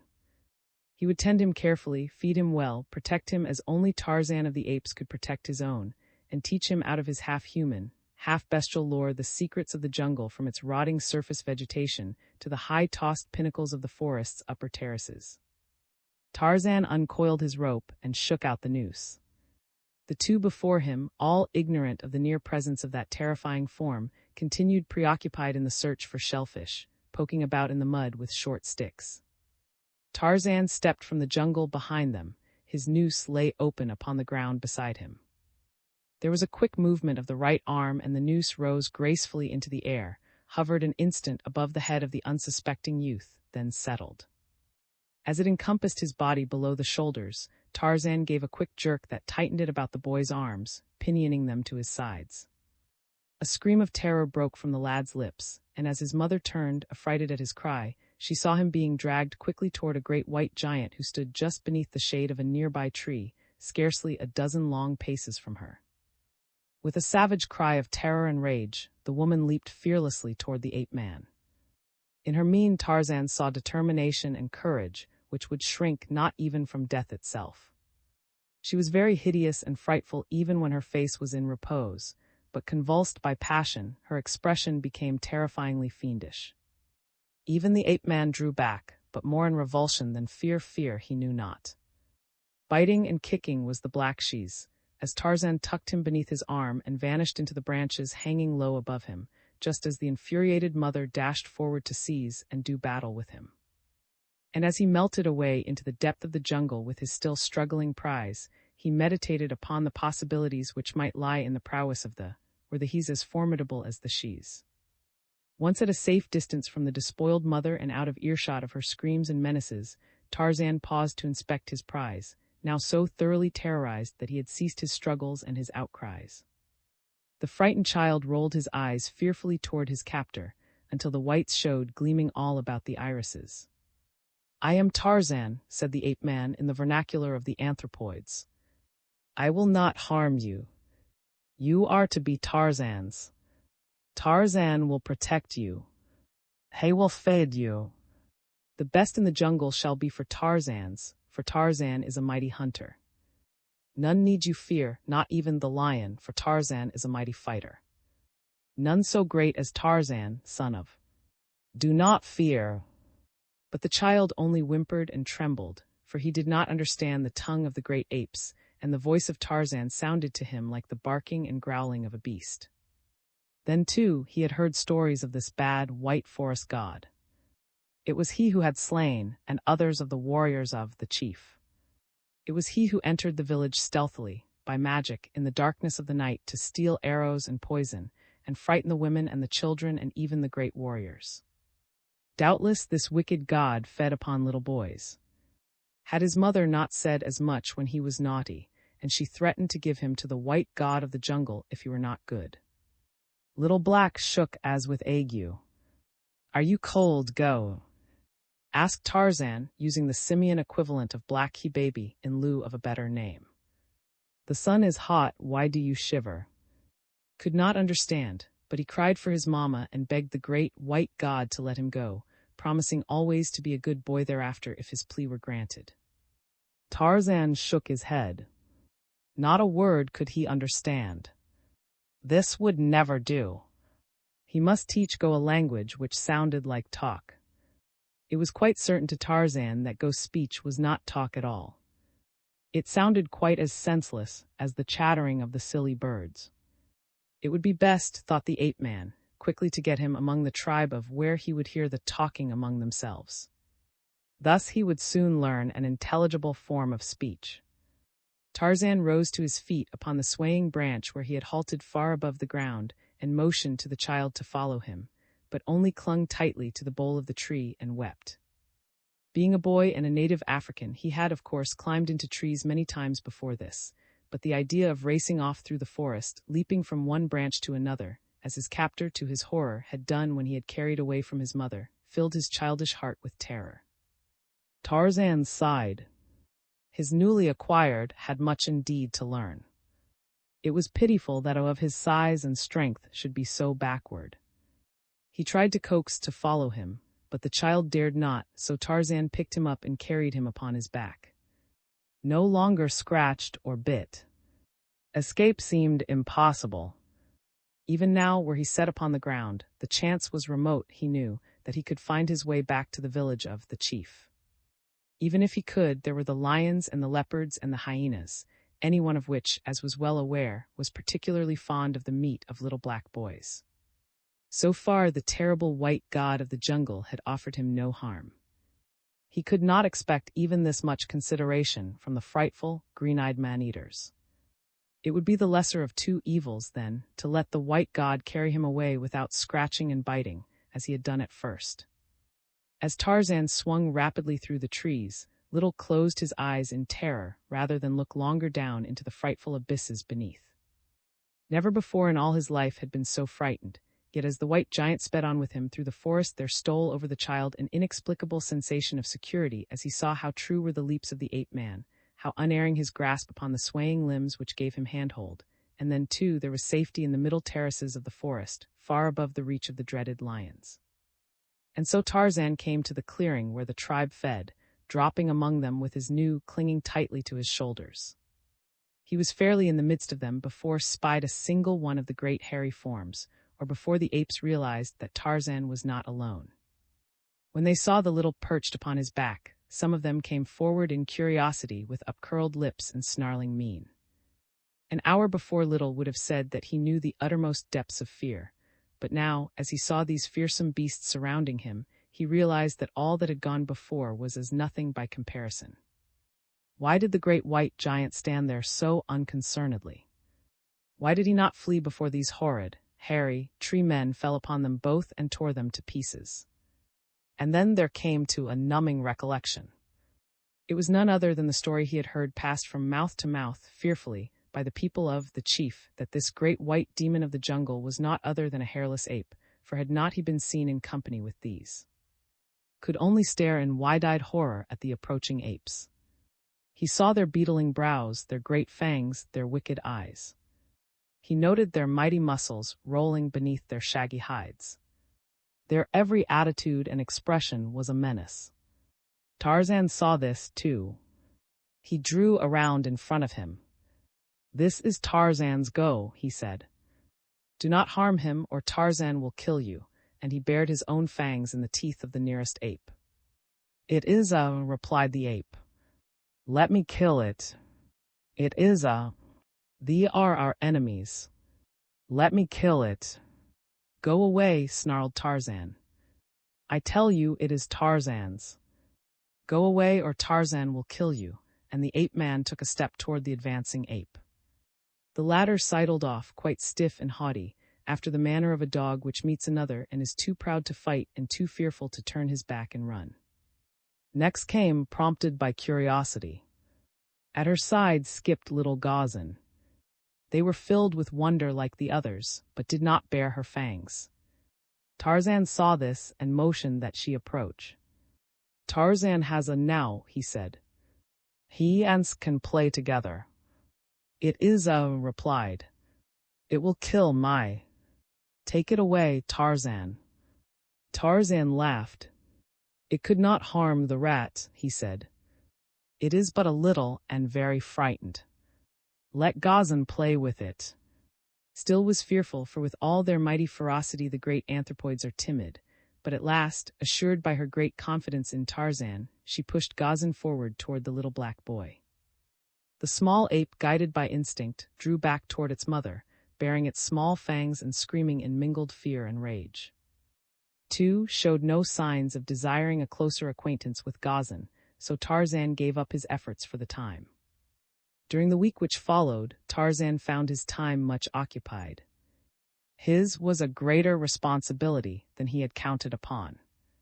Not for a moment did he dare leave it, since of all the tribe, alone could have been depended upon to refrain from slaying the hapless black had it not been for Tarzan's constant watchfulness.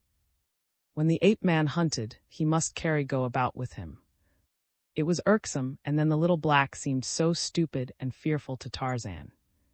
It was quite helpless against even the lesser of the jungle creatures. Tarzan wondered how it had survived at all. He tried to teach it and found a ray of hope in the fact that Go had mastered a few words of the language of the anthropoids, and that he could now cling to a high-tossed branch without screaming in fear, but there was something about the child which worried Tarzan. He often had watched the blacks within their village. He had seen the children playing, and always there had been much laughter, but little Go never laughed. It was true that Tarzan himself never laughed. Upon occasion he smiled grimly, but to laughter he was a stranger. The black, however, should have laughed, reasoned the ape-man. It was the way of the. Also, he saw that the little fellow often refused food, and was growing thinner day by day. At times he surprised the boy sobbing softly to himself. Tarzan tried to comfort him, even as Fierce had comforted Tarzan when the ape-man was but all to no avail. Go merely no longer feared Tarzan, that was all. He feared every other living thing within the jungle. He feared the jungle days with their long excursions through the dizzy tree-tops. He feared the jungle nights with their swaying, perilous couches far above the ground, and the grunting and coughing of the great carnivora prowling beneath him. Tarzan did not know what to do. His heritage of English blood rendered it a difficult thing even to consider a surrender of his project, though he was forced to admit to himself that his was not all that he had hoped. Though he was faithful to his self-imposed task, and even found that he had grown to like Go, he could not deceive himself into believing that he felt for it that fierce heat of passionate affection which revealed for Gazan, and which the black mother had shown for Go. The little black boy, from cringing terror at the sight of Tarzan, passed by degrees into trustfulness and admiration. Only kindness had he ever received at the hands of the great white devil god, yet he had seen with what ferocity his kindly captor could deal with others. He had seen him leap upon a certain he-ape, which persisted in attempting to seize and slay Go. He had seen the strong, white teeth of the ape-man fastened in the neck of his adversary, and the mighty muscles tensed in battle. He had heard the savage, bestial snarls and roars of combat, and he had realized with a shudder that he could not differentiate between those of his guardian and those of the hairy ape. He had seen Tarzan bring down a buck, just as the lion might have done, leaping upon its back and fastening his fangs in the creature's neck.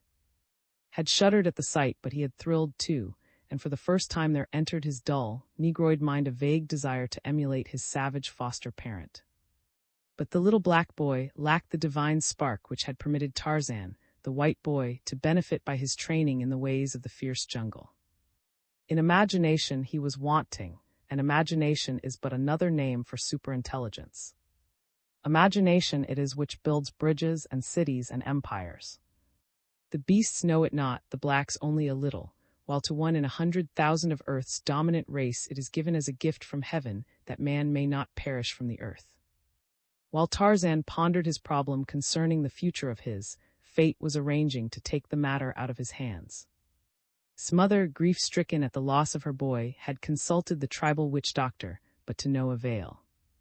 The medicine he made was not good medicine, for though paid him 2 goats for it, it did not bring back, nor even indicate where she might search for him with reasonable assurance of finding him.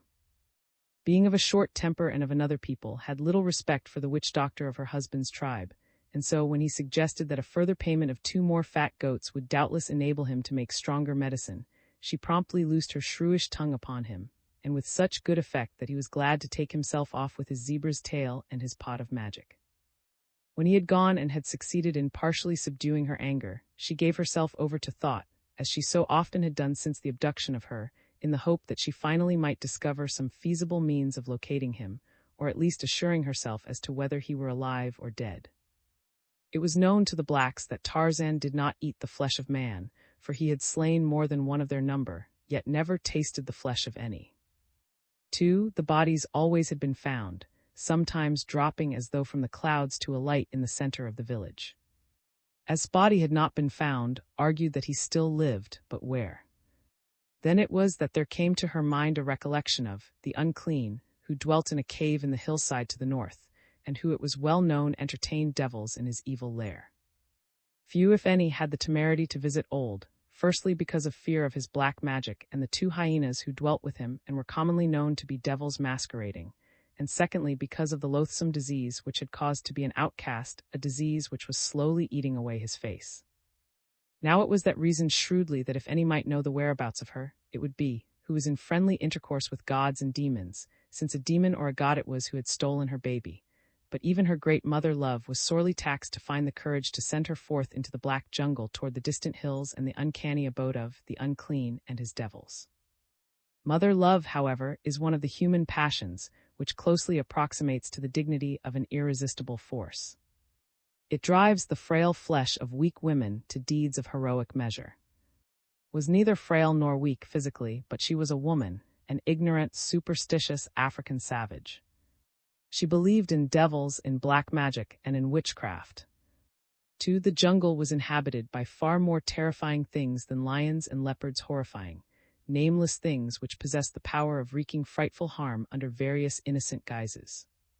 From one of the warriors of the village, whom she knew to have once stumbled upon the lair of, the mother of learned how she might find it near a spring of water which rose in a small rocky canyon between 2 hills, the easternmost of which was easily recognizable because of a huge granite boulder which rested upon its summit. The westerly hill was lower than its companion, and was quite bare of vegetation except for a single mimosa tree which grew just a little below its summit. These 2 hills, the man assured her, could be seen for some distance before she reached them, and together formed an excellent guide to her destination.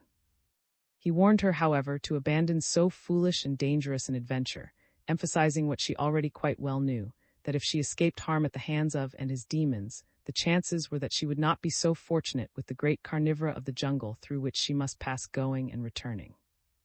The warrior even went to his husband, who, in turn, having little authority over the vixenish lady of his choice, went to the chief.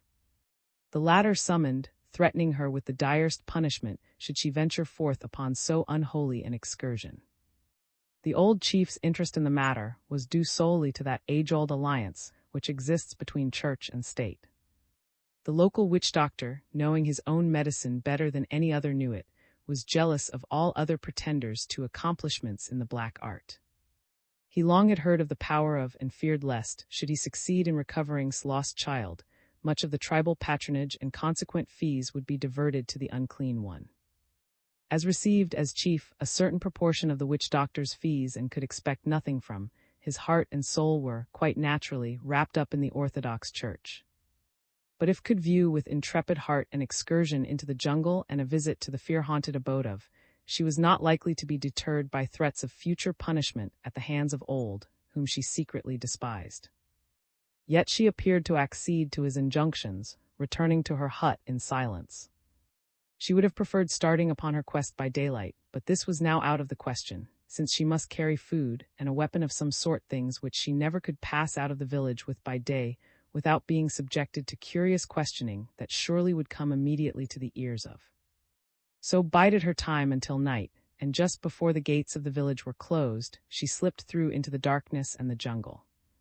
She was much frightened, but she set her face resolutely toward the north, and though she paused often to listen, breathlessly, for the huge cats which here were her greatest terror, she nevertheless continued her way staunchly for several hours, until a low moan a little to her right and behind her brought her to a sudden stop. With palpitating heart the woman stood, scarce daring to breathe, and then, very faintly but unmistakable to her keen ears, came the stealthy crunching of twigs and grasses beneath padded feet. All about grew the giant trees of the tropical jungle, festooned with hanging vines and mosses. She seized upon the nearest and started to clamber to the branches above. As she did so, there was a sudden rush of a great body behind her, a menacing roar that caused the earth to tremble, and something crashed into the very creepers to which she was clinging but below her. Drew herself to safety among the leafy branches, and thanked the foresight which had prompted her to bring along the dried human ear which hung from a cord about her neck. She always had known that that ear was good medicine. It had been given her when a girl by the witch-doctor of her town tribe, and was nothing like the poor, weak medicine of witch-doctor. All night clung to her perch, for although the lion sought other prey after a short time, she dared not descend into the darkness again, for fear she might encounter him or another of his kind, but at daylight she clambered down and resumed her way. Tarzan of the apes, finding that his never ceased to give evidence of terror in the presence of the apes of the tribe, and also that most of the adult apes were a constant menace to Ghost's life, so that Tarzan dared not leave him alone with them, took to hunting with the little black boy farther and farther from the stamping grounds of the anthropoids. Little by little his absences from the tribe grew in length as he wandered farther away from them, until finally he found himself a greater distance to the north than he ever before had hunted, and with water and ample game and fruit, he felt not at all inclined to return to the tribe. Little Go gave evidences of a greater interest in life, an interest which varied in direct proportion to the distance he was from the apes of.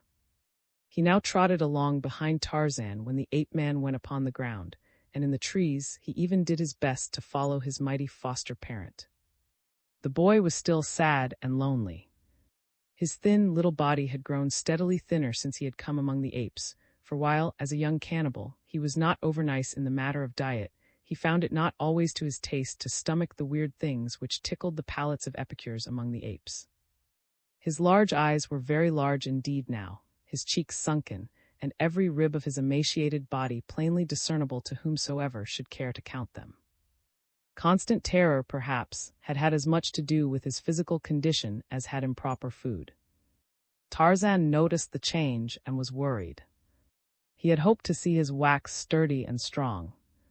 His disappointment was great. In only one respect did Go seem to progress: he readily was mastering the language of the apes. Even now he and Tarzan could converse in a fairly satisfactory manner by supplementing the meager ape speech with signs, but for the most part Go was silent other than to answer questions put to him.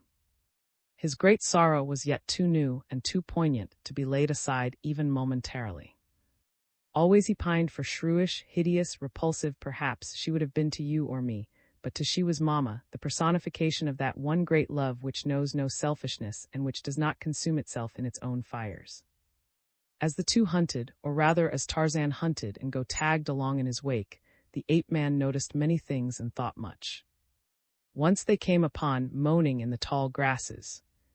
About her romped and played two little balls of fur, but her eyes were for one which lay between her great forepaws and did not romp, one who never would romp again. Tarzan read aright the anguish and the suffering of the huge mother cat. He had been minded to bait her. It was to do this that he had sneaked silently through the trees until he had come almost above her, but something held the ape-man as he saw the lioness grieving over her dead cub. With the acquisition of Go, Tarzan had come to realize the responsibilities and sorrows of parentage, without its joys. His heart went out too, as it might not have done a few weeks before. As he watched her, there rose quite unbidden before him a vision of the skewer through the septum of her nose, her pendulous underlip sagging beneath the weight which dragged it down. Tarzan saw not her unloveliness, he saw only the same anguish that was, and he winced. That strange functioning of the mind, which sometimes is called association of ideas, snapped and Gazan before the ape-man's mental vision. What if one should come and take Gazan from? Tarzan uttered a low and ominous growl, as though Gazan were his own. Go glanced here and there apprehensively, thinking that Tarzan had espied an enemy. Sprang suddenly to her feet, her yellow-green eyes blazing, her tail lashing as she cocked her ears and, raising her muzzle, sniffed the air for possible danger.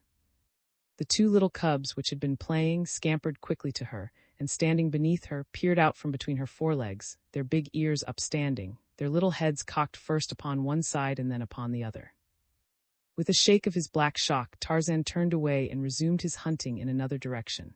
But all day there rose one after another, above the threshold of his objective mind, memory portraits of and of a lioness, a cannibal, and a she-ape, yet to the ape-man they were identical through motherhood. It was noon of the third day when came within sight of the cave of the unclean. The old witch-doctor had rigged a framework of interlaced boughs to close the mouth of the cave from predatory beasts. This was now set to one side, and the black cavern beyond yawned mysterious and repellent, shivered as from a cold wind of the rainy season. No sign of life appeared about the cave, yet experienced that uncanny sensation as of unseen eyes regarding her malevolently. Again she shuddered.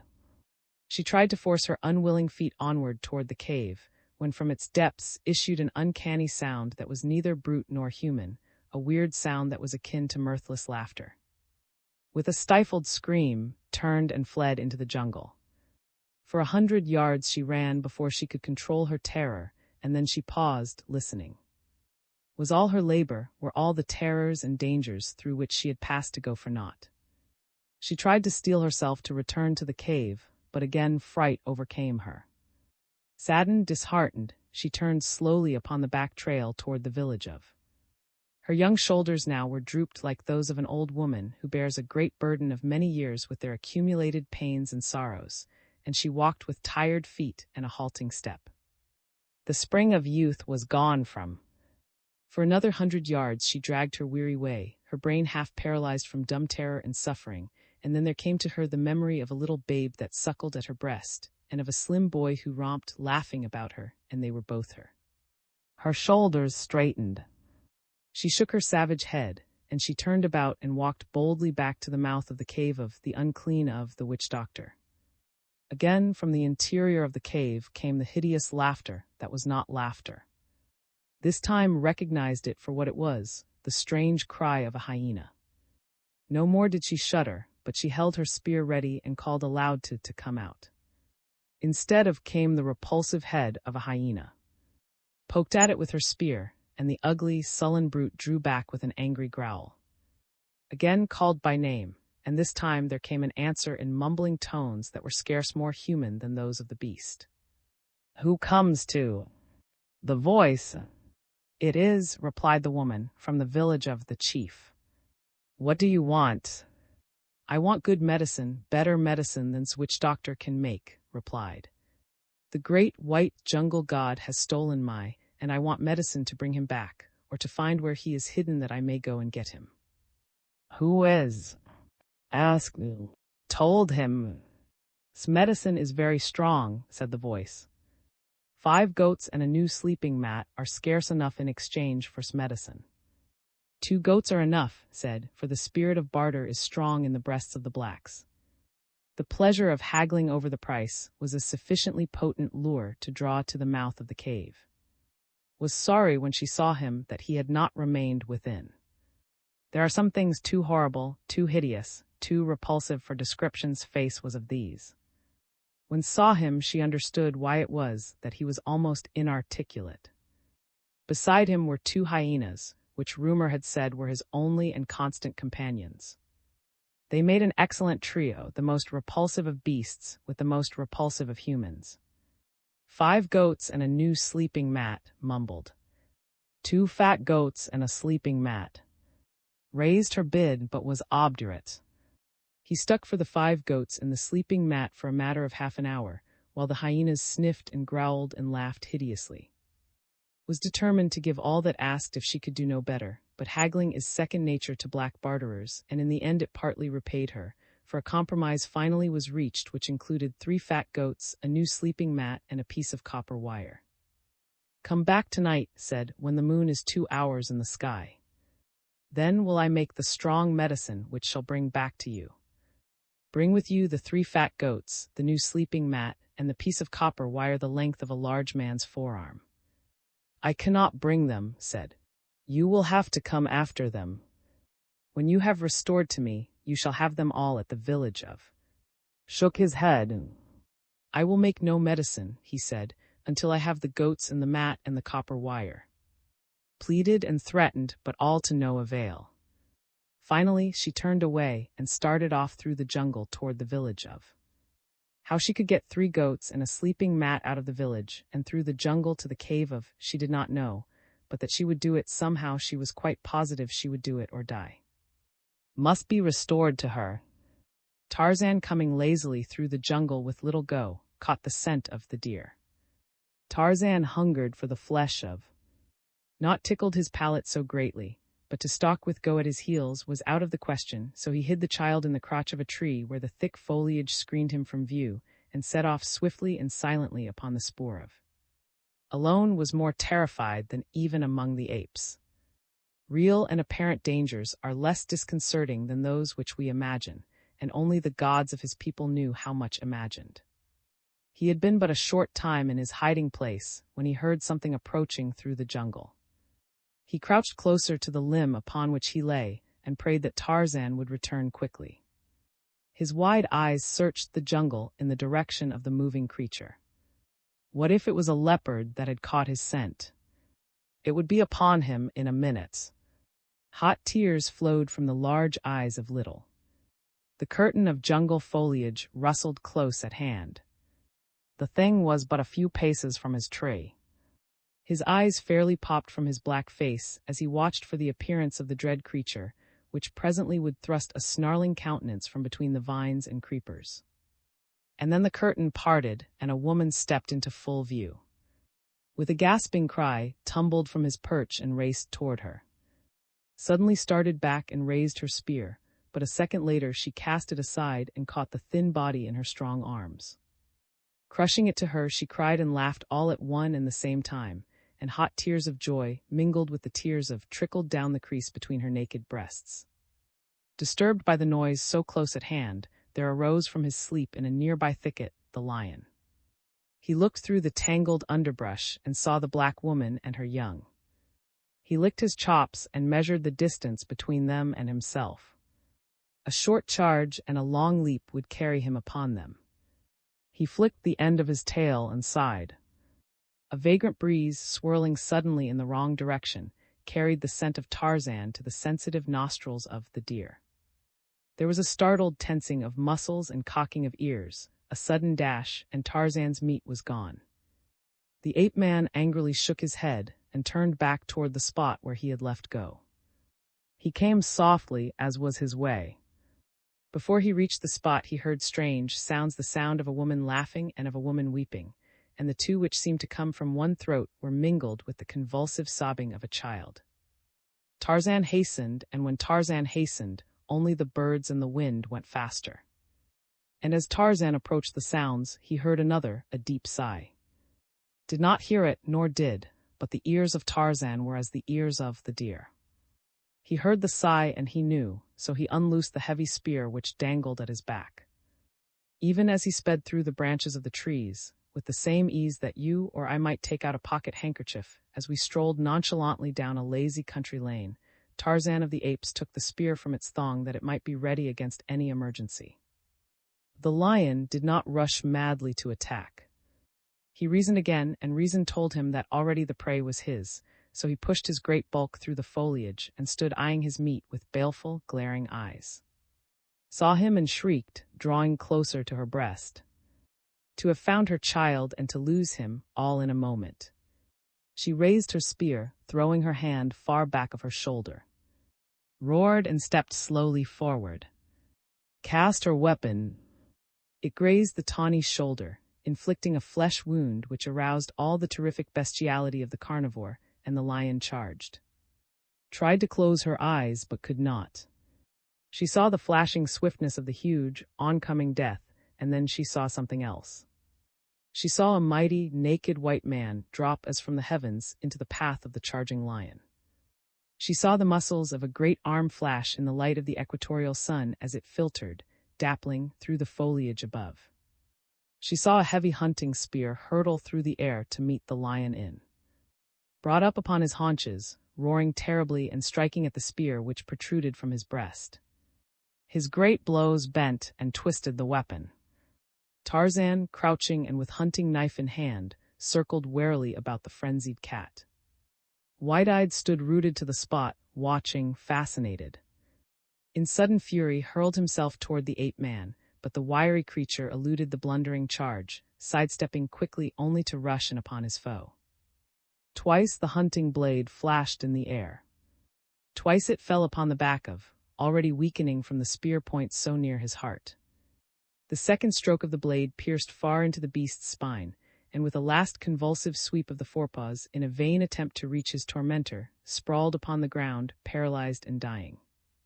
Fearful lest he should lose any recompense, followed with the intention of persuading her to part with her ornaments of copper and iron against her return with the price of the medicine to pay, as it were, for an option on his services as one pays a retaining fee to an attorney, for, like an attorney, knew the value of his medicine and that it was well to collect as much as possible in advance.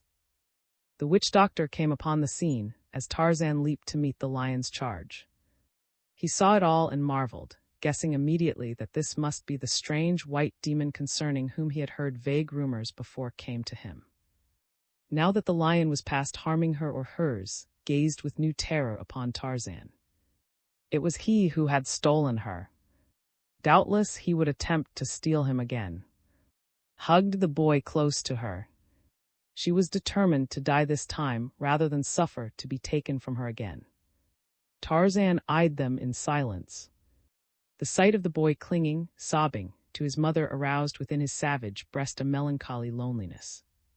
There was none thus to cling to Tarzan, who yearned so for the love of someone, of something. At last looked up, because of the quiet that had fallen upon the jungle, and saw Tarzan. He did not shrink. Tarzan, he said, in the speech of the great apes of the tribe of, do not take me from my mother. Do not take me again to the lair of the hairy tree men, for I fear and the others. Let me stay with, O Tarzan, god of the jungle. Let me stay with my mother, and to the end of our days we will bless you and put food before the gates of the village of that you may never hunger. Tarzan sighed. Go, he said, back to the village of, and Tarzan will follow to see that no harm befalls you. Translated the words to his mother, and the two turned their backs upon the ape-man and started off toward home.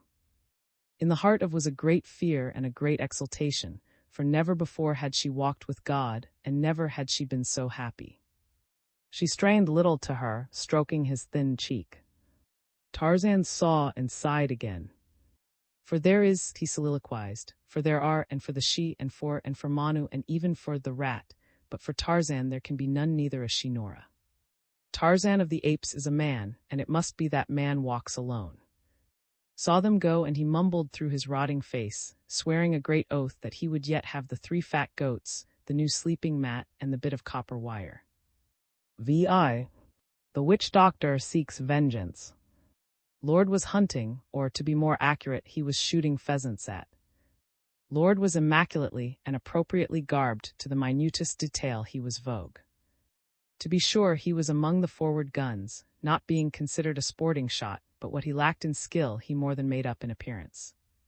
At the end of the day he would, doubtless, have many birds to his credit, since he had 2 guns and a smart loader, many more birds than he could eat in a year, even had he been hungry, which he was not, having but just arisen from the breakfast table. The beaters, there were 23 of them, in white smocks, had but just driven the birds into a patch of gorse, and were now circling to the opposite side that they might drive down toward the guns. Lord was quite as excited as he ever permitted himself to become. There was an exhilaration in the sport that would not be. He felt his blood tingling through his veins as the beaters approached closer and closer to the birds. In a vague and stupid sort of way Lord felt, as he always felt upon such occasions, that he was experiencing a sensation somewhat akin to a reversion to a prehistoric type, that the blood of an ancient forbear was coursing hot through him, a hairy, half-naked forbear who had lived by the hunt. And far away in a matted equatorial jungle another Lord, the real Lord, hunted. By the standards which he knew, he, too, was vogue, utterly vogue, as was the primal ancestor before the first eviction. The day being sultry, the leopard's skin had been left behind. The real Lord had not 2 guns, to be sure, nor even one, neither did he have a smart loader, but he possessed something infinitely more efficacious than guns, or loaders, or even 23 beaters in white smocks. He possessed an appetite, an uncanny woodcraft, and muscles that were as steel springs.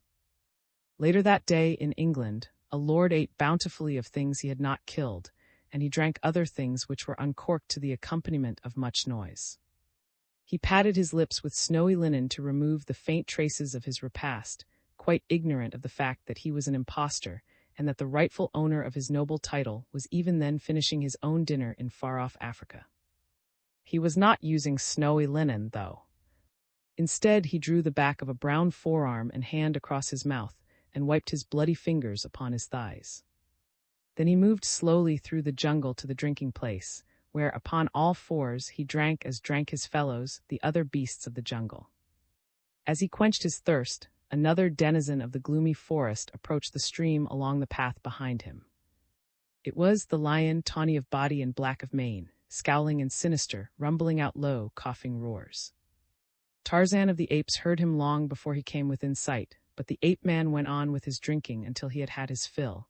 Then he arose slowly, with the easy grace of a creature of the wilds and all the quiet dignity that was his birthright.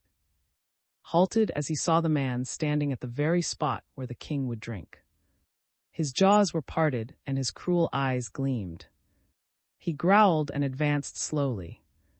The man growled too, backing slowly to one side and watching not the lion's face but its tail. Should that commence to move from side to side in quick, nervous jerks, it would be well to be upon the alert, and should it rise suddenly erect, straight and stiff, then one might prepare to fight or flee. But it did neither, so Tarzan merely backed away, and the lion came down and drank scarce 50 feet from where the man stood. Tomorrow they might be at one another's throats, but today there existed one of those strange and inexplicable truces which so often are seen among the savage ones of the jungle. Before had finished drinking, Tarzan had returned into the forest, and was swinging away in the direction of the village of the Black Chief. It had been at least a moon since the ape-man had called upon the. Not since he had restored little to his grief-stricken mother had the whim seized him to do so. The incident of the adopted was a closed one to Tarzan. He had sought to find something upon which to lavish such an affection as lavished upon her, but a short experience of the little black boy had made it quite plain to the ape-man that no such sentiment could exist between them. The fact that he had for a time treated the little black as he might have treated a reel of his own had in no way altered the vengeful sentiments with which he considered the murderers of. They were his deadly enemies, nor could they ever be aught else. Today he looked forward to some slight relief from the monotony of his existence in such excitement as he might derive from baiting the blacks. It was not yet dark when he reached the village and took his place in the great tree overhanging the palisade. From beneath came a great wailing out of the depths of a nearby hut. The noise fell disagreeably upon Tarzan's ears. It jarred and grated. He did not like it, so he decided to go away for a while in the hopes that it might cease. But though he was gone for a couple of hours, the wailing still continued when he returned. With the intention of putting a violent termination to the annoying sound, Tarzan slipped silently from the tree into the shadows beneath. Creeping stealthily and keeping well in the cover of other huts, he approached that from which rose the sounds of lamentation. A fire burned brightly before the doorway, as it did before other doorways in the village. A few females squatted about, occasionally adding their own mournful howlings to those of the master artist within. The ape-man smiled a slow smile as he thought of the consternation which would follow the quick leap that would carry him among the females and into the full light of the fire. Then he would dart into the hut during the excitement, throttle the chief screamer, and be gone into the jungle before the blacks could gather their scattered nerves for an assault. Many times had Tarzan behaved similarly in the village of the chief. His mysterious and unexpected appearances always filled the breasts of the poor, superstitious blacks with the panic of terror. Never, it seemed, could they accustom themselves to the sight of him. It was this terror which lent to the adventures the spice of interest and amusement which the human mind of the ape-man craved. Merely to kill was not in itself sufficient. Accustomed to the sight of death, Tarzan found no great pleasure in it. Long since had he avenged the death of, but in the accomplishment of it, he had learned the excitement and the pleasure to be derived from the baiting of the blacks. Of this he never tired. It was just as he was about to spring forward with a savage roar that a figure appeared in the doorway of the hut.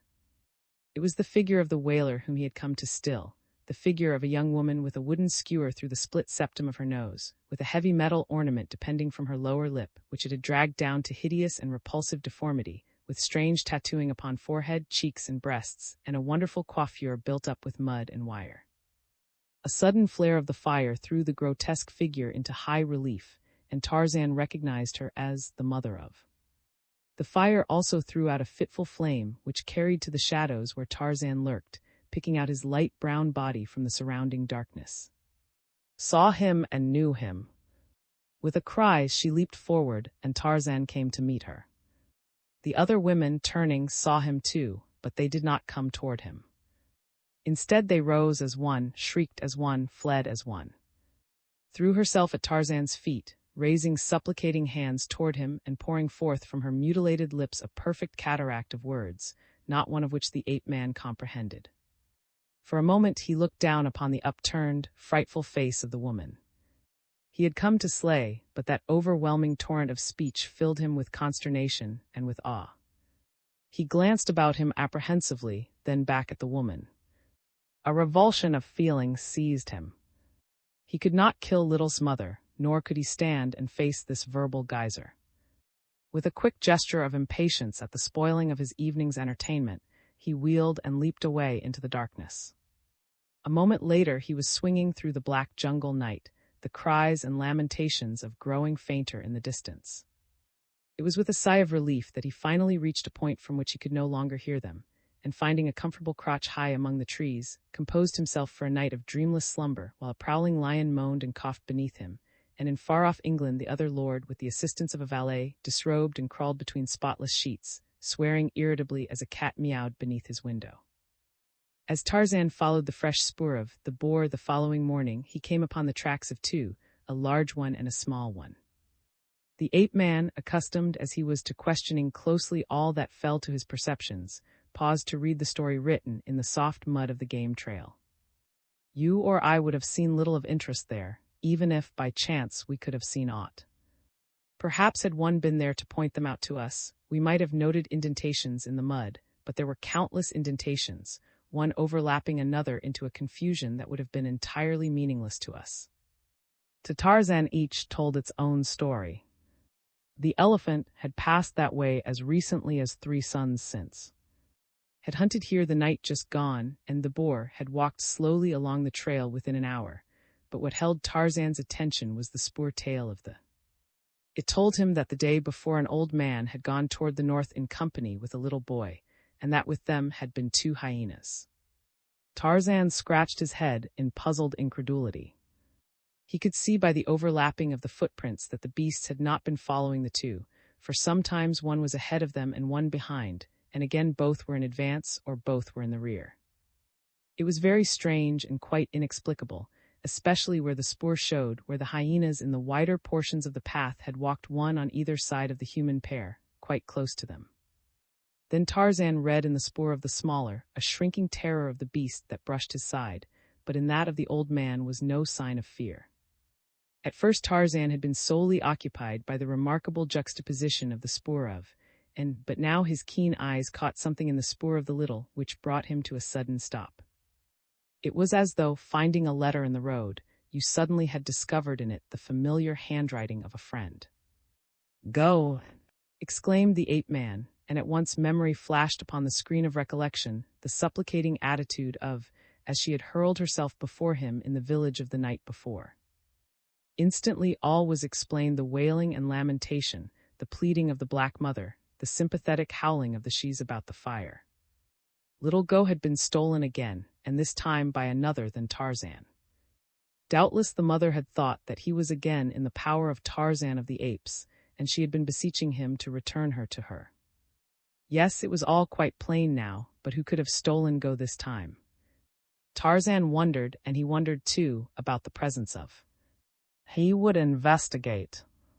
The spoor was a day old, and it ran toward the north. Tarzan set out to follow it. In places it was totally obliterated by the passage of many beasts, and where the way was rocky, even Tarzan of the Apes was almost baffled, but there was still the faint effluvium which clung to the human spoor, appreciable only to such highly trained perceptive powers as were Tarzan. It had all happened to Little very suddenly and unexpectedly within the brief span of 2 suns. First had come the witch doctor, the unclean with the ragged bit of flesh which still clung to his rotting face. He had come alone and by day to the place at the river, where went daily to wash her body and that of her little boy. He had stepped out from behind a great bush quite close to, frightening Little so that he ran screaming to his mother's protecting arms. But though startled, had wheeled to face the fearsome thing with all the savage ferocity of a she-tiger at bay. When she saw who it was, she breathed a sigh of partial relief, though she still clung tightly to. "I have come," said without preliminary, "for the 3 fat goats, the new sleeping mat, and the bit of copper wire as long as a tall man's arm." "I have no goats for you," snapped, "nor a sleeping mat nor any wire. Your medicine was never made. The white jungle god gave me back my. You had nothing to do with it." "But I did," mumbled through his fleshless jaws. "It was I who commanded the white jungle god to give back your." Laughed in his face. "Speaker of lies," she cried, "go back to your foul den and your hyenas. Go back and hide your stinking face in the belly of the mountain, lest the sun, seeing it, cover his face with a black cloud." "I have come," reiterated, "for the 3 fat goats, the new sleeping mat, and the bit of copper wire the length of a tall man's arm, which you were to pay me for the return of your." "It was to be the length of a man's forearm," corrected, "but you shall have nothing, old thief. You would not make medicine until I had brought the payment in advance, and when I was returning to my village, the great white jungle god gave me back, gave him to me out of the jaws of. His medicine is true medicine, yours is the weak medicine of an old man with a hole in his face." "I have come," repeated patiently, "for the 3 fat, but had not waited to hear more of what she already knew by heart." Clasping close to her side, she was hurrying away toward the palisaded village of the chief. And the next day, when was working in the plantain field with others of the women of the tribe, and Little had been playing at the edge of the jungle, casting a small spear in anticipation of the distant day when he should be a full-fledged warrior, had come again. Had seen a squirrel scampering up the bole of a great tree. His childish mind had transformed it into the menacing figure of a hostile warrior. Little had raised his tiny spear, his heart filled with the savage blood-lust of his race, as he pictured the night's orgy when he should dance about the corpse of his human kill as the women of his tribe prepared the meat for the feast to follow. But when he cast the spear, he missed both squirrel and tree, losing his missile far among the tangled undergrowth of the jungle. However, it could be but a few steps within the forbidden labyrinth. The women were all about in the field. There were warriors on guard within easy hail, and so little boldly ventured into the dark place. Just behind the screen of creepers and matted foliage lurked 3 horrid figures: an old, old man, black as the pit, with a face half eaten away by leprosy, his sharp-filed teeth, the teeth of a cannibal, showing yellow and repulsive through the great gaping hole where his mouth and nose had been. And beside him, equally hideous, stood 2 powerful hyenas, carrion eaters consorting with carrion. Did not see them until, head down, he had forced his way through the thickly growing vines in search of his little spear, and then it was too late. As he looked up into the face of, the old witch doctor seized him, muffling his screams with a palm across his mouth. Struggled futilely. A moment later he was being hustled away through the dark and terrible jungle, the frightful old man still muffling his screams, and the 2 hideous hyenas pacing now on either side, now before, now behind, always prowling, always growling, snapping, snarling, or worst of all, laughing hideously. To little who within his brief existence had passed through such experiences as are given to few to pass through in a lifetime, the northward journey was a nightmare of terror. He thought now of the time that he had been with the great white jungle god, and he prayed with all his little soul that he might be back again with the white-skinned giant who consorted with the hairy tree men.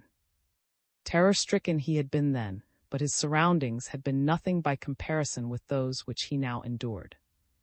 The old man seldom addressed, though he kept up an almost continuous mumbling throughout the long day. Caught repeated references to fat goats, sleeping mats, and pieces of copper wire. 10 fat goats, 10 fat goats, the old Negro would croon over and over again. By this little guessed that the price of his ransom had risen. 10 fat goats. Where would his mother get 10 fat goats, or thin ones either for that matter, to buy back just a poor little boy? Would never let her have them, and knew that his father never had owned more than 3 goats at the same time in all his life. 10 fat goats. Sniffled. The putrid old man would kill him and eat him, for the goats would never be forthcoming. Would throw his bones to the hyenas. The little black boy shuddered and became so weak that he almost fell in his tracks. Cuffed him on an ear and jerked him along. After what seemed an eternity they arrived at the mouth of a cave between 2 rocky hills. The opening was low and narrow. A few saplings bound together with strips of rawhide closed it against stray beasts. Removed the primitive door and pushed within. The hyenas, snarling, rushed past him and were lost to view in the blackness of the interior. Replaced the saplings and, seizing roughly by the arm, dragged him along a narrow, rocky passage. The floor was comparatively smooth, for the dirt which lay thick upon it had been trodden and tramped by many feet until few inequalities remained. The passage was tortuous, and as it was very dark and the walls rough and rocky, was scratched and bruised from the many bumps he received. Walked as rapidly through the winding gallery as one would traverse a familiar lane by daylight. He knew every twist and turn as a mother knows the face of her child, and he seemed to be in a hurry. He jerked poor little possibly a trifle more ruthlessly than necessary even at the pace set, but the old witch doctor, an outcast from the society of man, diseased, shunned, hated, feared, was far from possessing an angelic temper. Nature had given him few of the kindlier characteristics of man, and these few fate had eradicated entirely. Shrewd, cunning, cruel, vindictive was the witch doctor. Frightful tales were whispered of the cruel tortures he inflicted upon his victims. Children were frightened into obedience by the threat of his name. Often had been thus frightened, and now he was reaping a grisly harvest of terror from the seeds his mother had innocently sown. The darkness, the presence of the dreaded witch doctor, the pain of the contusions, with a haunting premonition of the future, and the fear of the hyenas combined to almost paralyze the child. He stumbled and reeled until was dragging rather than leading him. Presently saw a faint lightness ahead of them, and a moment later they emerged into a roughly circular chamber to which a little daylight filtered through a rift in the rocky ceiling. The hyenas were there ahead of them, waiting. As entered with, the beast slunk toward them, bearing yellow fangs. They were hungry. Toward they came, and one snapped at his naked legs. Seized a stick from the floor of the chamber and struck a vicious blow at the beast, at the same time mumbling forth a volley of execrations. The hyena dodged and ran to the side of the chamber, where he stood growling. Took a step toward the creature, which bristled with rage at his approach. Fear and hatred shot from its evil eyes, but fortunately for fear predominated. Seeing that he was unnoticed, the second beast made a short, quick rush for. The child screamed and darted after the witch doctor, who now turned his attention to the second hyena. This one he reached with his heavy stick, striking it repeatedly and driving it to the wall. There the two carrion eaters commenced to circle the chamber while the human carrion, their master, now in a perfect frenzy of demoniacal rage, ran to and fro in an effort to intercept them, striking out with his cudgel and lashing them with his tongue, calling down upon them the curses of whatever gods and demons he could summon to memory, and describing in lurid figures the ignominy of their ancestors. Several times one or the other of the beasts would turn to make a stand against the witch doctor, and then would hold his breath in agonized terror, for never in his brief life had he seen such frightful hatred depicted upon the countenance of man or beast, but always fear overcame the rage of the savage creatures, so that they resumed their flight, snarling and bare-fanged, just at the moment that was certain they would spring at its throat. At last the witch doctor tired of the futile chase. With a snarl quite as bestial as those of the beast, he turned toward. "I go to collect the 10 fat goats, the new sleeping mat, and the 2 pieces of copper wire that your mother will pay for the medicine I shall make to bring you back to her," he said. "You will stay here. There," and he pointed toward the passage which they had followed to the chamber, "I will leave the hyenas. If you try to escape, they will eat you." He cast aside the stick and called to the beasts. They came, snarling and slinking, their tails between their legs. Led them to the passage and drove them into it. Then he dragged a rude lattice into place before the opening after he himself had left the chamber. "This will keep them from you," he said. "If I do not get the 10 fat goats and the other things, they shall at least have a few bones after I am through."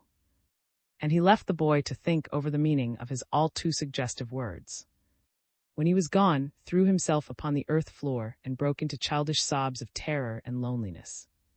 He knew that his mother had no 10 fat goats to give, and that when returned, little would be killed and eaten.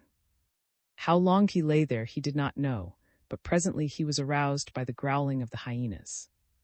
They had returned through the passage and were glaring at him from beyond the lattice. He could see their yellow eyes blazing through the darkness. They reared up and clawed at the barrier, shivered, and to the opposite side of the chamber. He saw the lattice sag and sway to the attacks of the beasts. Momentarily he expected that it would fall inward, letting the creatures upon him. Wearily the horror-ridden hours dragged their slow way. Night came and for a time slept, but it seemed that the hungry beasts never slept. Always they stood just beyond the lattice, growling their hideous growls or laughing their hideous laughs. Through the narrow rift in the rocky roof above him, could see a few stars, and once the moon crossed. At last daylight came again.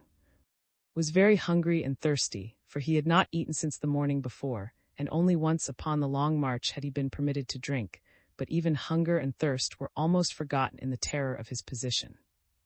It was after daylight that the child discovered a second opening in the walls of the subterranean chamber, almost opposite that at which the hyenas still stood glaring hungrily at him. It was only a narrow slit in the rocky wall. It might light in but a few feet, or it might lead to freedom. Approached it and looked within. He could see nothing. He extended his arm into the blackness, but he dared not venture farther. Never would have left open a way of escape, reasoned, so this passage must lead either nowhere or to some still more hideous danger. To the boy's fear of the actual dangers which menaced him and the 2 hyenas his superstition added countless others quite too horrible even to name, for in the lives of the blacks, through the shadows of the jungle day and the black horrors of the jungle night, flit strange, fantastic shapes peopling the already hideously peopled forests with menacing figures, as though the lion and the leopard, the snake and the hyena. And the countless poisonous insects were not quite sufficient to strike terror to the hearts of the poor, simple creatures whose lot is cast in earth's most fearsome spot. And so it was that Little cringed, not only from real menaces, but from imaginary ones. He was afraid even to venture upon a road that might lead to escape, lest had set to watch it some frightful demon of the jungle. But the real menaces suddenly drove the imaginary ones from the boy's mind, for with the coming of daylight the half-famished hyenas renewed their efforts to break down the frail barrier which kept them from their prey. Rearing upon their hind feet, they clawed and struck at the lattice. With wide eyes saw it sag and rock. Not for long, he knew, could it withstand the assaults of these two powerful and determined brutes. Already one corner had been forced past the rocky protuberance of the entrance way which had held it in place. A shaggy forearm protruded into the chamber. Trembled as with ague, for he knew that the end was near. Backing against the farther wall, he stood flattened out as far from the beasts as he could get. He saw the lattice give still more. He saw a savage, snarling head forced past it, and grinning jaws snapping and gaping toward him. In another instant the pitiful fabric would fall inward, and the two would be upon him, rending his flesh from his bones, gnawing the bones themselves, fighting for possession of his entrails. Came upon outside the palisade of the chief. At sight of him the woman drew back in revulsion, then she flew at him, tooth and nail, but threatening her with a spear held her at a safe distance.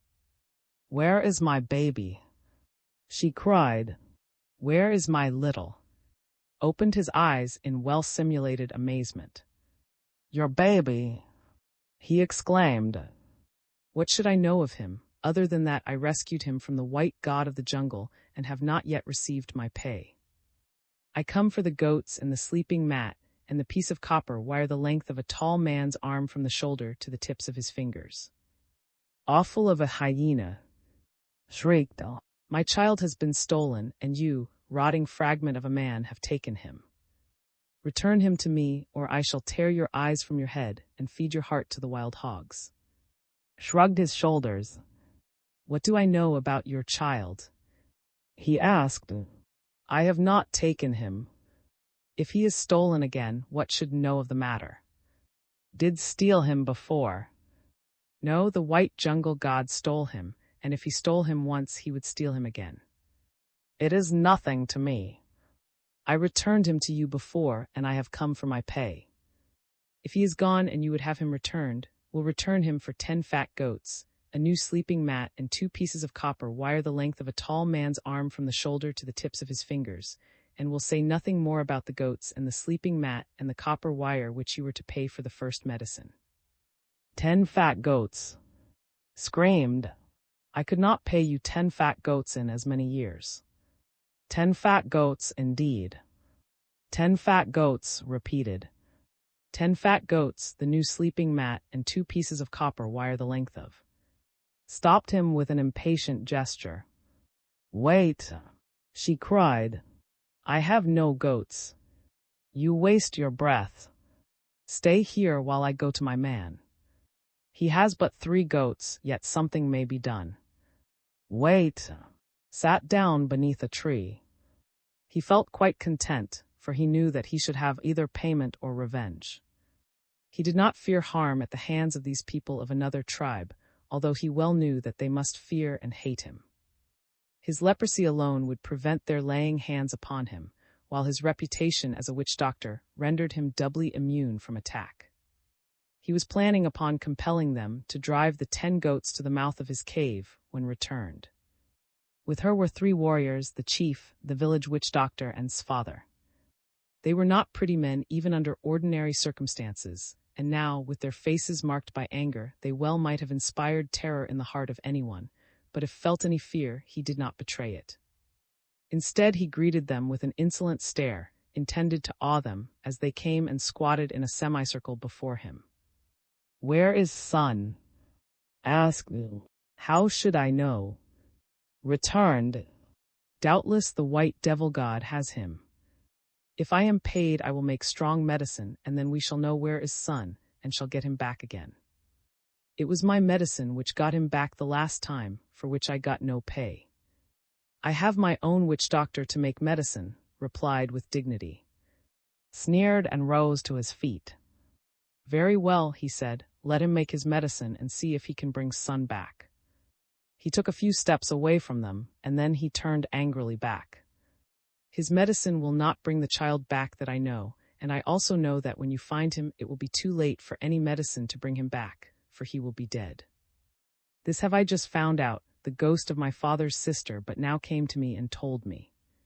Now and might not take much stock in their own magic, and they might even be skeptical as to the magic of another, but there was always a chance of something being in it, especially if it were not their own. Was it not well known that Old had speech with the demons themselves, and that two even lived with him in the forms of hyenas? Still they must not accede too hastily.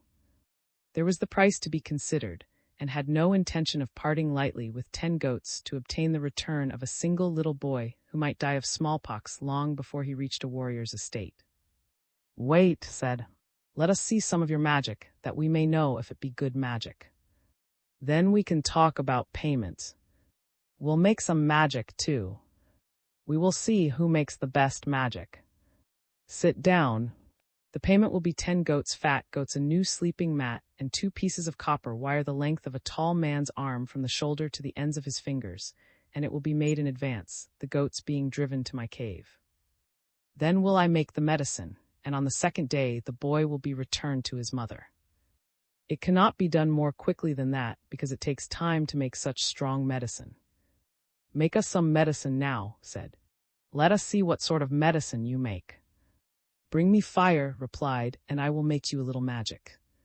Was dispatched for the fire, and while she was away dickered with about the price.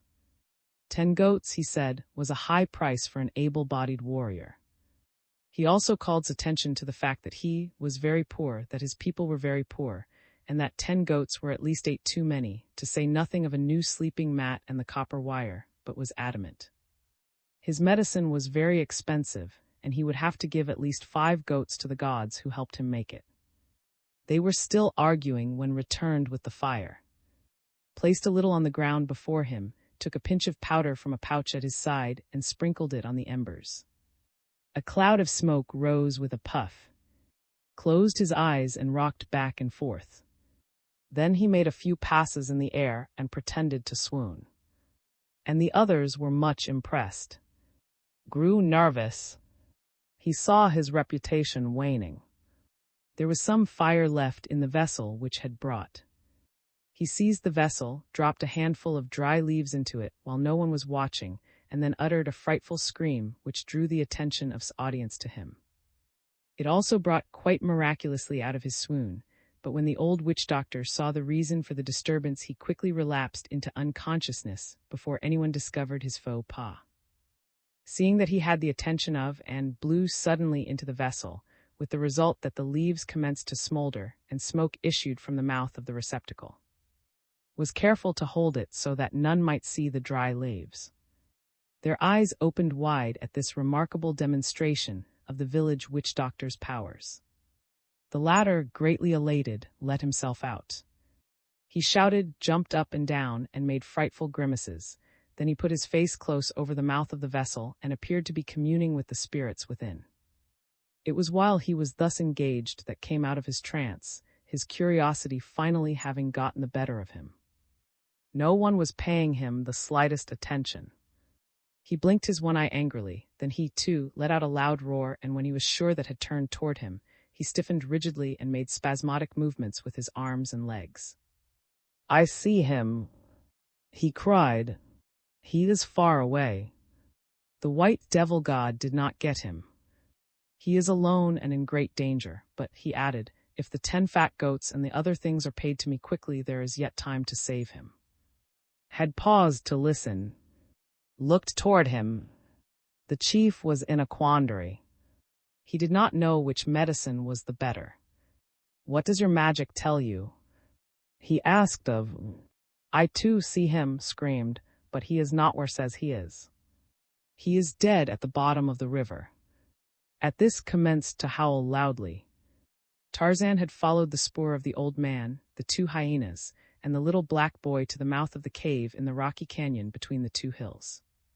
Here he paused a moment before the sapling barrier which had set up, listening to the snarls and growls which came faintly from the far recesses of the cavern. Presently, mingled with the beastly cries, there came faintly to the keen ears of the ape-man the agonized moan of a child. No longer did Tarzan hesitate. Hurling the door aside, he sprang into the dark opening. Narrow and black was the corridor, but long use of his eyes in the Stygian blackness of the jungle nights had given to the ape-man something of the nocturnal visionary powers of the wild things with which he had consorted since babyhood. He moved rapidly and yet with caution, for the place was dark, unfamiliar, and winding. As he advanced, he heard more and more loudly the savage snarls of the two hyenas, mingled with the scraping and scratching of their paws upon wood. The moans of a child grew in volume, and Tarzan recognized in them the voice of the little black boy he once had sought to adopt as his. There was no hysteria in the ape-man's advance. Too accustomed was he to the passing of life in the jungle to be greatly wrought even by the death of one whom he knew, but the lust for battle spurred him on. He was only a wild beast at heart, and his wild beast's heart beat high in anticipation of conflict. In the rocky chamber of the hill's center, Little crouched low against the wall as far from the hunger-crazed beasts as he could drag himself. He saw the lattice giving to the frantic clawing of the hyenas. He knew that in a few minutes his little life would flicker out horribly beneath the rending, yellow fangs of these loathsome creatures. Beneath the buffetings of the powerful bodies, the lattice sagged inward, until with a crash it gave way, letting the carnivora in upon the boy. Cast one affrighted glance toward them, then closed his eyes and buried his face in his arms, sobbing piteously. For a moment the hyenas paused, caution and cowardice holding them from their prey. They stood thus glaring at the lad, then slowly, stealthily crouching, they crept toward him.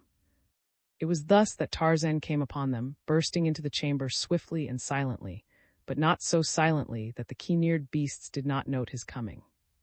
With angry growls they turned from upon the ape-man, as, with a smile upon his lips, he ran toward them.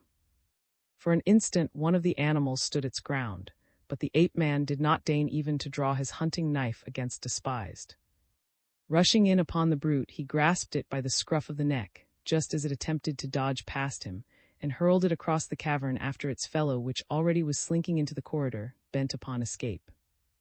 Then Tarzan picked from the floor, and when the child felt human hands upon him instead of the paws and fangs of the hyenas, he rolled his eyes upward in surprise and incredulity, and as they fell upon Tarzan, sobs of relief broke from the childish lips and his hands clutched at his deliverer, as though the white devil god was not the most feared of jungle creatures. When Tarzan came to the cave mouth, the hyenas were nowhere in sight, and after permitting to quench his thirst in the spring which rose nearby, he lifted the boy to his shoulders and set off toward the jungle at a rapid trot, determined to still the annoying howlings of as quickly as possible, for he shrewdly had guessed that the absence of her was the cause of her lamentation. "He is not dead at the bottom of the river," cried. "What does this fellow know about making magic?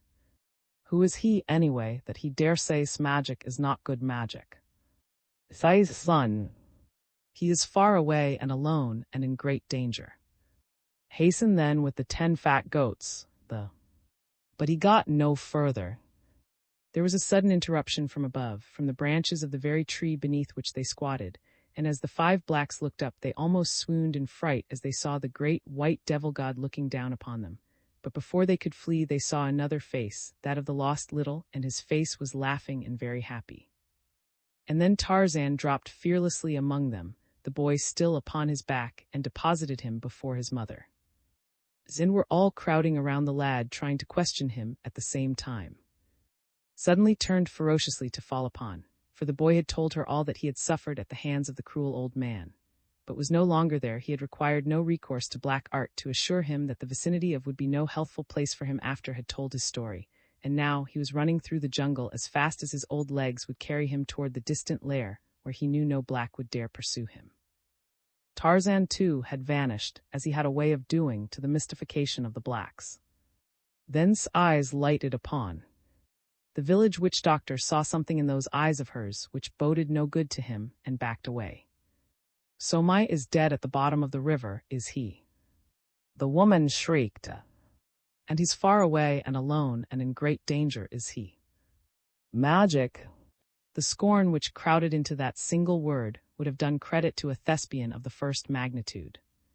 "Magic indeed!" she screamed. "We'll show you some magic of her own," and with that she seized upon a broken limb and struck across the head. With a howl of pain the man turned and fled, pursuing him and beating him across the shoulders, through the gateway and up the length of the village street, to the intense amusement of the warriors, the women, and the children who were so fortunate as to witness the spectacle, for one and all feared, and to fear is to hate. Thus it was that to his host of passive enemies, Tarzan of the Apes added that day 2 active foes, both of whom remained awake long into the night planning means of revenge upon the white devil god who had brought them into ridicule and disrepute, but with their most malevolent schemings was mingled a vein of real fear and awe that would not down. Young Lord did not know that they planned against him, nor, knowing, would have cared. He slept as well that night as he did on any other night, and though there was no roof above him, and no doors to lock against intruders, he slept much better than his noble relative in England, who had eaten altogether too much lobster and drank too much wine at dinner that night. VII. The end of. When Tarzan of the Apes was still but a boy, he had learned, among other things, to fashion pliant ropes of fibrous jungle grass. Strong and tough were the ropes of Tarzan the Little. His foster father would have told you this much and more. Had you tempted him with a handful of fat caterpillars, he even might have sufficiently unbended to narrate to you a few stories of the many indignities which Tarzan had heaped upon him by means of his hated rope, but then always worked himself into such a frightful rage, when he devoted any considerable thought either to the rope or to Tarzan, that it might not have proved comfortable for you to have remained close enough to him to hear what he had to say. So often had that snake-like noose settled unexpectedly over his head, so often had he been jerked ridiculously and painfully from his feet when he was least looking for such an occurrence, that there is little wonder he found scant space in his savage heart for love of his white-skinned foster child, or the inventions thereof. There had been other times, too, when had swung helplessly in midair, the noose tightening about his neck, death staring him in the face, and little Tarzan dancing upon a nearby limb, taunting him and making unseemly grimaces. Then there had been another occasion in which the rope had figured prominently an occasion, and the only one connected with the rope, which recalled with pleasure. Tarzan, as active in brain as he was in body, was always inventing new ways in which to play. It was through the medium of play that he learned much during his childhood. This day he learned something, and that he did not lose his life in the learning of it was a matter of great surprise to Tarzan, and the fly in the ointment, too. The man-child had, in throwing his noose at a playmate in a tree above him, caught a projecting branch instead. When he tried to shake it loose, it but drew the. Then Tarzan started to climb the rope to remove it from the branch. When he was part way up, a frolicsome playmate seized that part of the rope which lay upon the ground and ran off with it as far as he could go. When Tarzan screamed at him to desist, the young ape released the rope a little and then drew it tight again. The result was to impart a swinging motion to Tarzan's body, which the ape boy suddenly realized was a new and pleasurable form of play. He urged the ape to continue until Tarzan was swinging to and fro as far as the short length of rope would permit, but the distance was not great enough, and too, he was not far enough above the ground to give the necessary thrills which add so greatly to the pastimes of the young. So he clambered to the branch where the noose was caught, and after removing it carried the rope far aloft and out upon a long and powerful branch. Here he again made it fast, and taking the loose end in his hand, clambered quickly down among the branches as far as the rope would permit him to go. Then he swung out upon the end of it, his lithe young body turning and twisting a human bob upon a pendulum of grass 30 feet above the ground. Ah, how delectable! This was indeed a new play of the first magnitude. Tarzan was entranced. Soon he discovered that by wriggling his body in just the right way at the proper time he could diminish or accelerate his oscillation, and being a boy, he chose, naturally, to accelerate.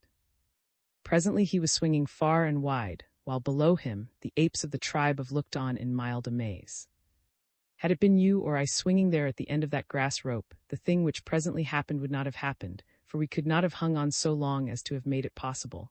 But Tarzan was quite as much at home swinging by his hands as he was standing upon his feet, or at least almost. At any rate, he felt no fatigue long after the time that an ordinary mortal would have been numb with the strain of the physical exertion. And this was his undoing. Was watching him as were others of the tribe. Of all the creatures of the wild, there was none so cordially hated as he did this hideous, hairless, white-skinned caricature of an ape.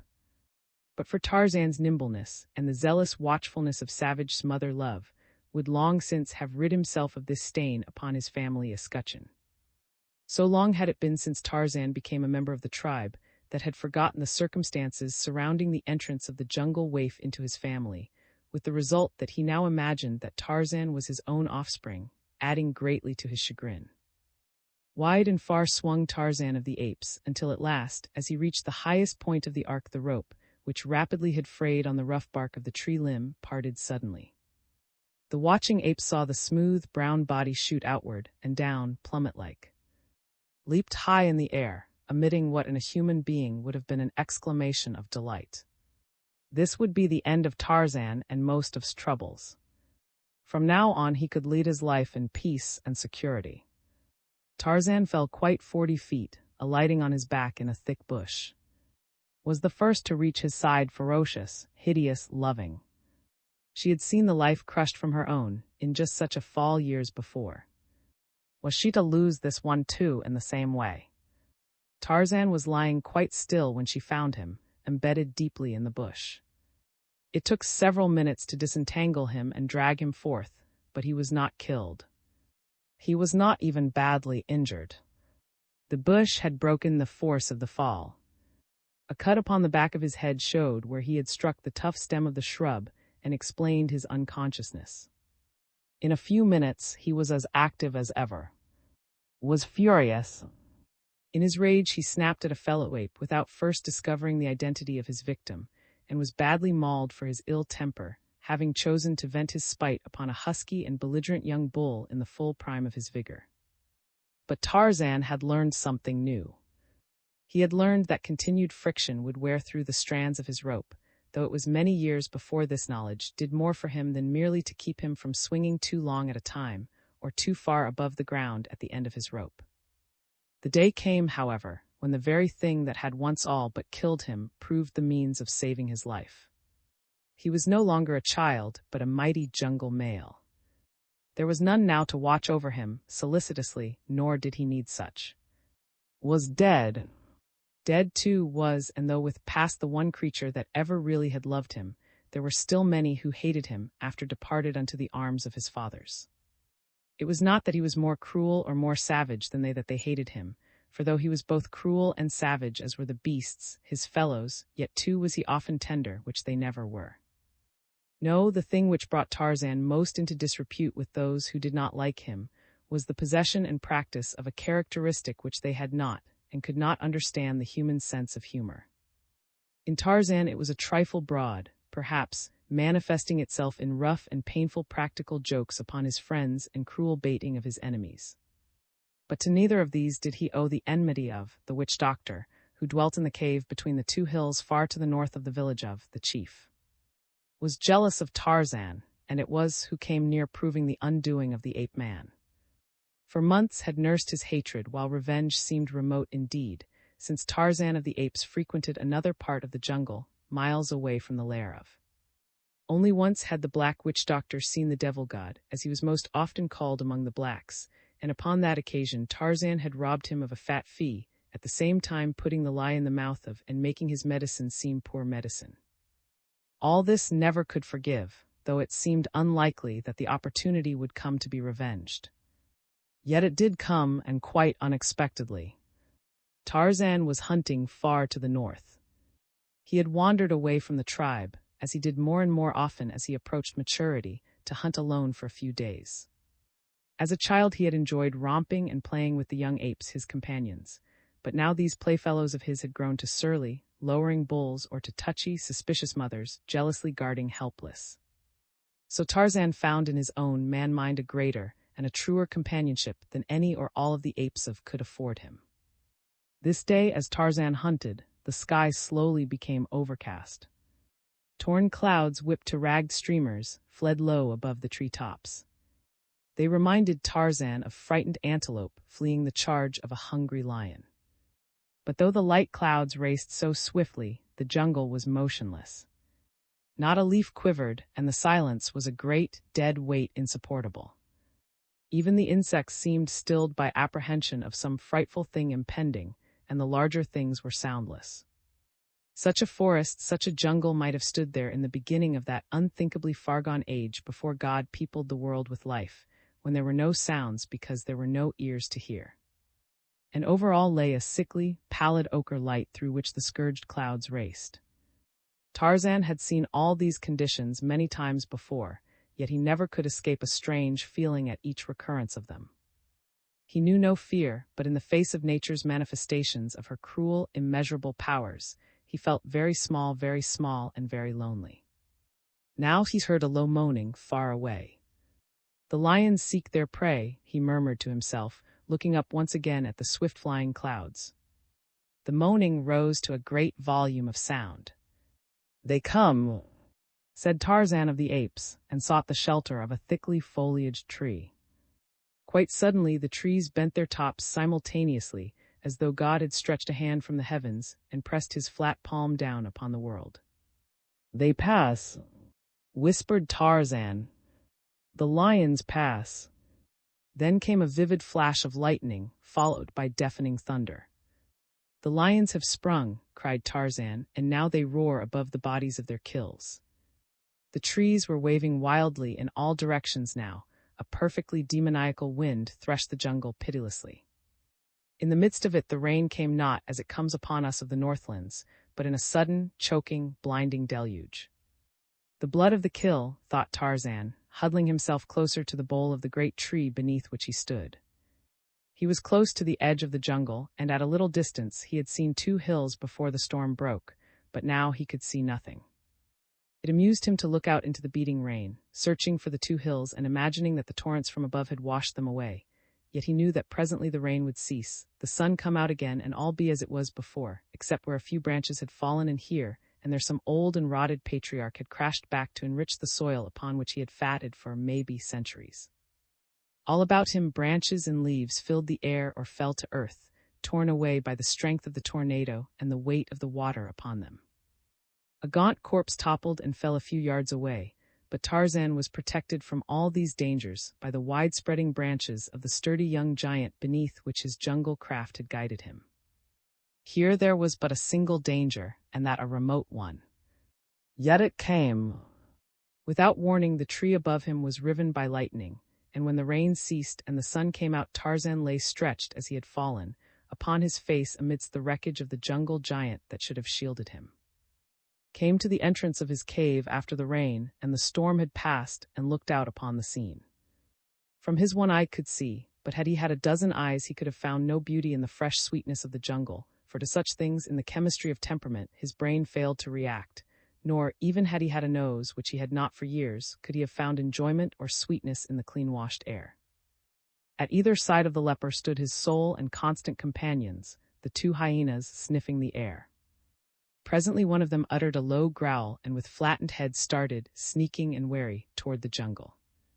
The other followed. His curiosity aroused, trailed after them in his hand a heavy knob stick. The hyenas halted a few yards from the prostrate Tarzan, sniffing and growling. Then came, and at first he could not believe the witness of his own eyes, but when he did and saw that it was indeed the devil god, his rage knew no bounds, for he thought him dead and himself cheated of the revenge he had so long dreamed upon. The hyenas approached the ape-man with bared fangs. With an inarticulate scream, rushed upon them, striking cruel and heavy blows with his knob stick, for there might still be life in the apparently lifeless form. The beasts, snapping and snarling, half turned upon their master and their tormentor, but long fear still held them from his putrid throat. They slunk away a few yards and squatted upon their haunches, hatred and baffled hunger gleaming from their savage eyes. Stooped and placed his ear above the ape-man's heart. It still beat. As well as his slewed features could register pleasure, they did so, but it was not a pretty sight. At the ape-man's side lay his long grass rope. Quickly bound the limp arms behind his prisoner's back, then he raised him to one of his shoulders, for though was old and diseased, he was still a strong man. The hyenas fell in behind as the witch-doctor set off toward the cave, and through the long black corridors they followed as bore his victim into the bowels of the hills. Through subterranean chambers, connected by winding passageways, staggered with his load. At a sudden turning of the corridor, daylight flooded them and stepped out into a small, circular basin in the hill, apparently the crater of an ancient volcano, one of those which never reach the dignity of a mountain and are little more than lava-rimmed pits closed to the earth's surface. Steep walls rimmed the cavity. The only exit was through the passageway by which had entered. A few stunted trees grew upon the rocky floor. 100 feet above could be seen the ragged lips of this cold, dead mouth of hell. Propped Tarzan against a tree and bound him there with his own grass rope, leaving his hands free but securing the knots in such a way that the ape-man could not reach them. The hyenas slunk to and fro, growling. Hated them and they hated him. He knew that they but waited for the time when he should be helpless, or when their hatred should rise to such a height as to submerge their cringing fear of him. In his own heart was not a little fear of these repulsive creatures, and because of that fear always kept the beasts well fed, often hunting for them when their own forages for food failed, but ever was he cruel to them with the cruelty of a little brain, diseased, bestial, primitive. He had had them since they were puppies. They had known no other life than that with him, and though they went abroad to hunt, always they returned. Of late had come to believe that they returned not so much from habit as from a fiendish patience which would submit to every indignity and pain rather than forgo the final vengeance, and needed but little imagination to picture what that vengeance would be. Today he would see for himself what his end would be, but another should impersonate. When he had trussed Tarzan securely, went back into the corridor, driving the hyenas ahead of him, and pulling across the opening a lattice of laced branches, which shut the pit from the cave during the night that might sleep in security, for then the hyenas were penned in the crater that they might not sneak upon a sleeping in the darkness. Returned to the outer cave mouth, filled a vessel with water at the spring which rose in the little canyon close at hand, and returned toward the pit. The hyenas stood before the lattice, looking hungrily toward Tarzan. They had been fed in this manner before. With his water, the witch-doctor approached Tarzan and threw a portion of the contents of the vessel in the ape-man's face. There was fluttering of the eyelids, and at the second application Tarzan opened his eyes and looked about. Devil God cried, I am the great witch-doctor. My medicine is strong. Yours is weak. If it is not, why do you stay tied here like a goat that is bait for lions? Tarzan understood nothing the witch-doctor said, therefore he did not reply, but only stared straight at with cold and level gaze. The hyenas crept up behind him. He heard them growl, but he did not even turn his head. He was a beast with a man's brain. The beast in him refused to show fear in the face of a death, which the man-mind already admitted to be inevitable. Not yet ready to give his victim to the beasts, rushed upon the hyenas with his knob stick. There was a short scrimmage in which the brutes came off second best, as they always did. Tarzan watched it. He saw and realized the hatred which existed between the two animals and the hideous semblance of a man. With the hyenas subdued, returned to the baiting of Tarzan, but finding that the ape-man understood nothing he said, the witch-doctor finally desisted. Then he into the corridor and pulled the latticework barrier across the opening. He went back into the cave and got a sleeping mat which he brought to the opening, that he might lie down and watch the spectacle of his revenge in comfort. The hyenas were sneaking furtively around the ape-man. Tarzan strained at his bonds for a moment, but soon realized that the rope he had braided to hold the lion would hold him quite as successfully. He did not wish to die, but he could look death in the face now as he had many times before without a quaver. As he pulled upon the rope, he felt it rub against the small tree about which it was passed. Like a flash of the cinematograph upon the screen, a picture was flashed before his mind's eye from the storehouse of his memory. He saw a lithe, boyish figure swinging high above the ground at the end of a rope. He saw many apes watching from below, and then he saw the rope part and the boy hurtle downward toward the ground. Tarzan smiled. Immediately he commenced to draw the rope rapidly back and forth across the tree trunk. The hyenas, gaining courage, came closer. They sniffed at his legs, but when he struck at them with his free arms they slunk off. He knew that with the growth of hunger they would attack. Coolly, methodically, without haste, Tarzan drew the rope back and forth against the rough trunk of the small tree. In the entrance to the cavern fell asleep. He thought it would be some time before the beasts gained sufficient courage or hunger to attack the captive. Their growls and the cries of the victim would awaken him. In the meantime, he might as well rest, and he did. Thus the day wore on, for the hyenas were not famished, and the rope with which Tarzan was bound was a stronger one than that of his boyhood, which had parted so quickly to the chafing of the rough tree bark. Yet all the while hunger was growing upon the beasts, and the strands of the grass rope were wearing thinner and thinner. Slept. It was late afternoon before one of the beasts, irritated by the gnawing of appetite, made a quick, growling dash at the ape-man. The noise awoke. He sat up quickly and watched what went on within the crater. He saw the hungry hyena charge the man, leaping for the unprotected throat. He saw Tarzan reach out and seize the growling animal, and then he saw the second beast spring for the devil god's shoulder. There was a mighty heave of the great, smooth-skinned body. Rounded muscles shot into great, tensed piles beneath the brown hide. The ape-man surged forward with all his weight, and all his great strength the bonds parted, and the three were rolling upon the floor of the crater, snarling, snapping, and rending. Leaped to his feet. Could it be that the devil god was to prevail against his servants? Impossible. The creature was unarmed, and he was down with two hyenas on top of him, but did not know Tarzan. The ape-man fastened his fingers upon the throat of one of the hyenas and rose to one knee, though the other beast tore at him frantically in an effort to pull him down. With a single hand, Tarzan held the one, and with the other hand he reached forth and pulled toward him the second beast. And then, seeing the battle going against his forces, rushed forward from the cavern brandishing his knob stick. Tarzan saw him coming, and rising now to both feet, a hyena in each hand, he hurled one of the foaming beasts straight at the witch-doctor's head. Down went the two in a snarling, biting heap. Tarzan tossed the second hyena across the crater, while the first gnawed at the rotting face of its master, but this did not suit the ape-man.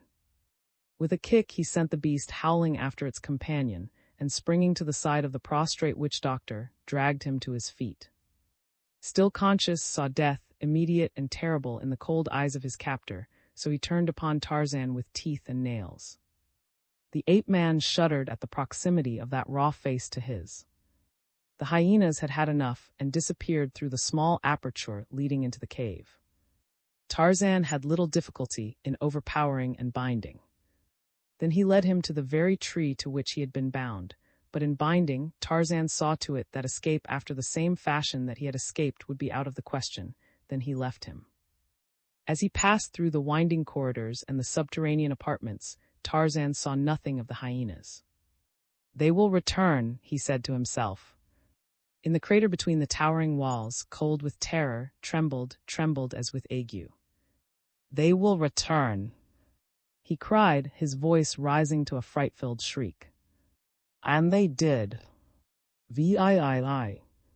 The lion crouched behind a thorn bush close beside the drinking pool, where the river just below the bend. There was a ford there, and on either bank a well-worn trail broadened far out at the river's brim, where for countless centuries the wild things of the jungle and of the plains beyond had come down to drink, the carnivora with bold and fearless majesty, the timorous, hesitating, fearful. The lion was hungry, he was very hungry, and so he was quite silent now. On his way to the drinking place he had moaned often and roared not a little, but as he neared the spot where he would lie in wait for the deer or the boar or some other of the many luscious-fleshed creatures who came hither to drink, he was silent. It was a grim, a terrible silence, shot through with yellow-green light of ferocious eyes, punctuated with undulating tremors of sinuous tail. It was the zebra who came first, and the lion could scarce restrain a roar of anger, for of all the plains people none are more wary than the zebra. Behind the black-striped stallion came a herd of 30 or 40 of the plump and vicious little horse-like beasts. As he neared the river, the leader paused often, cocking his ears and raising his muzzle to sniff the gentle breeze for the telltale scent spoor of the dread flesh-eaters. Shifted uneasily, drawing his hind quarters far beneath his tawny body, gathering himself for the sudden charge and the savage assault. His eyes shot hungry fire. His great muscles quivered to the excitement of the moment. Came a little nearer, halted, snorted, and wheeled. There was a pattering of scurrying hoofs and the herd was gone, but the lion moved not. He was familiar with the ways of the zebra. He knew that he would return, though many times he might wheel and fly before he summoned the courage to lead his harem and his offspring to the water. There was the chance that might be frightened off entirely. Had seen this happen before, and so he became almost rigid lest he be the one to send them galloping, waterless, back to the plain. Again and again came and his family, and again did they turn and flee, but each time they came closer to the river, until at last the plump stallion dipped his velvet muzzle daintily into the water. The others, stepping warily, approached their leader. Selected a sleek, fat filly, and his flaming eyes burned greedily as they feasted upon her, for the lion loves scarce anything better than the meat of, perhaps because is, of all the grass-eaters, the most difficult to catch. Slowly the lion rose, and as he rose, a twig snapped beneath one of his great padded paws. Like a shot from a rifle, he charged upon the filly, but the snapped twig had been enough to startle the timorous quarry, so that they were in instant flight simultaneously with his charge. The stallion was last, and with a prodigious leap, the lion catapulted through the air to seize him, but the snapping twig had robbed of his dinner, though his mighty talons raked the zebra's glossy rump, leaving 4 crimson bars across the beautiful coat. It was an angry that quitted the river and prowled, fierce, dangerous, and hungry, into the jungle. Far from particular now was his appetite. Even the hyena would have seemed a tidbit to that ravenous maw. And in this temper it was that the lion came upon the tribe of the great ape. One does not look for the lion this late in the morning. He should be lying up asleep beside his last night's kill by now, but had made no kill last night. He was still hunting, hungrier than ever. The anthropoids were idling about the clearing, the first keen desire of the morning's hunger having been satisfied. Scented them long before he saw them. Ordinarily he would have turned away in search of other game, for even respected the mighty muscles and the sharp fangs of the great bulls of the tribe of, but today he kept on steadily toward them, his bristled snout wrinkled into a savage snarl. Without an instant's hesitation, charged the moment he reached a point from where the apes were visible to him. There were a dozen or more of the hairy, man-like creatures upon the ground in a little glade. In a tree at one side sat a brown-skinned youth. He saw swift charge, he saw the apes turn and flee, huge bulls trampling upon little. Only a single she held her ground to meet the charge, a young she inspired by new motherhood to the great sacrifice that her might escape. Tarzan leaped from his perch, screaming at the flying bulls beneath and at those who squatted in the safety of surrounding trees.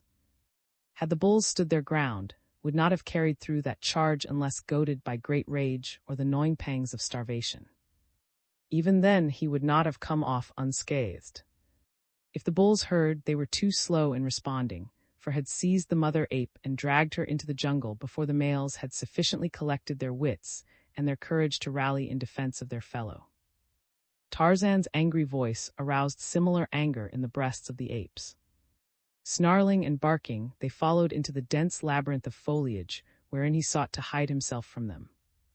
The ape-man was in the lead, moving rapidly and yet with caution, depending even more upon his ears and nose than upon his eyes for information of the lion's whereabouts. The spoor was easy to follow, for the dragged body of the victim left a plain trail, blood-spattered and scentful. Even such dull creatures as you or I might easily have followed it. To Tarzan and the apes of it was as obvious as a cement sidewalk. Tarzan knew that they were nearing the great cat even before he heard an angry growl of warning just ahead. Calling to the apes to follow his example, he swung into a tree and a moment later was surrounded by a ring of growling beasts, well out of reach of his fangs and talons but within plain sight of him. The carnivore crouched with his forequarters upon the she-ape. Tarzan could see that the latter was already dead, but something within him made it seem quite necessary to rescue the useless body from the clutches of the enemy and to punish him.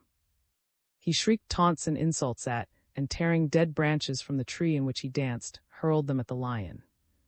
The apes followed his example, roared out in rage and vexation. He was hungry, but under such conditions he could not feed. The apes, if they had been left to themselves, would doubtless soon have left the lion to peaceful enjoyment of his feast, for was not the she dead? They could not restore her to life by throwing sticks at, and they might even now be feeding in quiet themselves, but Tarzan was of a different mind. Must be punished and driven away. He must be taught that even though he killed he would not be permitted to feed upon his kill. The man-mind looked into the future, while the apes perceived only the immediate present. They would be content to escape today the menace of, while Tarzan saw the necessity, and the means as well, of safeguarding the days to come. So he urged the great anthropoids on until was showered with missiles that kept his head dodging, and his voice pealing forth its savage protest, but still he clung desperately to his kill. The twigs and branches hurled at Tarzan soon realized did not hurt him greatly even when they struck him, and did not injure him at all, so the ape-man looked about for more effective missiles, nor did he have to look long. An outcropping of decomposed granite not far from suggested ammunition of a much more painful nature. Calling to the apes to watch him, Tarzan slipped to the ground and gathered a handful of small fragments. He knew that when once they had seen him carry out his idea, they would be much quicker to follow his lead than to obey his instructions, were he to command them to procure pieces of rock and hurl them at, for Tarzan was not then king of the apes of the tribe of. That came in later years. Now he was but a youth, though one who already had wrested for himself a place in the councils of the savage beasts among whom a strange fate had cast him. The sullen bulls of the older generation still hated him as beasts hate those of whom they are suspicious, whose scent characteristic is the scent characteristic of an alien order, and therefore of an enemy order. The younger bulls, those who had grown up through childhood as his playmates, were as accustomed to Tarzan's scent as to that of any other member of the tribe. They felt no greater suspicion of him than of any other bull of their acquaintance, yet they did not love him, for they loved none outside the mating season, and the animosities aroused by other bulls during that season lasted well over until the next. They were a morose and peevish band at best, though here and there were those among them in whom germinated the primal seeds of humanity. Reversions to type, these, doubtless, reversions to the ancient progenitor who took the first step out of apehood toward humanness, when he walked more often upon his hind feet and discovered other things for idle hands to do. So now Tarzan led where he could not yet command. He had long since discovered the apish propensity for mimicry and learned to make use of it. Having filled his arms with fragments of rotted granite, he clambered again into a tree, and it pleased him to see that the apes had followed his example. During the brief respite while they were gathering their ammunition, had settled himself to feed, but scarce had he arranged himself and his kill when a sharp piece of rock hurled by the practiced hand of the ape-man struck him upon the cheek. His sudden roar of pain and rage was smothered by a volley from the apes, who had seen Tarzan's act, shook his massive head and glared upward at his tormentors. For a half-hour they pursued him with rocks and broken branches, and though he dragged his kill into densest thickets, yet they always found a way to reach him with their missiles, giving him no opportunity to feed and driving him on and on. The hairless ape thing with the man's scent was worst of all, for he had even the temerity to advance upon the ground to within a few yards of the lord of the jungle, that he might with greater accuracy and force hurl the sharp bits of granite and the heavy sticks at him. Time and again did charge sudden, vicious charges, but the lithe, active tormentor always managed to elude him, and with such insolent ease that the lion forgot even his great hunger in the consuming passion of his rage, leaving his meat for considerable spaces of time in vain efforts to catch his enemy. The apes and Tarzan pursued the great beast to a natural clearing, where evidently determined to make a last stand, taking up his position in the center of the open space, which was far enough from any tree to render him practically immune from the rather erratic throwing of the apes, though Tarzan still found him with most persistent and aggravating frequency. This, however, did not suit the ape-man, since now suffered an occasional missile with no more than a snarl, while he settled himself to partake of his delayed feast. Tarzan scratched his head, pondering some more effective method of offense, for he had determined to prevent from profiting in any way through his attack upon the tribe.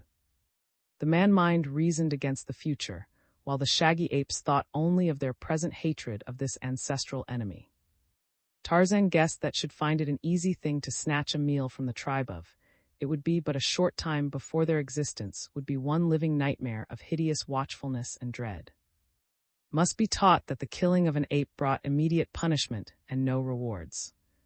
It would take but a few lessons to ensure the former safety of the tribe. This must be some old lion whose failing strength and agility had forced him to any prey that he could catch, but even a single lion, undisputed, could exterminate the tribe, or at least make its existence so precarious and so terrifying that life would no longer be a pleasant condition. Let him hunt among the, thought Tarzan. He will find them easier prey. I will teach Ferocious that he may not hunt the.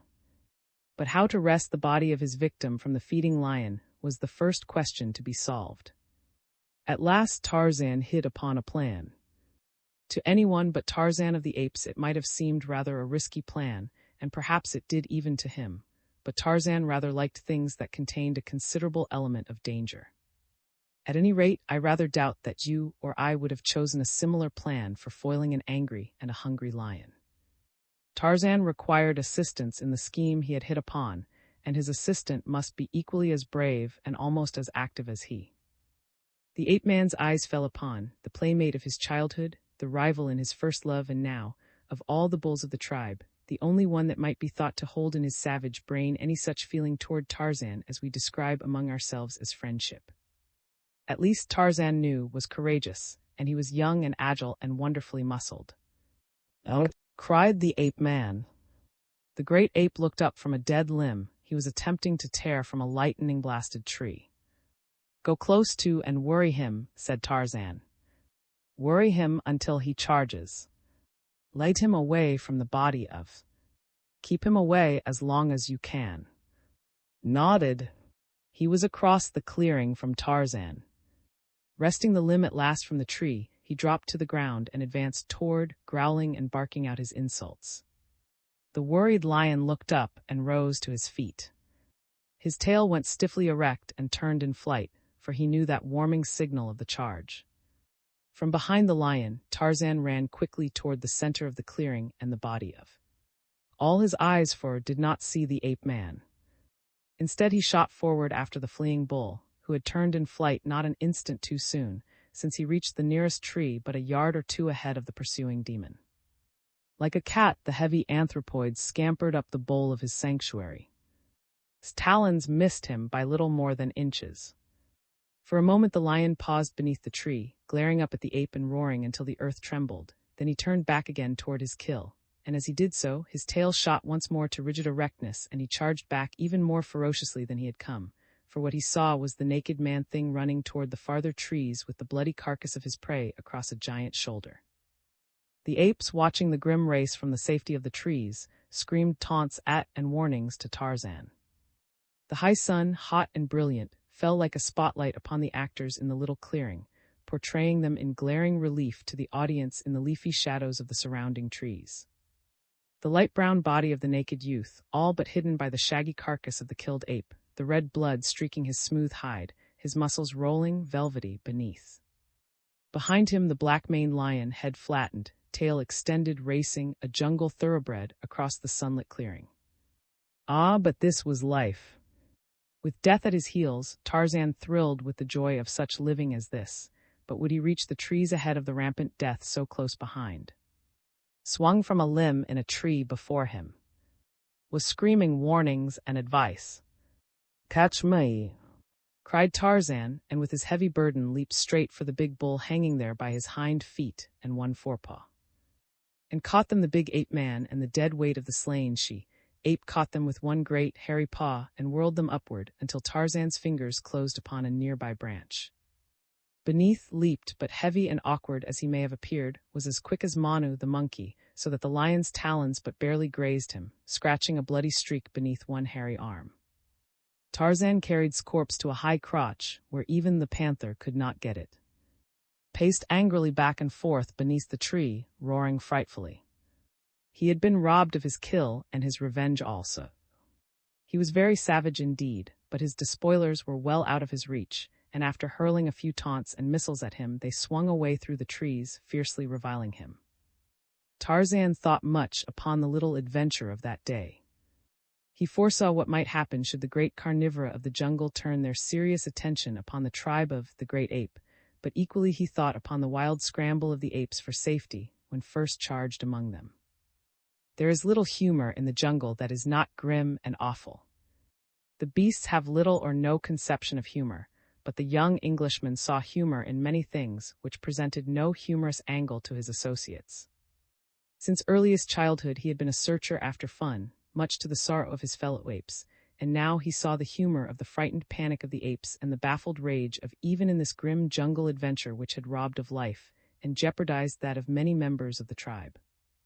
It was but a few weeks later that the panther made a sudden rush among the tribe and snatched a little from a tree where it had been hidden while its mother sought food. Got away with his small prize unmolested. Tarzan was very wroth. He spoke to the bulls of the ease with which, and in a single moon, had slain 2 members of the tribe. "They will take us all for food," he cried. "We hunt as we will through the jungle, paying no heed to approaching enemies. Even Manu, the monkey, does not so. He keeps 2 or 3, always watching for enemies. The zebra and the antelope have those about the herd who keep watch while the others feed, while we, the great, let end and come when they will and carry us off to feed there." Ar said, "What are we to do?" Ask you. "We too should have 2 or 3 always watching for the approach of, and," replied Tarzan. "No others need we fear except the snake, and if we watch for the others we will see if he comes, though gliding ever so silently." And so it was that the great apes of the tribe of posted sentries thereafter, who watched upon 3 sides while the tribe hunted, scattered less than had been their wont. But Tarzan went abroad alone, for Tarzan was a man-thing and sought amusement and adventure, and such humor as the grim and terrible jungle offers to those who know it, and do not fear it, a weird humor shot with blazing eyes and dappled with the crimson of lifeblood. While others sought only food and love, Tarzan of the Apes sought food and joy. One day he hovered above the palisaded village of the chief, the jet cannibal of the jungle primeval. He saw, as he had seen many times before, the witch doctor, decked out in the head and hide of the buffalo. It amused Tarzan to see a parading as, but it suggested nothing in particular to him until he chanced to see stretched against the side of his hut the skin of a lion with the head still on. Then a broad grin widened the handsome face of the savage beast youth.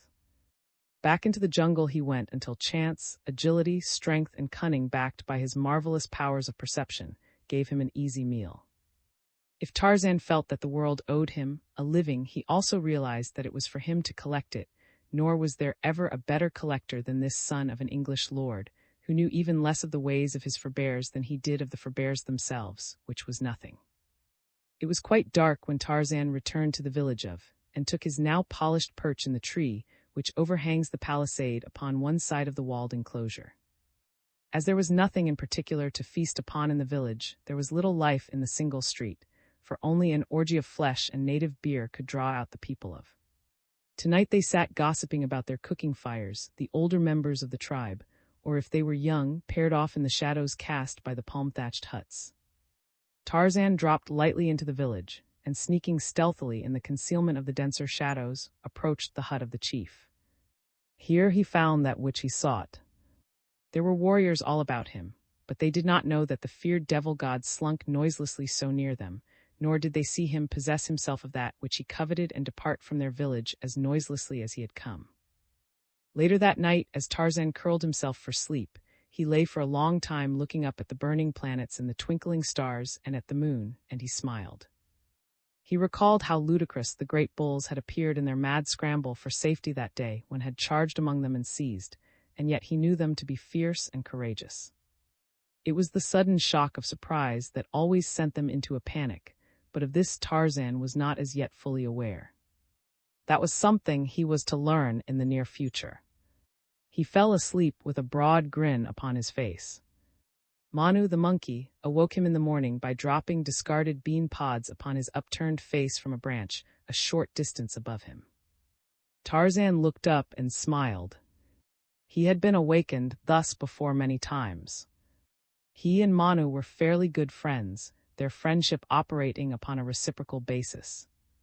Sometimes Manu would come running early in the morning to awaken Tarzan and tell him that the deer was feeding close at hand, or that the boar was asleep in a hard by, and in return Tarzan broke open the shells of the harder nuts and fruits for Manu or frightened away the snake and the panther.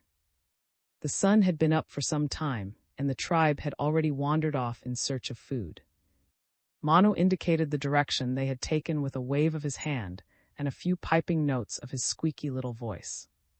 "Come, Manu," said Tarzan, and you will see that which shall make you dance for joy and squeal your wrinkled little head off.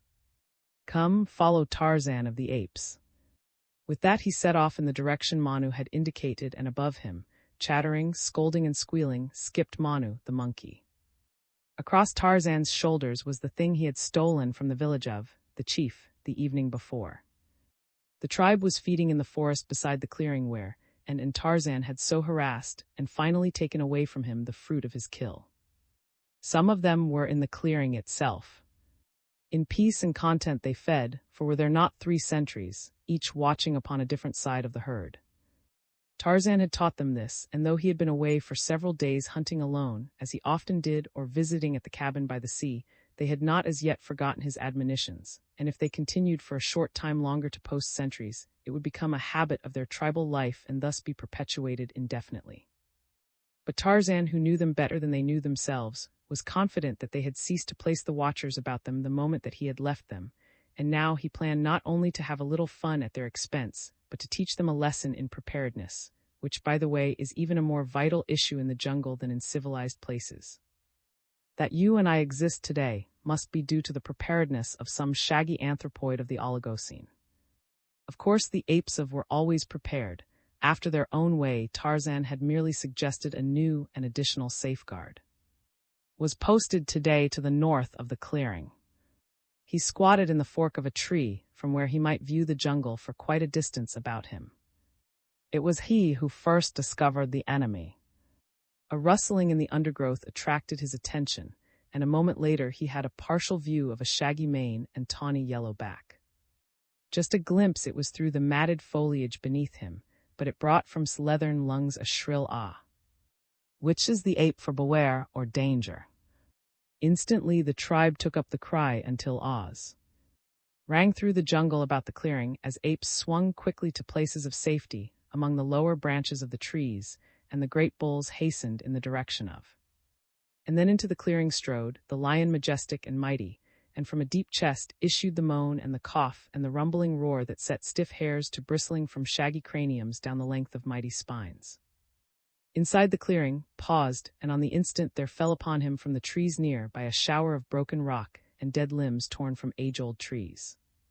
A dozen times he was hit, and then the apes ran down and gathered other rocks, pelting him unmercifully. Turned to flee, but his way was barred by a of sharp-cornered missiles, and then, upon the edge of the clearing, Great met him with a huge fragment of rock as large as a man's head, and down went the lord of the jungle beneath the stunning blow. With shrieks and roars and loud barkings, the great apes of the tribe rushed upon the fallen lion. Sticks and stones and yellow fangs menaced the still form. In another moment, before he could regain consciousness, would be battered and torn, until only a bloody mass of broken bones and matted hair remained of what had once been the most dreaded of jungle creatures. But even as the sticks and stones were raised above him and the great fangs bared to tear him, there descended like a plummet from the trees above a diminutive figure with long, white whiskers and a wrinkled face. Square upon the body of it alighted, and there it danced and screamed and shrieked out its challenge against the bulls of. For an instant they paused, paralyzed by the wonder of the thing. It was Manu, the monkey Manu, the little coward, and here he was daring the ferocity of the great, hopping about upon the carcass of the lion and crying out that they must not strike it again. And when the bulls paused, Manu reached down and seized a tawny ear. With all his little might he tugged upon the heavy head until slowly it turned back, revealing the tousled, black head and clean-cut profile of Tarzan of the apes. Some of the older apes were for finishing what they had commenced, but sullen Mighty sprang quickly to the ape-man's side and, straddling the unconscious form, warned back those who would have struck his childhood playmate. And his mate came too, taking her place with bared fangs at side. Others followed their example, until at last Tarzan was surrounded by a ring of hairy champions who would permit no enemy to approach him. It was a surprised and chastened Tarzan who opened his eyes to consciousness a few minutes later. He looked about him at the surrounding apes, and slowly there returned to him a realization of what had occurred. Gradually a broad grin illuminated his features. His bruises were many and they hurt, but the good that had come from his adventure was worth all that it had cost. He had learned, for instance, that the apes had heeded his teaching, and he had learned that he had good friends among the sullen beasts whom he had thought without sentiment. He had discovered that Manu, the monkey even little, cowardly Manu had risked his life in his defense. It made Tarzan very glad to know these things, but at the other lesson he had been taught he reddened. He had always been a joker, the only joker in the grim and terrible company, but now as he lay there half dead from his hurts, he almost swore a solemn oath forever to forgo practical joking almost, but not quite. IX. The nightmare. The blacks of the village of the chief were feasting, while above them in a large tree sat Tarzan of the Apes, grim, terrible, empty, and envious. Hunting had proved poor that day, for there are lean days as well as fat ones for even the greatest of the jungle hunters. Oftentimes Tarzan went empty for more than a full sun, and he had passed through entire moons during which he had been but barely able to stave off starvation, but such times were infrequent. There once had been a period of sickness among the grass-eaters which had left the plains almost bare of game for several years, and again the great cats had increased so rapidly and so overrun the country that their prey, which was also Tarzan, had been frightened off for a considerable time. But for the most part Tarzan had fed well always.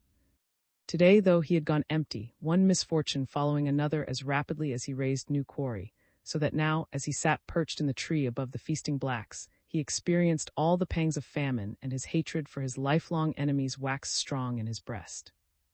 It was tantalizing indeed to sit there hungry while these filled themselves so full of food that their stomachs seemed almost upon the point of bursting, and with elephant steaks at that. It was true that Tarzan and were the best of friends, and that Tarzan never yet had tasted of the flesh of the elephant, but they evidently had slain one, and as they were eating of the flesh of their kill, Tarzan was assailed by no doubts as to the ethics of his doing likewise, should he have the opportunity. Had he known that the elephant had died of sickness several days before the blacks discovered the carcass, he might not have been so keen to partake of the feast, for Tarzan of the Apes was no carrion eater. Hunger, however, may blunt the most Epicurean taste, and Tarzan was not exactly an epicure. What he was at this moment was a very hungry wild beast whom caution was holding in leash, for the great cooking pot in the center of the village was surrounded by black warriors, through whom not even Tarzan of the Apes might hope to pass unharmed. It would be necessary, therefore, for the watcher to remain there hungry until the blacks had gorged themselves to stupor, and then, if they had left any scraps, to make the best meal he could from such. But to the impatient Tarzan, it seemed that the greedy would rather burst than leave the feast before the last morsel had been devoured. For a time they broke the monotony of eating by executing portions of a hunting dance, a maneuver which sufficiently stimulated digestion to permit them to fall to once more with renewed vigor. But with the consumption of appalling quantities of elephant meat and native beer, they presently became too loggy for physical exertion of any sort, some reaching a stage where they no longer could rise from the ground, but lay conveniently close to the great cooking pot, stuffing themselves into unconsciousness. It was well past midnight before Tarzan even could begin to see the end of the orgy. The blacks were now falling asleep rapidly, but a few still persisted. From before their condition, Tarzan had no doubt but that he easily could enter the village and snatch a handful of meat from before their noses, but a handful was not what he wanted. Nothing less than a stomachful would allay the gnawing craving of that great emptiness. He must therefore have ample time to forage in peace. At last but a single warrior remained true to his ideals, an old fellow whose once wrinkled belly was now as smooth and as tight as the head of a drum. With evidences of great discomfort and even pain, he would crawl toward the pot and drag himself slowly to his knees, from which position he could reach into the receptacle and seize a piece of meat. Then he would roll over on his back with a loud groan and lie there, while he slowly forced the food between his teeth and down into his gorged stomach. It was evident to Tarzan that the old fellow would eat until he died, or until there was no more meat. The ape-man shook his head in disgust. What foul creatures were these? Yet of all the jungle folk, they alone resembled Tarzan closely in form.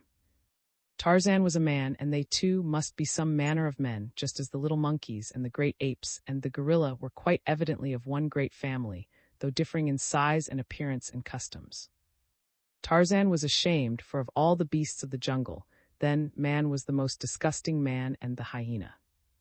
Only man and ate until they swelled up like a dead rat. Tarzan had seen eat his way into the carcass of a dead elephant, and then continue to eat so much that he had been unable to get out of the hole through which he had entered. Now he could readily believe that man, given the opportunity, would do the same.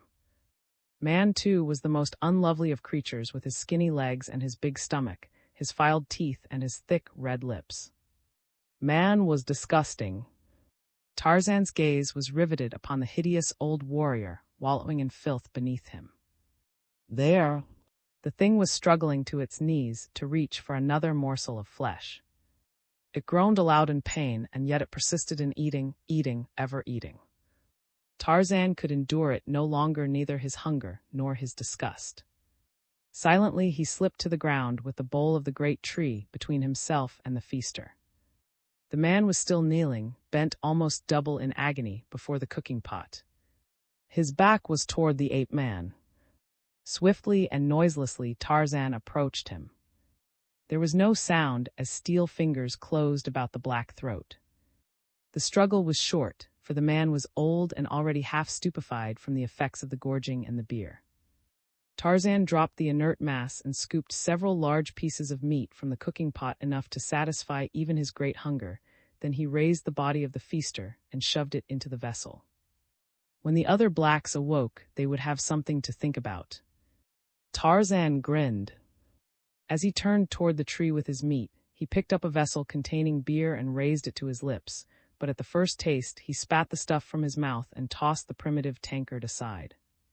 He was quite sure that even would draw the line at such filthy-tasting drink as that, and his contempt for man increased with the conviction. Tarzan swung off into the jungle some half-mile or so before he paused to partake of his stolen food. He noticed that it gave forth a strange and unpleasant odor, but assumed that this was due to the fact that it had stood in a vessel of water above a fire. Tarzan was, of course, unaccustomed to cooked food. He did not like it, but he was very hungry and had eaten a considerable portion of his haul before it was really borne in upon him that the stuff was nauseating. It required far less than he had imagined it would to satisfy his appetite. Throwing the balance to the ground, he curled up in a convenient crotch and sought slumber, but slumber seemed difficult to woo. Ordinarily, Tarzan of the Apes was asleep as quickly as a dog after it curls itself upon a hearthrug before a roaring blaze. But tonight he squirmed and twisted, for at the pit of his stomach was a peculiar feeling that resembled nothing more closely than an attempt upon the part of the fragments of elephant meat reposing there to come out into the night and search for their elephant, but Tarzan was adamant. He gritted his teeth and held them back. He was not to be robbed of his meal after waiting so long to obtain it. He had succeeded in dozing when the roaring of a lion awoke him. He sat up to discover that it was broad daylight. Tarzan rubbed his eyes. Could it be that he had really slept? He did not feel particularly refreshed, as he should have after a good sleep. A noise attracted his attention, and he looked down to see a lion standing at the foot of the tree, gazing hungrily at him. Tarzan made a face at the king of beasts, whereat, greatly to the ape-man's surprise, started to climb up into the branches toward him. Now never before had Tarzan seen a lion climb a tree, yet for some unaccountable reason, he was not greatly surprised that this particular lion should do so. As the lion climbed slowly toward him, Tarzan sought higher branches, but to his chagrin, he discovered that it was with the utmost difficulty that he could climb at all.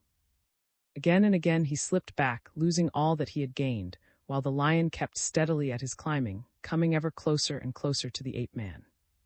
Tarzan could see the hungry light in the yellow-green eyes. He could see the slaver on the drooping jowls, and the great fangs agape to seize and destroy him.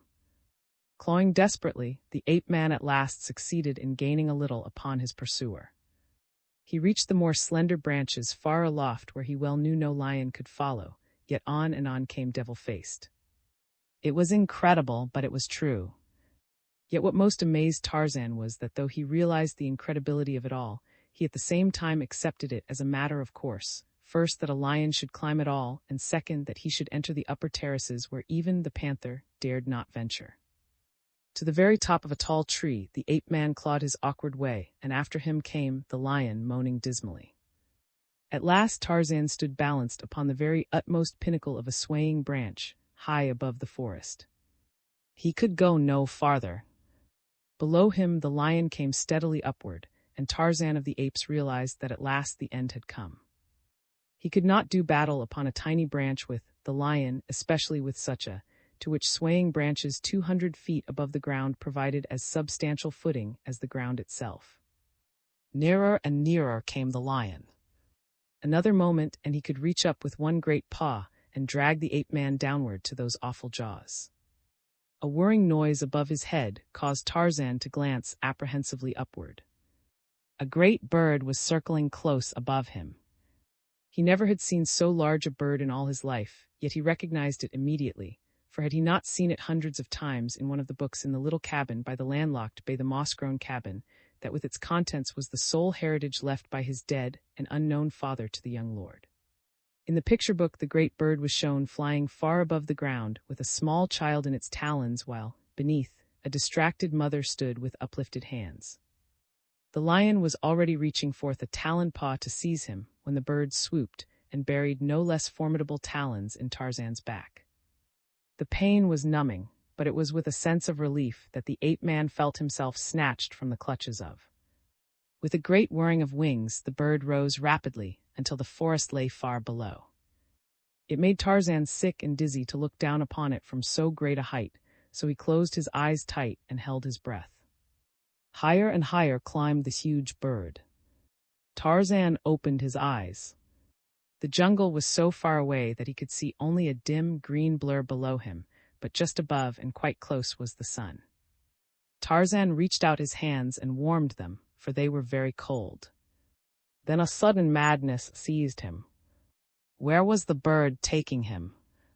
Was he to submit thus passively to a feathered creature however enormous?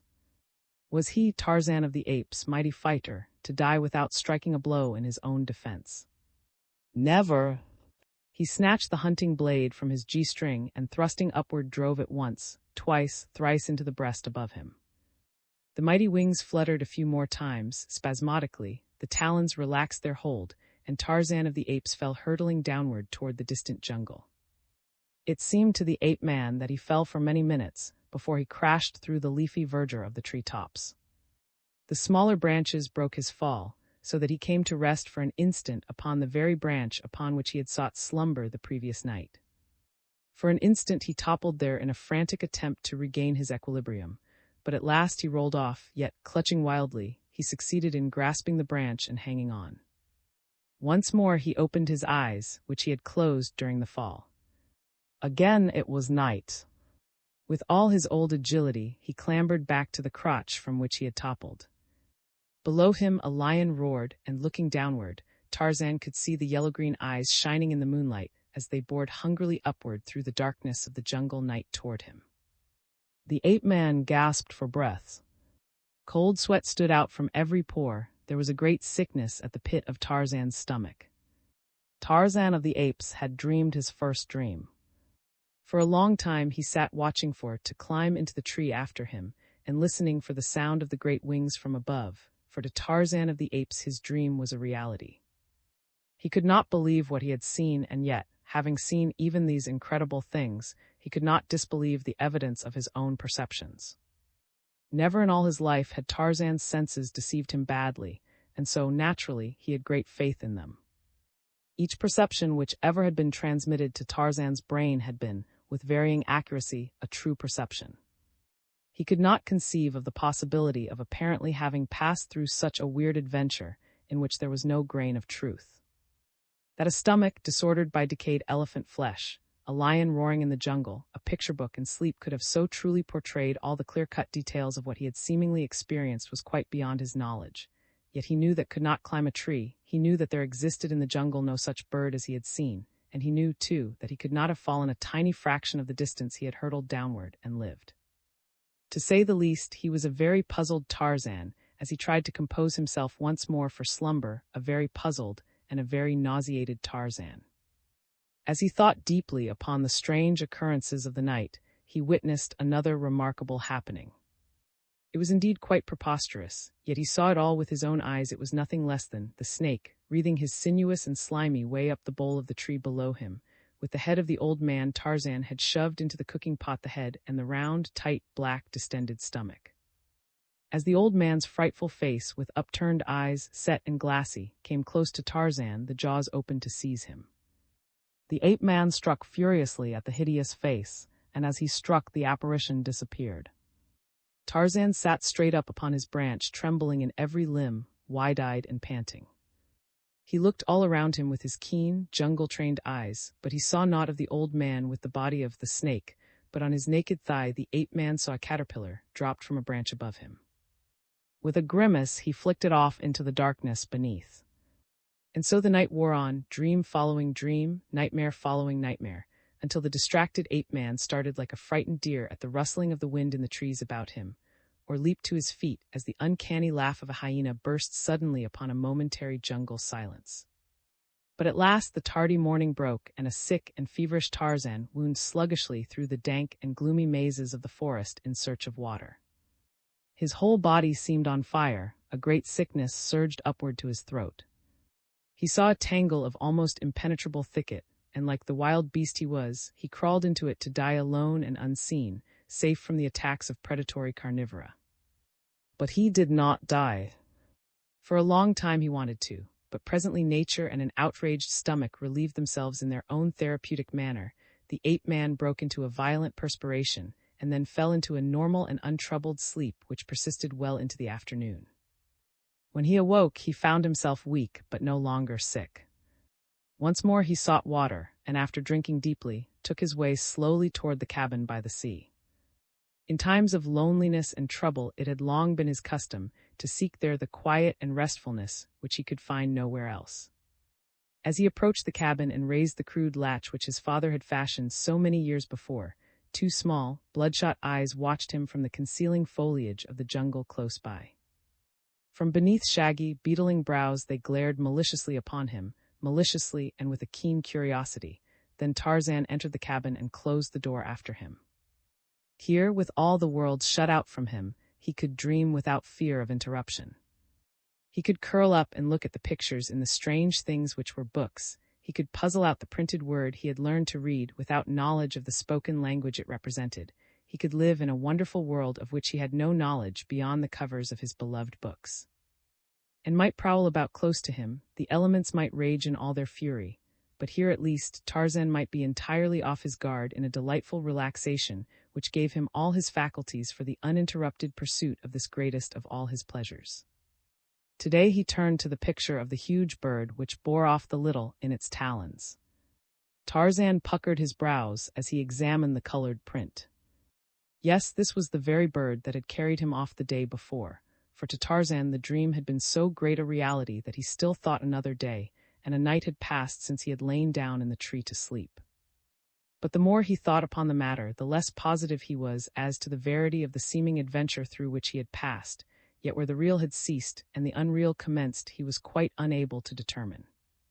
Had he really then been to the village of the blacks at all? Had he killed the old? Had he eaten of the elephant meat? Had he been sick? Tarzan scratched his tousled black head and wondered. It was all very strange, yet he knew that he never had seen climb a tree, or with the head and belly of an old black man whom Tarzan already had slain. Finally, with a sigh he gave up trying to fathom the unfathomable, yet in his heart of hearts he knew that something had come into his life that he never before had experienced, another life which existed when he slept, and the consciousness of which was carried over into his waking hours. Then he commenced to wonder if some of these strange creatures which he met in his sleep might not slay him, for at such times Tarzan of the Apes seemed to be a different Tarzan, sluggish, helpless, and timid, wishing to flee his enemies as fled, the deer most fearful of creatures. Thus with a dream came the first faint tinge of a knowledge of fear, a knowledge which Tarzan awake had never experienced, and perhaps he was experiencing what his early forebears passed through and transmitted to posterity in the form of superstition first and religion later. For they, as Tarzan, had seen things at night which they could not explain by the daylight standards of sense perception or of reason, and so had built for themselves a weird explanation which included grotesque shapes, possessed of strange and uncanny powers, to whom they finally came to attribute all those inexplicable phenomena of nature which with each recurrence filled them with awe, with wonder, or with terror. And as Tarzan concentrated his mind on the little bugs upon the printed page before him, the active recollection of the strange adventures presently merged into the text of that which he was reading a story of, the gorilla in captivity. There was a more or less lifelike illustration of in colors and in a cage, with many remarkable looking, standing against a rail and peering curiously at the snarling brute. Tarzan wondered not a little, as he always did, at the odd and seemingly useless array of colored plumage which covered the bodies of the. It always caused him to grin a trifle when he looked at these strange creatures. He wondered if they so covered their bodies from shame of their hairlessness, or because they thought the odd things they wore added any to the beauty of their appearance. Particularly was Tarzan amused by the grotesque headdresses of the pictured people. He wondered how some of the shes succeeded in balancing theirs in an upright position, and he came as near to laughing aloud as he ever had, as he contemplated the funny little round things upon the heads of the hes. Slowly the ape-man picked out the meaning of the various combinations of letters on the printed page, and as he read, the little bugs, for as such he always thought of the letters, commenced to run about in a most confusing manner, blurring his vision and befuddling his thoughts. Twice he brushed the back of a hand smartly across his eyes, but only for a moment could he bring the bugs back to coherent and intelligible form. He had slept ill the night before, and now he was exhausted from loss of sleep, from sickness, and from the slight fever he had had, so that it became more and more difficult to fix his attention or to keep his eyes open. Tarzan realized that he was falling asleep, and just as the realization was borne in upon him, and he had decided to relinquish himself to an inclination which had assumed almost the proportions of a physical pain, he was aroused by the opening of the cabin door. Turning quickly toward the interruption, Tarzan was amazed, for a moment, to see bulking large in the doorway the huge and hairy form of the gorilla. Now there was scarcely a denizen of the great jungle with whom Tarzan would rather not have been cooped up inside the small cabin than the gorilla, yet he felt no fear, even though his quick eye noted that was in the throes of that jungle madness which seizes upon so many of the fiercer males. Ordinarily the huge gorillas avoid conflict, hide themselves from the other jungle folk, and are generally the best of neighbors. But when they are attacked or the madness seizes them, there is no jungle denizen so bold and fierce as to deliberately seek a quarrel with them. But for Tarzan there was no escape. Was glowering at him from red-rimmed, wicked eyes. In a moment he would rush in and seize the ape-man. Tarzan reached for the hunting knife where he had lain it on the table beside him, but as his fingers did not immediately locate the weapon, he turned a quick glance in search of it. As he did so, his eyes fell upon the book he had been looking at, which still lay open at the picture of. Tarzan found his knife, but he merely fingered it idly and grinned in the direction of the advancing gorilla. Not again would he be fooled by empty things which came while he slept. In a moment, no doubt, would turn into the rat with the head of the elephant. Tarzan had seen enough of such strange happenings recently to have some idea as to what he might expect, but this time did not alter his form as he came slowly toward the young ape-man.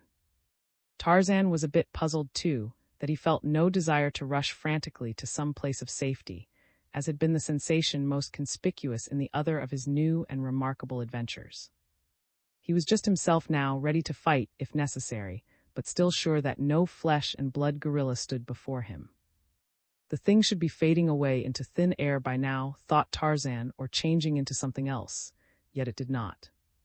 Instead it loomed clear-cut and real as himself, the magnificent dark coat glistening with life and health in a bar of sunlight which shot across the cabin through the high window behind the young lord. This was quite the most realistic of his sleep adventures, thought Tarzan, as he passively awaited the next amusing incident. And then the gorilla charged. Two mighty, calloused hands seized upon the ape-man, great fangs were bared close to his face, a hideous growl burst from the cavernous throat, and hot breath fanned Tarzan's cheek, and still he sat grinning at the apparition. Tarzan might be fooled once or twice, but not for so many times in succession. He knew that this was no real, for had he been he never could have gained entrance to the cabin, since only Tarzan knew how to operate the latch. The gorilla seemed puzzled by the strange passivity of the hairless ape. He paused an instant with his jaws snarling close to the other's throat, then he seemed suddenly to come to some decision. Whirling the ape-man across a hairy shoulder, as easily as you or I might lift a babe in arms, turned and dashed out into the open, racing toward the great trees. Now indeed was Tarzan sure that this was a sleep adventure, and so grinned largely as the giant gorilla bore him, unresisting, away. Presently, reasoned Tarzan, he would awaken and find himself back in the cabin where he had fallen asleep. He glanced back at the thought and saw the cabin door standing wide open. This would never do. Always had he been careful to close and latch it against wild intruders. Manu the monkey would make sad havoc there among Tarzan's treasures should he have access to the interior for even a few minutes. The question which arose in Tarzan's mind was a baffling one. Where did sleep adventures end and reality commence? How was he to be sure that the cabin door was not really open? Everything about him appeared quite normal. There were none of the grotesque exaggerations of his former sleep adventures. It would be better then to be upon the safe side and make sure that the cabin door was closed. It would do no harm even if all that seemed to be happening were not happening at all. Tarzan essayed to slip from shoulder, but the great beast only growled ominously and gripped him. With a mighty effort the ape-man wrenched himself loose, and as he slid to the ground, the dream gorilla turned ferociously upon him, seized him once more and buried great fangs in a sleek brown shoulder. The grin of derision faded from Tarzan's lips as the pain and the hot blood aroused his fighting instincts. Asleep or awake, this thing was no longer a joke. Biting, tearing, and snarling, the two rolled over upon the ground. The gorilla now was frantic with insane rage. Again and again he loosed his hold upon the ape-man's shoulder in an attempt to seize the jugular, but Tarzan of the Apes had fought before with creatures who struck first for the vital vein, and each time he wriggled out of harm's way as he strove to get his fingers upon his adversary's throat. At last he succeeded, his great muscles tensed and knotted beneath his smooth hide as he forced with every ounce of his mighty strength to push the hairy torso from him. And as he choked and strained him away, his other hand crept slowly upward between them until the point of the hunting knife rested over the savage heart. There was a quick movement of the steel-thewed wrist, and the blade plunged to its goal. The gorilla voiced a single frightful shriek, tore himself loose from the grasp of the ape-man, rose to his feet, staggered a few steps, and then plunged to earth. There were a few spasmodic movements of the limbs, and the brute was still. Tarzan of the Apes stood looking down upon his kill, and as he stood there he ran his fingers through his thick, black shock of hair. Presently he stooped and touched the dead body. Some of the red lifeblood of the gorilla crimsoned his fingers. He raised them to his nose and sniffed. Then he shook his head and turned toward the cabin. The door was still open. He closed it and fastened the latch. Returning toward the body of his kill, he again paused and scratched his head. If this was a sleep adventure, what then was reality? How was he to know the one from the other? How much of all that had happened in his life had been real and how much unreal? He placed a foot upon the prostrate form, and raising his face to the heavens gave voice to the kill cry of the bull ape. Far in the distance, a lion answered. It was very real, and yet he did not know. Puzzled, he turned away into the jungle. No, he did not know what was real and what was not, but there was one thing that he did know: never again would he eat of the flesh of the elephant.